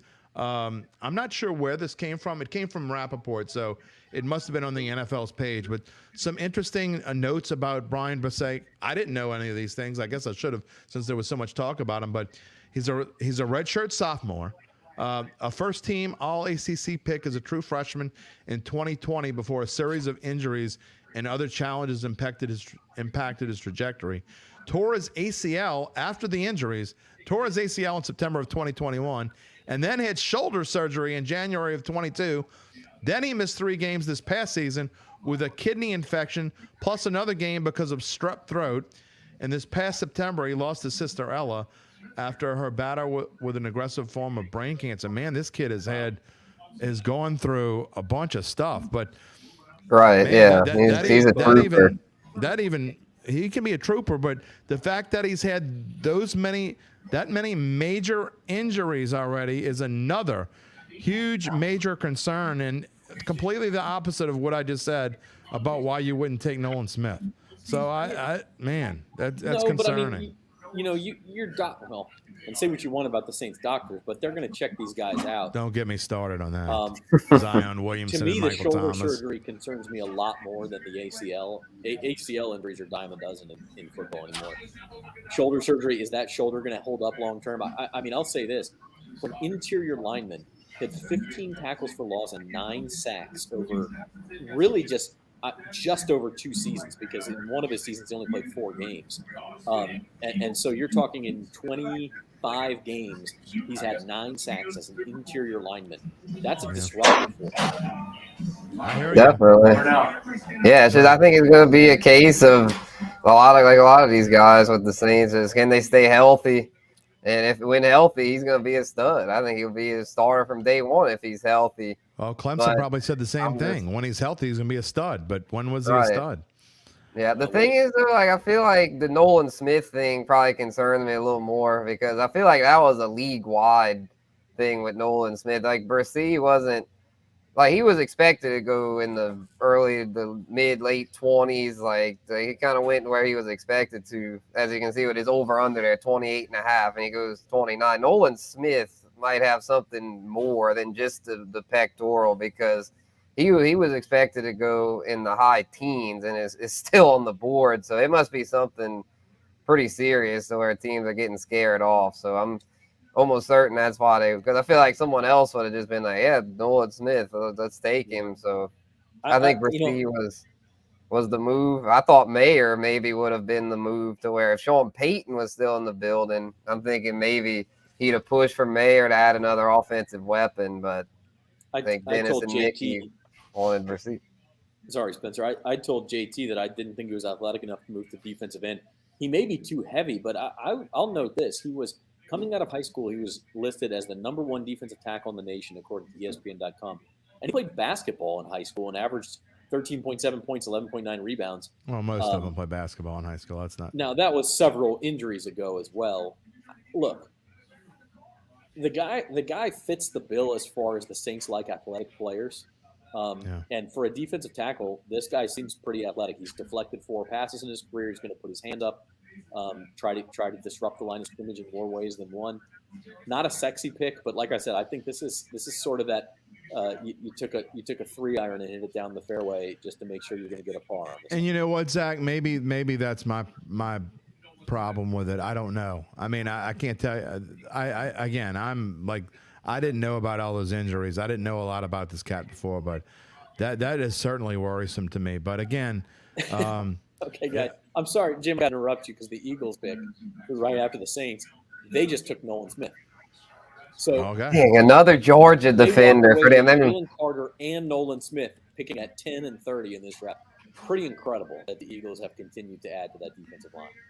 Yeah, because they were the ones last year that took a chance on the Kobe Dean, the Georgia linebacker that had a lot of medical concerns. He fell to like the 3rd round, and they took him to where they're just trying to rebuild those dominant Georgia defenses, and that seems like a pretty good formula. Well, I guess we'll find out which one turns out to be better, because we've been talking about Philadelphia getting, they get Chauncey Gardner-Johnson, and now they got the 10th round pick from us, and now they picked one of the 3 names that we were talking about. So, I mean, Philadelphia could be a real thorn in the Saints' side for years to come, and things that we might be talking about in next year's draft. Remember when they took Nolan Smith right after the Saints passed on him? Maybe not. I mean, so again, tomorrow's going to be interesting as well, because really, I think tomorrow's the day where the Saints need to go either running back or wide receiver. So we'll see if they do that or not. By the way, the video of Brian Brisset, which you can find all over the place, if they showed on TV, if you didn't see it, hugging his family, some tears in the room. They're all wearing pink shirts that say Ella Strong for his sister. So that's a pretty phenomenal story. Regardless of whether you think he's a good fit or the Saints should have taken somebody else, it's a phenomenal story for that family. Yeah. El Ray wants to know whether you think they get a tight end. I said I don't think the Saints need a tight end. The only reason why we're advocating for a tight end there is because I thought that with what was left, I thought they needed a pass receiver, and he would kind of fit into that mold, I think. But whether that's where they go or not, I'm not. So no, I don't necessarily. Now, if the kid from Notre Dame falls to 40, which I don't think is going to happen, I think it would be a surprise if he fell to 40. But maybe. But I still think they need to go skill position player, which tight end is sort of on the borderline. I think it needs to be wide receiver or running back. And the Saints need to jump out in front of there's going to be how we saw that run of wide receivers go? I think there's going to be a run on running backs. And I think the Saints need to get out ahead of that tomorrow. I really do. Yeah, there very well could be, although the 2 guys who were even borderline first-round picks were gone within the first 13. Yeah. What if Michael Mayer is available at 35 and that it would cost the Saints a 4th rounder to move up to get it? I don't think so. I just don't at this point. I mean, what do you have to give up to get him? I think the Saints need as many picks as they can get right now. If for any other reason, not just so much because the Saints have needs, I think just because of salary cap issues, the Saints need to get as many draft picks as they can get in here, because when it comes to training camp this year, maybe more than ever, if they have competitions going on between a rookie and a guy who's making $4, $5, $6 million a year, well, then you need to pick the rookie, and they're probably going to. So I think you may see more surprises this year in training camp than we've seen in the past. And they are right now are okay cap-wise because they had to be, but they're not going to be soon. And it's not going to be, I don't think it's going to be as tough next year to get under the cap as it was this year to get Derek Carr in here and do all the things they wanted to do, but it's still not easy. And I think that's certainly a concern going forward. I think the Saints may regret not taking Nolan Smith. I don't disagree. So, look, again, these are things that, a wise man once said, NFL drafts are judged 3 to 4 years after they happen. So we can sit here, but it's like mock drafts, right? We'll have all these grades all over the place. Now, we just spent 2 months reading mock drafts. Now we're going to spend the next 2 to 3 weeks reading grades. It doesn't matter what you think, what Spencer thinks, what Jeff Duncan thinks, what Luke Johnson thinks, or what I think. The only thing that matters is whether these guys that they draft over today and over the course of the next 2 days end up being contributors to this team in the way that they need them to be contributors. So you're going to swing and miss on a couple. You're going to hit home runs on a couple, and the other one's going to be whatever. Yeah. So I mean that is what it is. Spencer is going to go check out to see if the press conference is starting and seeing if Jeff Duncan or Luke is available to give us their reaction. But Spencer, before we let you go, if we can get that on the air, it'd be great. But I don't know if we can. Michael Meyer. Okay, let's leave him out of this equation for just a second. They had a choice of an edge rusher in Nolan Smith or a defensive tackle in Brian Bresee. They chose Bresee. Thumbs up or thumbs down on that decision?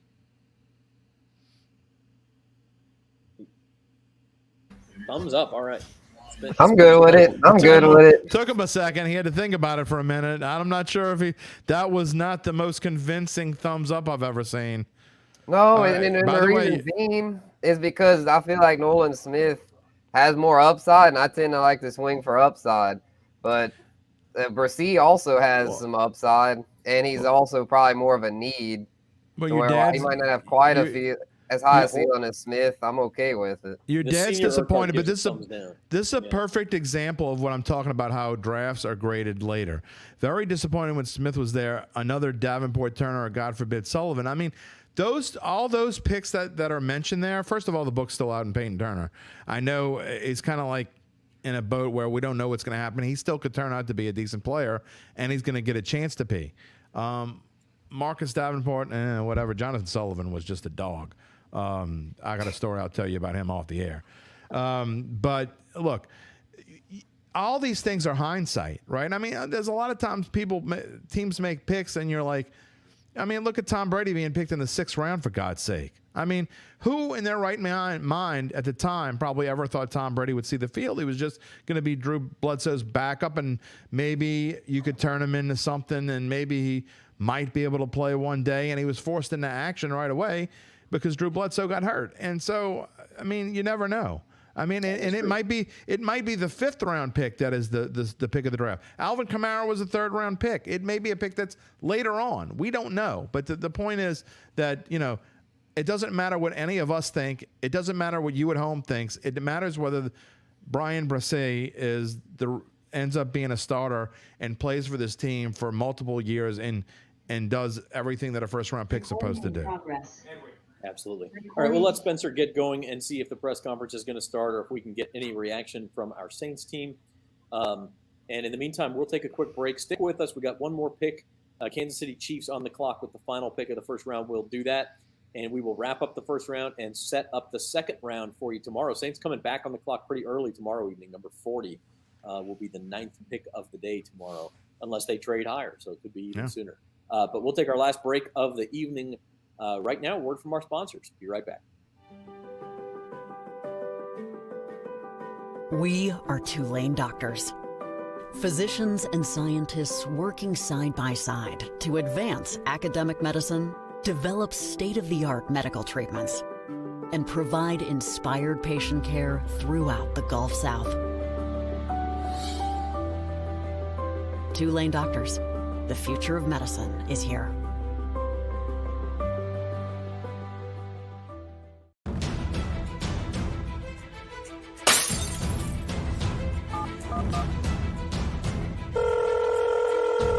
Kenner 911. What is your emergency? Someone just broke my window. They're coming in my house. Hurry, I need the police. Hurry. Stay on the line. Officers are on the way. Headquarters 101, we'll put you out to a burglary in progress. 101 quarters Ewing Road.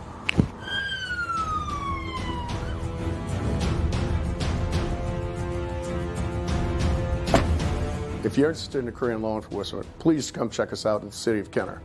We offer a great compensation package, a beautiful city, and a great team. Do you have what it takes? Please check us out at www.kennerpd.com.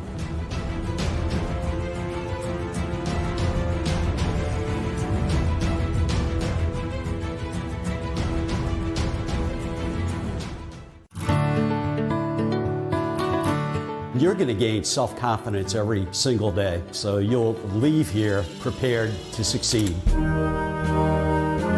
We want our graduates to be the shining examples and the shining stars to their employers. I have the tools I've gained, use my hands and my knowledge, and I put them together and should create something that's special. The program met everything that I needed it to meet.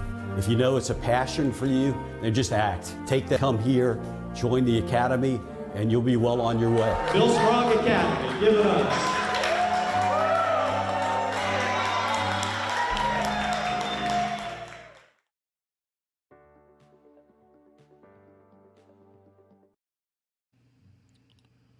Back to the Bayou Bets NFL Draft Live show, wrapping things up. The final pick of the night from the Kansas City Chiefs is in, and it's a name we mentioned a couple of times in connection as a Saints possibility. Kansas State defensive end Felix Anudike-Uzomah. Hardest name of the night to pronounce for last. But you did it well. I think I did okay there. Felix Anudike-Uzomah going to the Chiefs just a couple of hours down the road in Manhattan, Kansas, where he played his college ball, going across the state line into the better half of that equation, across the Missouri River into the good part, Kansas City, Missouri. So, draft is over for round one. We're going to stick with you another few minutes and see if we can't get a Mickey Loomis press conference or Jeff Duncan. We'll talk just for a few minutes. And Jim, let's start with this. We've talked about Brian Bresee to the Saints, or Brian Bresee. We got to figure out how to pronounce the guy. Yeah, I'm sure we'll find out in the next 20 minutes or so. But the question is, the big question I have is, are they now going to rename it Bresee Mac? You know, instead of Breezy Mac, you know, they've had the Breezy Mac. Oh, God. Okay. See, I'm the king of dad jokes, and I didn't even get that. That's how bad it was. I'm almost a grandpa, and I'll be a grandpa in a couple months, so there you go. How far will Levis fall? Certainly the surprise of the first round, here. Will Levis, I mean, I don't know. I am old enough to remember yesterday when he was all of a sudden gaining steam to be the number one pick. Will Levis doesn't even go in the first round. What kind of odds could you have gotten on that? I mean, we're talking about 100-to-1 shot to not go in the first round. I mean, it wasn't that long ago we were talking potential of number one, and I was laughing like, please, God, for the love of God, yes, God. But, hey, I won some money tonight. I put, got minus 1,000 on Bryce Young. That was like free money. So, bet the big money to win the little money. And then, got some more later on and some other picks. So it was a good night betting wise. We probably didn't talk about the odds part of things as much as I thought we would. It just kind of happened that way. But I think all in all, it is what it is. But yeah, the odds go off the board, and it just becomes difficult to track those. Really, the odds, watching the odds of 2 hours before the draft was a lot of fun. And comment from Zona Time, it was fun. We're not going to be here all night tomorrow, but what we will do is, just 5 minutes before, 5 minutes after the Saints have their picks, we will be here on the Bayou Bets. Yeah, maybe we'll come on YouTube like at channel. pick 36 or 7 and stay on for 5 minutes or so after they pick. I mean, it's Friday night, but we don't have any big plans, so sure. El Ray, thank you. Got dinner reservations with my wife for Saturday nights, just so I could watch the draft tomorrow night and react with you people. And it's going to be a lot of fun. I'll tell you what, I have Saturday afternoon. Talking about being a grandpa, my son's. I've never heard of this before, but especially for guys. But we're having a diaper shower at my house. So that's what I'm doing. Is that like when you throw diapers afternoon. on each other? Is that? No, that's when you give the prospective father who better learn how to change a diaper really quickly. A bunch of diapers, and hey, his problem. I've already said, look, we have an interesting family where I have a 25-year-old son, an 11-year-old daughter, and a 7-year-old daughter. And I already said the last diaper I changed from the 7-year-old was the last diaper I'm ever changing. Don't leave the kid with just grandpa. It ain't happening. I ain't doing it. That's what I said. That's what I said when I was done with my 7-year-old's last diaper. I said, grandpa don't change diapers, okay? Grandpa don't change diapers. That ought to be a bumper sticker. Grandpa don't change diapers. Yeah. That's my privilege of being the when I get to that point in my life. Well, they keep laughing at me and saying that yes you will. I'm like, it ain't happening. Grandpa ain't changing diapers. You can't make me. You can't make me. I'm not touching it. All right, let's set up round number 2. And by the way, I just looked and I just saw odds for next year's number 1 pick already out there. For God's sake. Caleb Williams minus 550. Lock it in now. No, look. Second round, Will Levis is still out there. Hendon Hooker's still out there. So, how many quarterback needy teams are still looking for one? You don't. Round 2, you honestly don't see that many quarterbacks because teams that need one will get one in round 1. Teams that don't need one will wait. The only ones you see in round 2 typically are the ones who were expected to go in round 1 and fell. And by the way, an example of that is Derek Carr, who I believe was number 34 to the Raiders. Speaking of the Raiders, and Jalen Hurts is another example, by the way. He's a second-round pick. Speaking of Vegas and Derek Carr, that is my prediction for where Will Levis goes tomorrow. I think he goes to the Raiders. Okay. He could sit there and learn under Jimmy G, and who I don't necessarily think is going to be there all that long anyway. And so he could start in a couple of years. Or maybe Hendon Hooker, who I think is absolutely a better prospect. Again, his age worries me. Also, quarterbacks coming off ACL injuries, that also worries me. That gruesome injury, I keep seeing it in my head. It was brutal to see that injury. But I think that Hendon Hooker is a better prospect in the pros than Will Levis, but I could be wrong.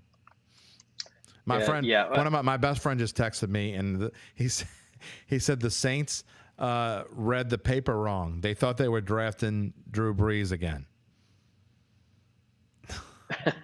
Yeah, but somebody said Brees to Brisset.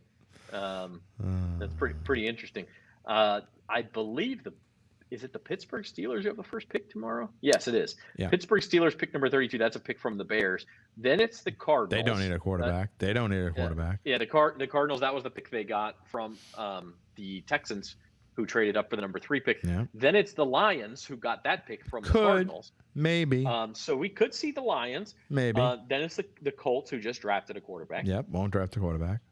Number 5 in the second round, 36 overall, is the LA Rams with their first pick, and that could be a spot for a quarterback. Yeah, depending on Matthew Stafford staying. Yeah. Seahawks are 37, won't be a QB. Again, there could be trades here.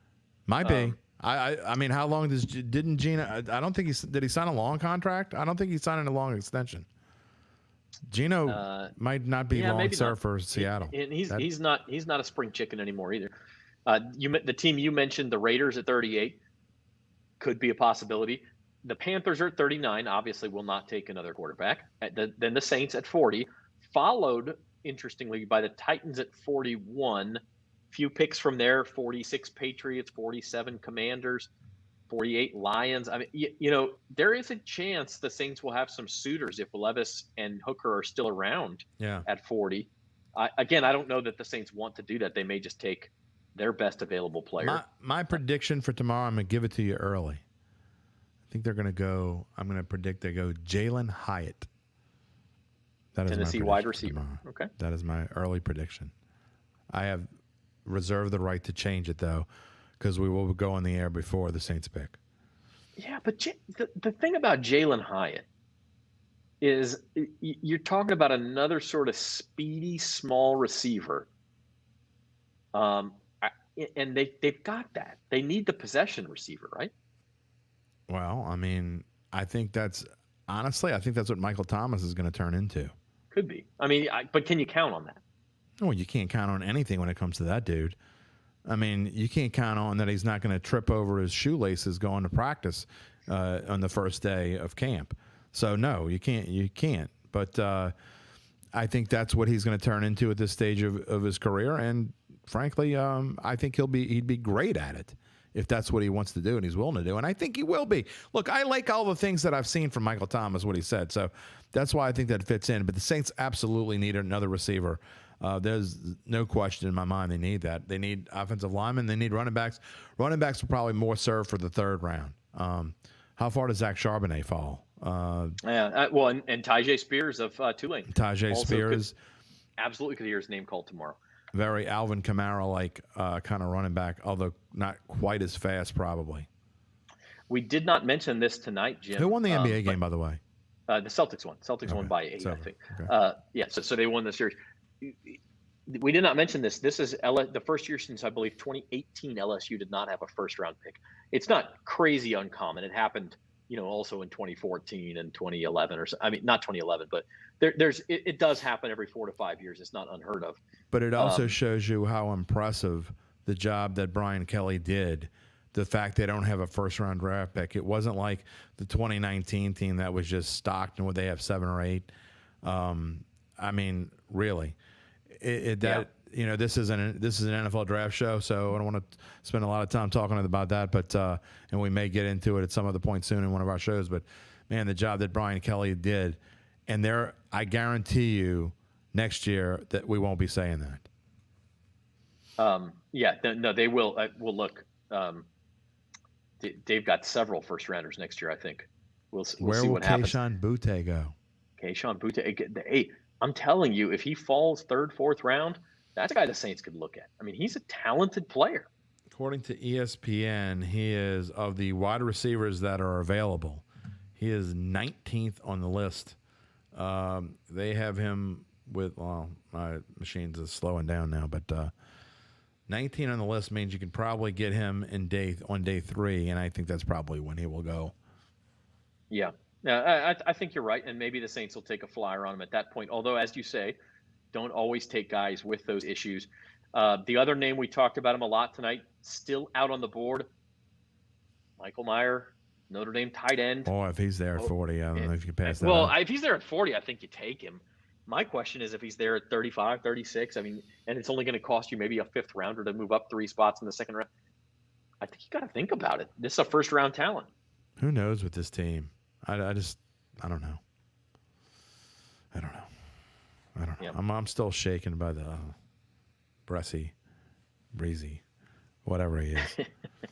Sounds like a nice kid, and has been through a lot of stuff. He's one of those guys who he may not be a star, but if he's a solid player who helps them, and all of a sudden you look up and next year the Saints allowed a full half a yard less per carry. Mm-hmm. I mean, that's what we're talking about here is he might get a couple of sacks here or there or TFLs, but he's the guy who, those 3 and 4 yard runs that set up 2nd and 6 are now 1 and 2 yard runs and it's 2nd and 8, and that can make a big difference for a defense. Yeah, at least it's not Anthony Richardson. Way to go, Colts. All right. It does not look. I just checked with Spencer. Just still trying to see if we're going to get I think it's probably going to be a little while. Sort of reaction. But we'll hang on. It's usually 40 to 45 minutes after because they have to talk to the kid, they have to set everything up, and so it's probably going to be a little bit yet, is my guess. All right. Going through this before. Well, let's do some final thoughts then, Jim. Your biggest surprise of the NFL draft first round. Oh, my biggest surprise is probably Jahmyr Gibbs going as early as he went. It's a good one. Like I said, I think the worst pick is Anthony Richardson going at number 4. I think the Colts, I don't know what the hell they're thinking with all the needs that they have. That's desperation. We need a quarterback. And that's also a little bit of ego. Mr. Steichen thinks he can go in there and turn him into Jalen Hurts. Good luck with that. But I think the biggest surprise is with the question you asked, and I think it was Jahmyr Gibbs. We thought that I got to be honest, coming into tonight, I thought he would probably still be around at 29, and the Saints would have a decision to make on whether they wanted to grab him. I thought that might even be a little bit high. We also talked he might be a little bit too Kamara-like, all kinds of things about Jahmyr Gibbs, but that was certainly my biggest surprise of the night. But I think my biggest surprise, and I could go Will Levis falling out of the first round, but instead I'm going to go. We went 19 picks without a wide receiver taken in this year. In this age's NFL, that's shocking. Now the next 4 picks were 4 wide receivers all in a row, but 4 wide receivers in the first round is not a lot, and especially you had to wait till pick number 20. It's a big surprise. Worst pick, yeah. I mean, it's hard to. I just think. I don't get Jahmyr Gibbs. I also don't understand Jack Campbell to the Lions. I forgot about that one. It did not have a good first round at all. They could have got him tomorrow too, I think. Now the best pick to me came right before that, and it was the New England Patriots nabbing Christian Gonzalez at number 17. Guy could have gone number 7, and no one would have batted. I can't disagree with that. That was a great pick. What else you got for best pick? Well, Texas moving up very aggressive. I hate to give them credit for this. There were a couple that are up there and get an A+ for me, and I don't give a lot of A+, first of all. But I got to give the Falcons the credit they deserve, because I know a lot of people were talking about, and Falcons fans bitching about, we don't need another running back, which is horse hockey, because they do, and you always need another running back anyway. I think Cordell Patterson goes off to a kind of a different role. He wasn't meant to be a running back anyway. Tyler Algier, if you got him in fantasy football and you kept him, you're bad. That's a problem. But I think Bijan Robinson is going to be a stud player in this league, and I think the Falcons got a lot better with that pick tonight. Look, how can anyone fault what the Houston Texans did tonight? And really only gave up, what did they give up again? A 4th-round pick, basically? Oh, no, they gave up a first-rounder too, right? They give them next year's first-rounder and a second-rounder this year. They did give up a lot. But what we talked about earlier was, I think the Texans are I don't think they're by any means a championship caliber team, but they play in a really, really bad division. And I think the Texans are to a point where I think that if C.J. Stroud is nearly as good as we think they are, I mean, Will Anderson, he's going to be a stud, I think. So, to me, they got 2 of the best players in this draft by far. Of course, they drafted 2nd and 3rd, but they had the capital to do it, right? They had the draft position. They were in a position they were like, you know what? Let's go all out. Let's just shoot for the moon here. And that's what they did. So I give the Texans and the Falcons a lot of credit. I thought they had an excellent early part of the draft. We'll see what they do tomorrow. But first of all, I don't think the Texans, whatever they do the rest of the way, they're in great shape. Now, the Falcons can still screw things up. They still have time to do that. But as of now, I give them both A+. All right. And by the way, I like that trade for the Cardinals, too, because the Cardinals did not need anybody at 3. They moved down to they moved down to 12, then moved back up to 6 and get Paris Johnson, the highest rated offensive lineman in the draft. Really a lot of times, a lot of times that's a top 3 pick to get the best offensive tackle in the draft. They get him at 6, and they also get a first-rounder next year, and they got pick number 33, the second pick tomorrow, which means they're going to get another first-round talent basically with the second pick of the day tomorrow. So I think the Cardinals did a good job as well. They lots draft of new another faces. lineman tomorrow. Yeah, lots of new faces. The Saints will see. They're going to see Bryce Young twice next year. They're going to see C.J. Stroud. They're going to see Anthony Richardson perhaps. A lot of the other teams in the top 10 are on the schedule as well. They're going to see Jahmyr Gibbs for the Lions. I don't know what. DeAndre Swift's going to be on trade watch. So that's interesting as well. And we'll be back. Like I said, we'll be back. A couple of videos tomorrow. Spencer's coming back. Is Spencer coming back? Maybe have something here. I don't know. Either that or he's just cleaning up his desk. Yeah, we'll hang on just for a minute. But we do want to let you know as well that we will be back tomorrow, and then our regularly scheduled 4 p.m. Monday, every Monday and Thursday at 4 p.m. every week of the year, all the way through the summer, talking NFL futures odds. Even when we're on vacation. Yeah, NFL schedule release in a couple of weeks. We're going to have week 1 point spreads for you. We're going to talk about that. So if you're not a regular here on Bayou Bets, subscribe to the channel, get yourself entered into that sweepstakes for the NFL jersey, and stick around. We're glad to have you whenever you can stop by. We are on demand or live, whichever one works. The only thing is when Zach and I are both on vacation in the same week, you get a blank screen and dead air and no one talks and all you see is the background. But you can imagine what we would say. So that happens. Okay, I got a blank face. See, I think Zach froze up. He made it 4 hours and 14 minutes, freezing up. Zoe, get ready to roll us out of this. All right, he's back. He's back. You made it 4 hours. It took 4 hours, but I made it. You made it through. Why don't you take us to bye-bye land? All right. It looks like we are not going to get. We will. Hold on. Luke Johnson is saying we might get Bressy. Oh. Do we want to stay on for that? Or we can use that tomorrow, maybe. Ask them if they ask Spencer to take video of that, and we can run that as part of our show tomorrow.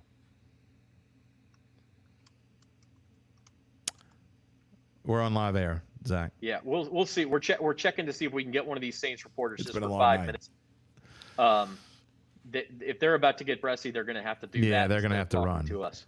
I think the best bet is probably to get Spencer to get video of that, and I think we can run that whole thing because I would like to. You know how you look at the news stations and they run little clips of it. I'd like to hear the whole thing. So if they can get Bressy and Mickey Loomis's comments, we can come on maybe a half an hour early tomorrow and run the whole thing. I think that would be pretty cool to do. There is action at Spencer's computer, and I don't know exactly what's going on. There's someone with a coat and standing in front of it. That is not Spencer Urquhart. I'm just going to say that. No. We may. DA presser. The Dennis Allen presser just finished? Yeah. I'm not sure that was video, though. Okay. You guys are getting to. This is how the sausage is made here. Yeah, this is usually what we're doing when we're at commercial break talking to one another, but we're actually doing it live on the air. We're trying to see, because we were planning on going off the air about 5 minutes ago, but if we can get something for you, we'd love to. I see.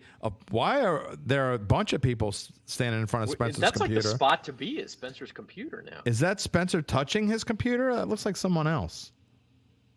Are y'all watching us? You could say hi. Oh, yeah, really. I don't think they're watching us. Somebody's got a phone they're watching. I mean, by now, we've been on for 4 hours and 16 minutes. I'm telling you, it feels like the Jerry Lewis I know what Jerry Lewis kind of feels like. And imagine, he went 24 hours doing this. Isn't that amazing? I brought cough drops. I haven't actually had to use them yet. No. My Fresca and my one Kickstart has made me through the entire thing. I even ran in the kitchen in one of the breaks to get dinner.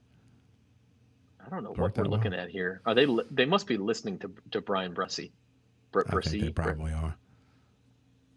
Probably want to. Spencer's trying to get video of the latest Saint, I hear, which would be Brian Bressy. The newest Saint. All right. Well, if you want to stick around and chat, we can chat about. Yeah, we can. I got time. I can go back talking about my grandkids. My grandkid today. I didn't drink enough Fireball to have to sober up, but I'll certainly be. Where would you put that pick on the Fireball list, though? Like, where would you? I mean, that you wanted it. You. All right, you predicted the pick. Okay, I'm going to say that. I've been saying defensive tackle. You're the one who's got to drink Fireball. You predicted the pick. Is it a pick you think is a good one? There's a difference between predicting a pick and thinking it's the right pick. Again, I think it was a safe pick. Okay, I think it fills a need. He's a first-round talent. But how can you call someone? Concern. How can you call someone safe that has had 3 major injuries in the last 3 years? How can you call that safe? No, that's a good point. But look, when you're picking at number 29, no player is a sure thing home run. That doesn't exist at 29. That exists in the top 10. It doesn't exist at 29. So it's not that. But I think they didn't reach. They got a position they certainly need, and I think that there is some upside there as well. Okay. Well, I can certainly at least understand that, whether I agree with it or not.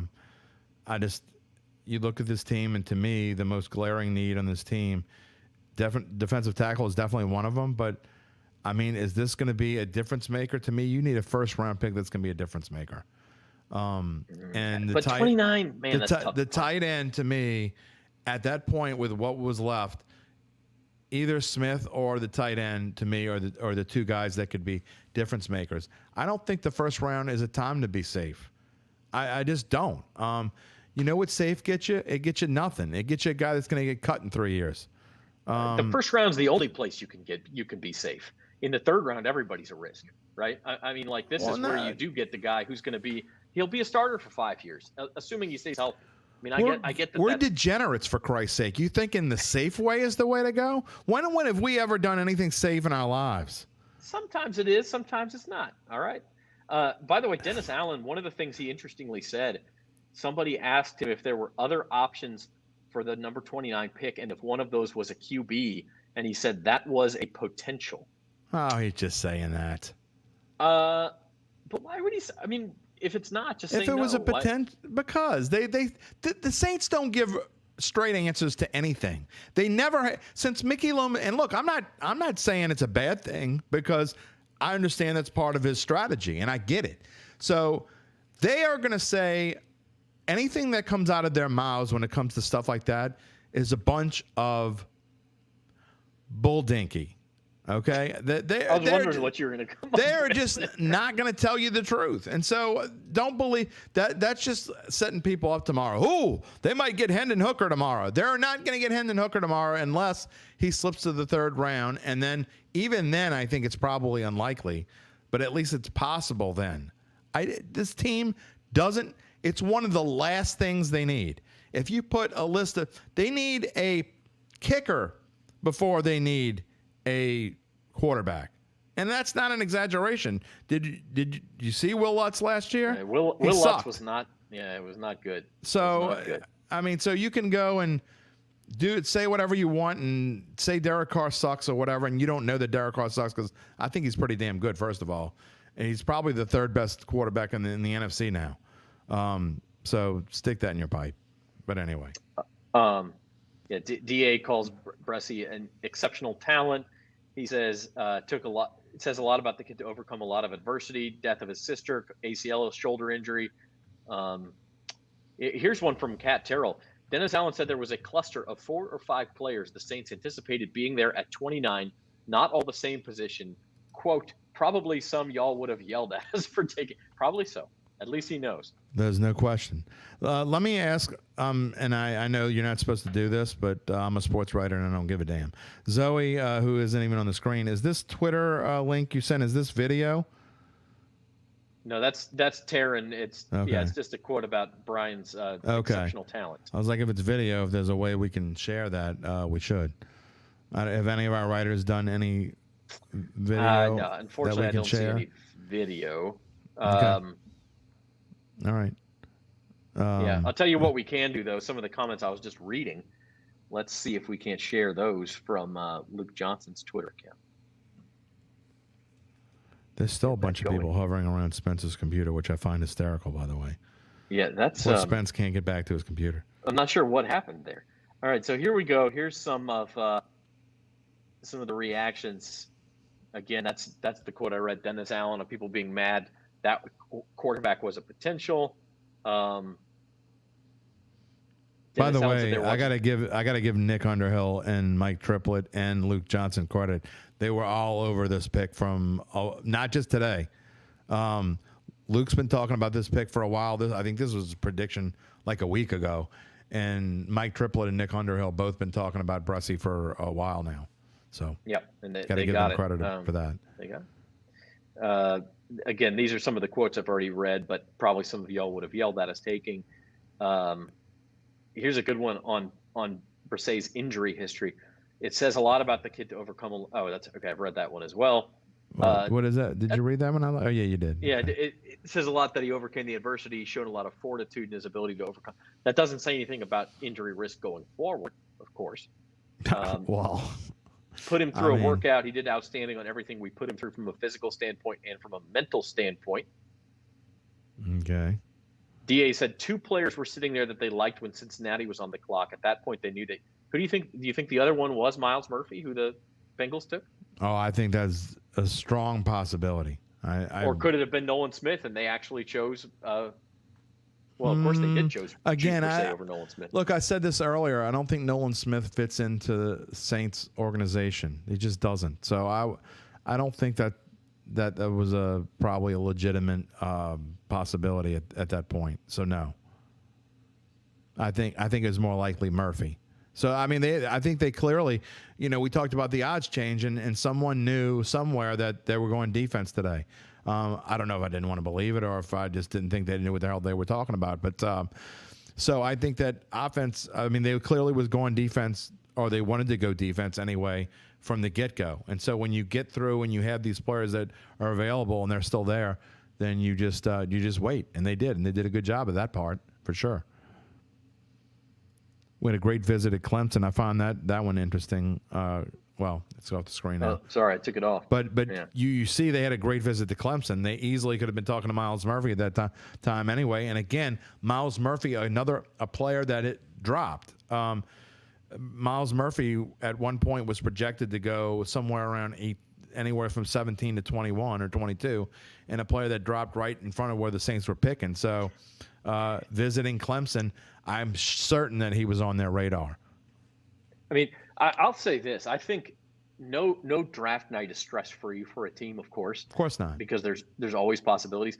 This was probably one of the least stressful nights a team could have, because even if Brisset wasn't there, Nolan Smith was there, Michael Meyer was there, the defensive end from K-State was there. Maybe they knew going into Cincinnati's pick that Miles Murphy or Brisset would be there. There was never a point at which you look up and go, oh no, all of these guys are going to be gone that the Saints won. There was never, in fact, it was the opposite. It was, they're going to have more options than we thought. And they did, which maybe tells you how they feel about Brisset, that they still chose it. Now, how do I fit all this into a newsletter? We've got a 4-hour and 26-minute long transcript for you. By the way, the last thing I'm going to say, unless you force me to say something. Oh, Luke says he can get on. Yeah, Luke Johnson's going to hop on here and give us right. his reaction. We'll see if he's going to have to fight his way. I think that's Taryn standing right in front of Spencer's computer. So it is. Luke may just get on his phone. That's what he did the first time. Yeah.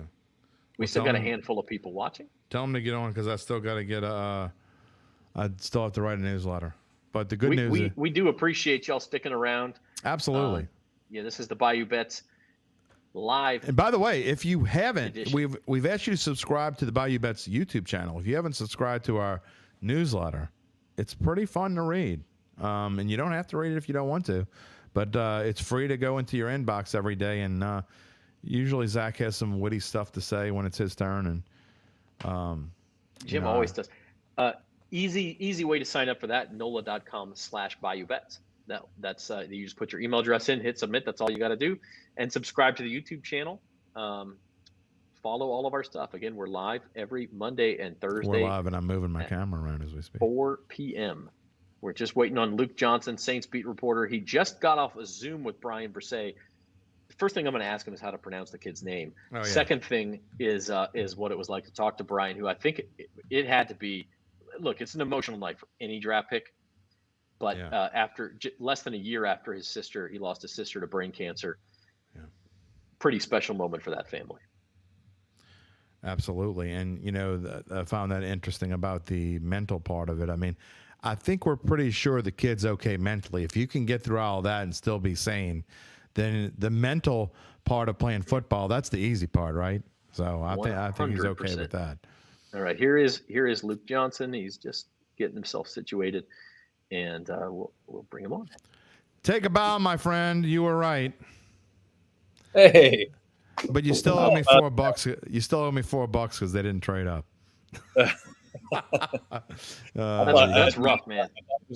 As soon as I saw all those guys still on board, I'm like, man, it's probably not going to happen. Yeah, probably not going to happen. But you nailed the pick.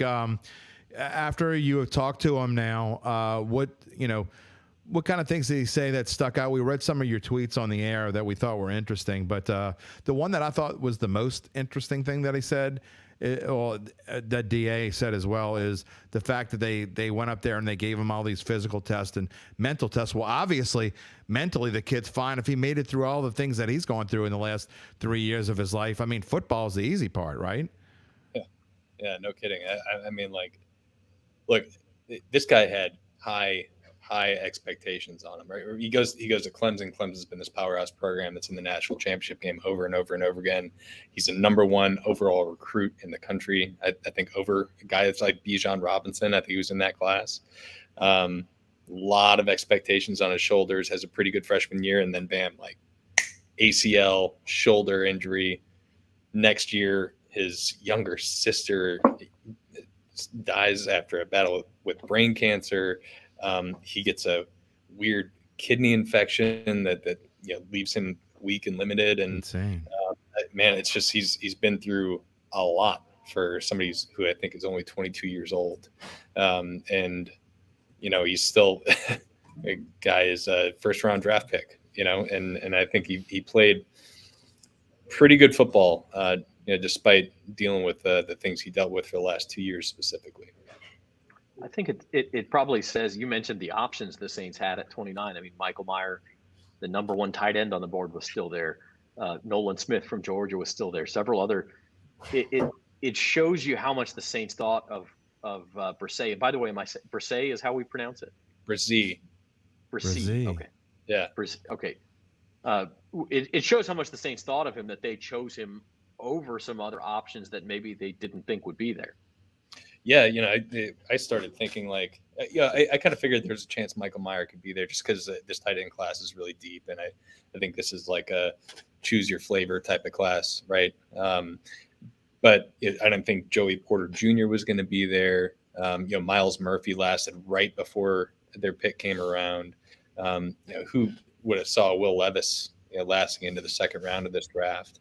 A lot of guys who just frankly I don't think we're going to be there, and I think it says a lot about Bresee as a prospect, for the way he fits what they want, for what they value. They take defensive linemen and offensive linemen early in the draft because they think those guys are kind of foundational pieces, and then you look at what Bresee can be as a player. He's 6'5", 300 pounds. Ran a sub 4.9 40, which is pretty hard to do at that size. Had a really good short shuttle. He's an agile guy. He's an explosive player. I mean, he's one of those guys who you're just you're making your list of traits that Saints like. It's like check, check, check, check. Like the only thing that he didn't do is he wasn't super productive, and that's that you can trace a lot of that back to the injury stuff that they're pretty confident he's over. Luke, a lot of times you see defensive tackles and they're either run stuffers or they're kind of in and out guys, and they don't necessarily play every down. Do you think that Bresee can be the kind of DT that can play every down here? Yeah. Or almost every down? I think he's a guy who they are hoping can kind of slide into the role that David Onyemata was playing for him. I think he's going to be their 3 technique, who's going to be a big part of anchoring their run defense, but can also give them some pass rush. And I would be surprised if he's not, as a rookie playing, north of 45, 50% of the snaps, which I think is good for an interior defensive lineman. You guys just hopped off a Zoom call with Bresee. What was the most memorable thing he said in this? I mean, obviously a very short time you get to talk to him there. Yeah, but I just think that, the last year and change has been very trying for him and his family. I think the maturity just kind of jumps off the Zoom screen, whatever you want to call it. It's something that nobody should ever have to deal with, like losing a 15-year-old sibling, child, whatever the case may be. And I think that that kind of grounded him, and it kind of showed him that the ACL stuff or whatever other stuff he's dealing with is kind of secondary. It's not that big a deal compared to what other people are dealing with. And I think, the Saints mentioned that they really, really thought highly of his character in addition to all the other traits that he brings to the table. And I think that showed through in that interview. Luke, going through, and as we go into tomorrow, and we are going to do a few minutes. Oh, we say a few minutes. A few minutes for us means 30 to 45 minutes. We never do a few minutes of anything. But tomorrow, as the Saints go into round 2, and obviously have a much earlier pick than they had today, and I think the 9th pick of the of the second round or the 10th pick, whatever it is. But the 40th pick overall, that I know. Just talk about what you think where they might be looking now. Do they go back to offense? Obviously, if you look at the running back list, there's a bunch of guys who are all maybe projected to go third round, so they might be waiting from that end. But do they look offensive lineman? Do they look wide receiver, or do they stick with the defense? It's a really interesting question. I think the Detroit Lions kind of blew up my second round strategy when they used their 2 first rounders on guys who I thought were going to be insane. there. Insane. But yeah, I mean, Dan Campbell. Yeah. But look, only one tight end went in the first round today. I think unless somebody else went off the board after I started talking to Brian. Nope. Okay, so I think there might have been 4 guys who you could consider possibly first round tight ends. We'll see what the Saints think of these guys, but I think out of 3 of those guys are still available. So I think they're going to have somebody there possibly that they could think of taking with that pick. That's Michael Mayer, Darnell Washington from Georgia, and Luke Musgrave from Oregon State. I wouldn't be surprised if somebody like Cedric Tillman is in the mix, a big physical wide receiver from Tennessee. And then I think there's still some pretty good edge rushers on the board. I really like. I don't know what the Saints' opinion is on him, but somebody like Isaiah Foskey from Notre Dame. I mean, the dude was nothing but absolutely hugely productive at a school like Notre Dame, where they're constantly playing big name schools. He had 22 sacks his last 2 years. His relative athletic score is an exact copy of Marcus Davenport's. Right. Don't say that name. Don't say that name. Yeah, but I'm saying, those are the traits they valued, right? It's all this stuff they valued is height, weight, speed, power. It's the exact same testing numbers. And then he's also, I think, a 2-time captain. But regardless, though, the Saints, I mean, picking so early, to me, all those names you mentioned, 1 or 2 or 3 of those names even is going to be there when they pick. They're going to have a nice selection. I thought tonight kind of went the way they wanted it to go, and I think you alluded to that. But tomorrow, to get a second-round pick, maybe of someone that almost first-round talent, I think they're going to have an excellent chance to do that. I think so too. But again, Dennis Allen made a good point of saying this. There's 32 scouting boards. Right.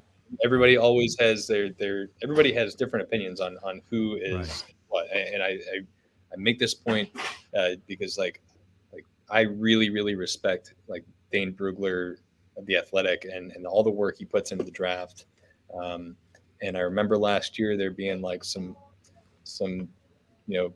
outcry about the Saints using a second-round pick on Alontae Taylor because Dane Brugler had him as a 4th-round pick. A lot of other people had all right.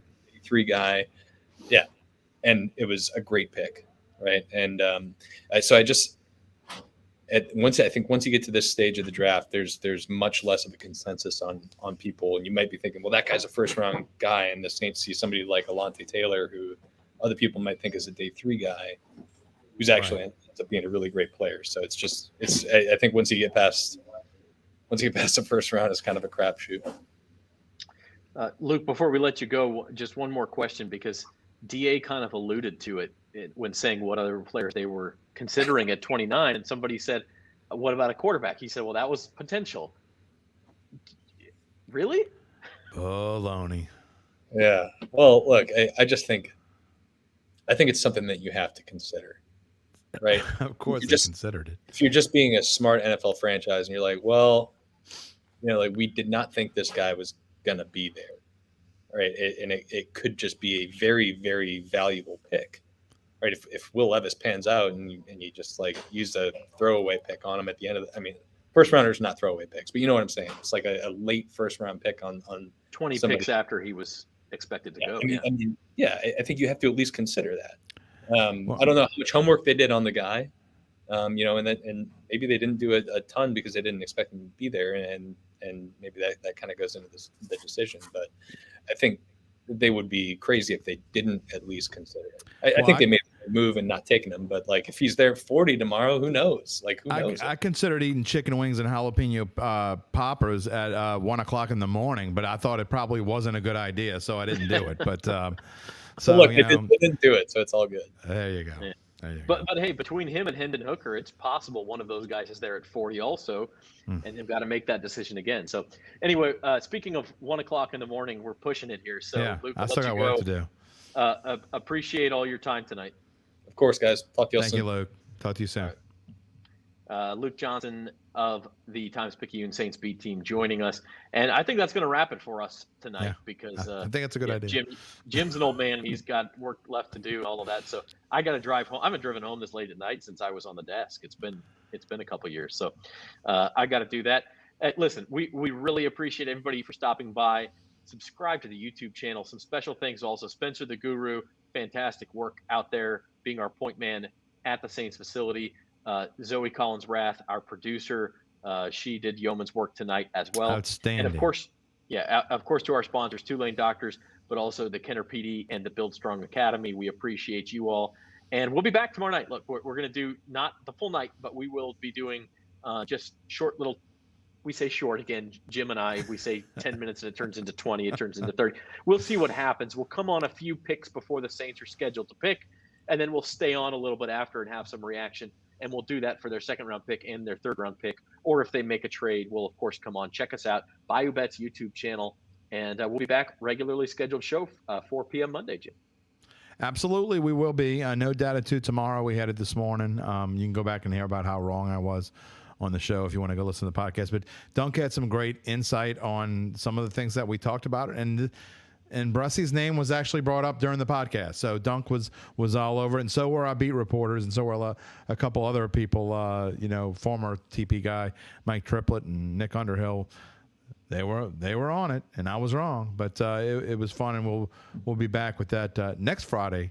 We're going to be talking about not only with the entire Saints draft, and I'm sure we'll be talking about it on Bayou Bets on Monday and Thursday, but we're also going to have a special. We all know Jeff Duncan loves the Kentucky Derby. So he'll be giving a few free picks out as well. I need some winners. Well, I need some winners and some placers and some showers. I make fun about Jeff Duncan, but that dude knows how to pick some horses. All right, we appreciate you all. Please have a good night, and we'll see you tomorrow here on Bayou Bets.